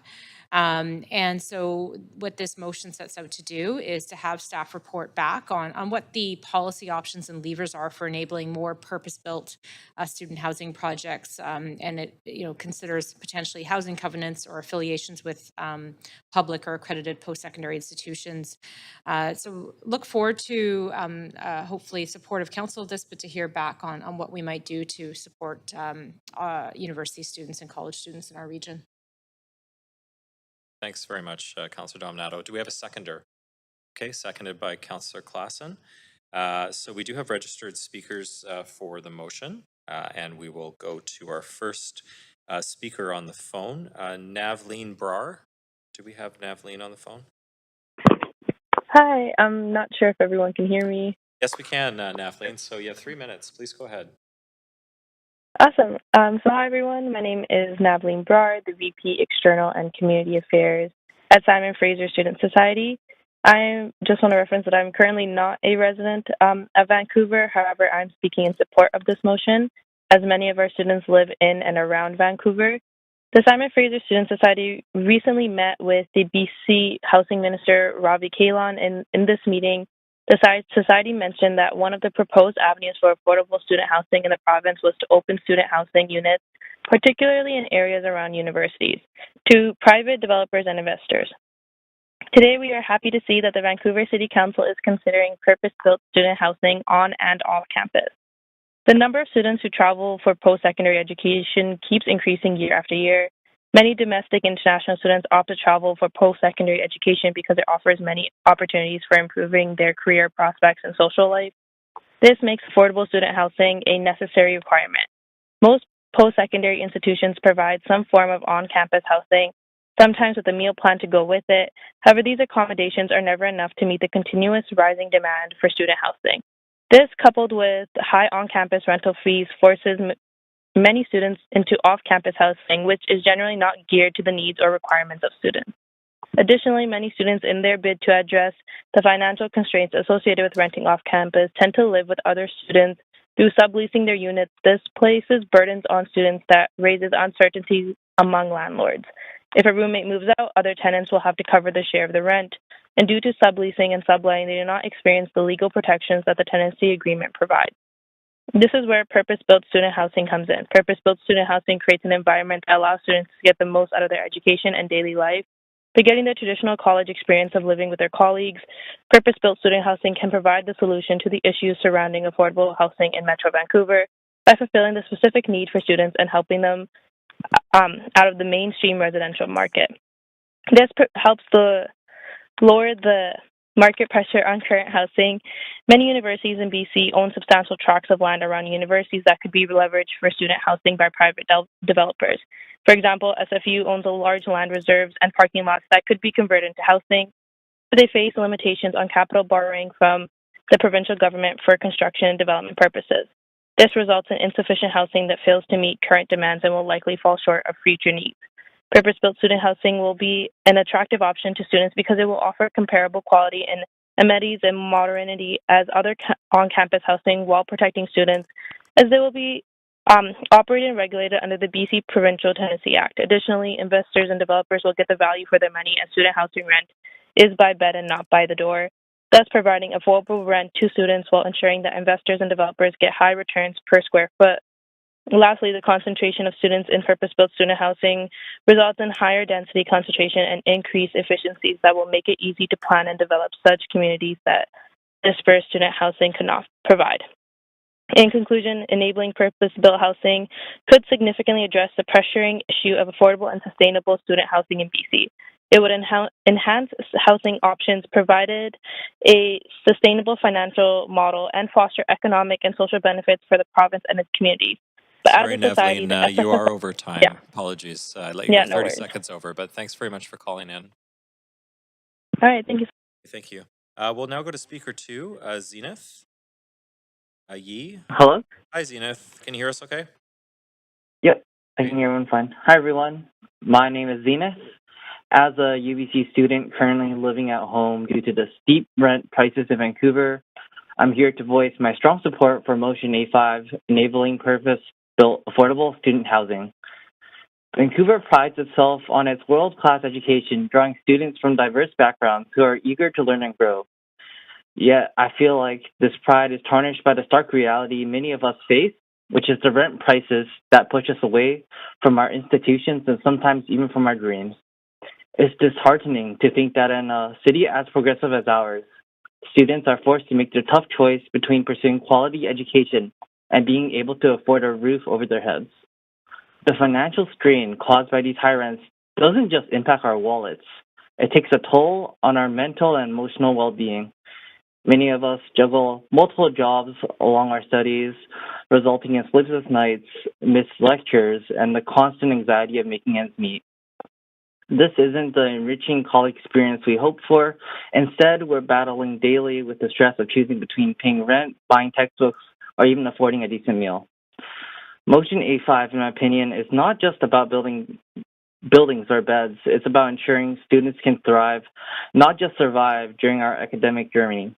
By providing affordable student housing, you're not just addressing the immediate housing crisis, you're laying the groundwork for a brighter, more inclusive future for Vancouver. By investing in us, the students, you're investing in the city's future innovators, leaders, and community builders. Let's make Vancouver not only a beacon for educational excellence, but also a city where every student has a fair shot at success, unburdened by the weight of unaffordable rent. Thank you. Okay, thanks very much, Zenith. We'll now move to speaker 3, Jason Yi. We have Jason on the phone. Speaker 3 is not on the line. Okay, thank you. Okay, that is the end of our speakers list. So council, is there any discussion?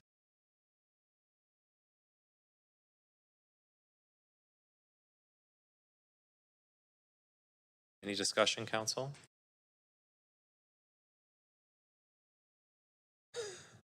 Nope. Oh, Councillor Boyle. But maybe Councillor Dominato was trying to get on the list and I was just going to buy her a moment of time. I'm happy to support it. Okay. Thanks. You're on the list twice. There we go. Okay, great. Seeing no one else on the list to speak, we will now move to the vote. So clerk, if you could please take us to the voting panel, and council, if you could please register your vote on the voting panel.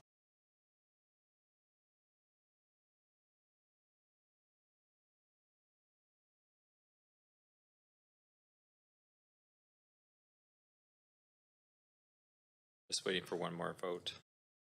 Okay, that passes unanimously with Councillor Fry absent and Mayor Sim absent. That concludes motion A5 on the agenda. Okay, so the standing committee portion of this meeting is now complete, and we will now convene in council with Acting Mayor Dominato as chair to deal with the recommendations and actions from today's committee meeting and to consider 11 bylaws. So over to you, Acting Mayor Dominato. Thank you, Chair. Clerks, may we have the roll call, please?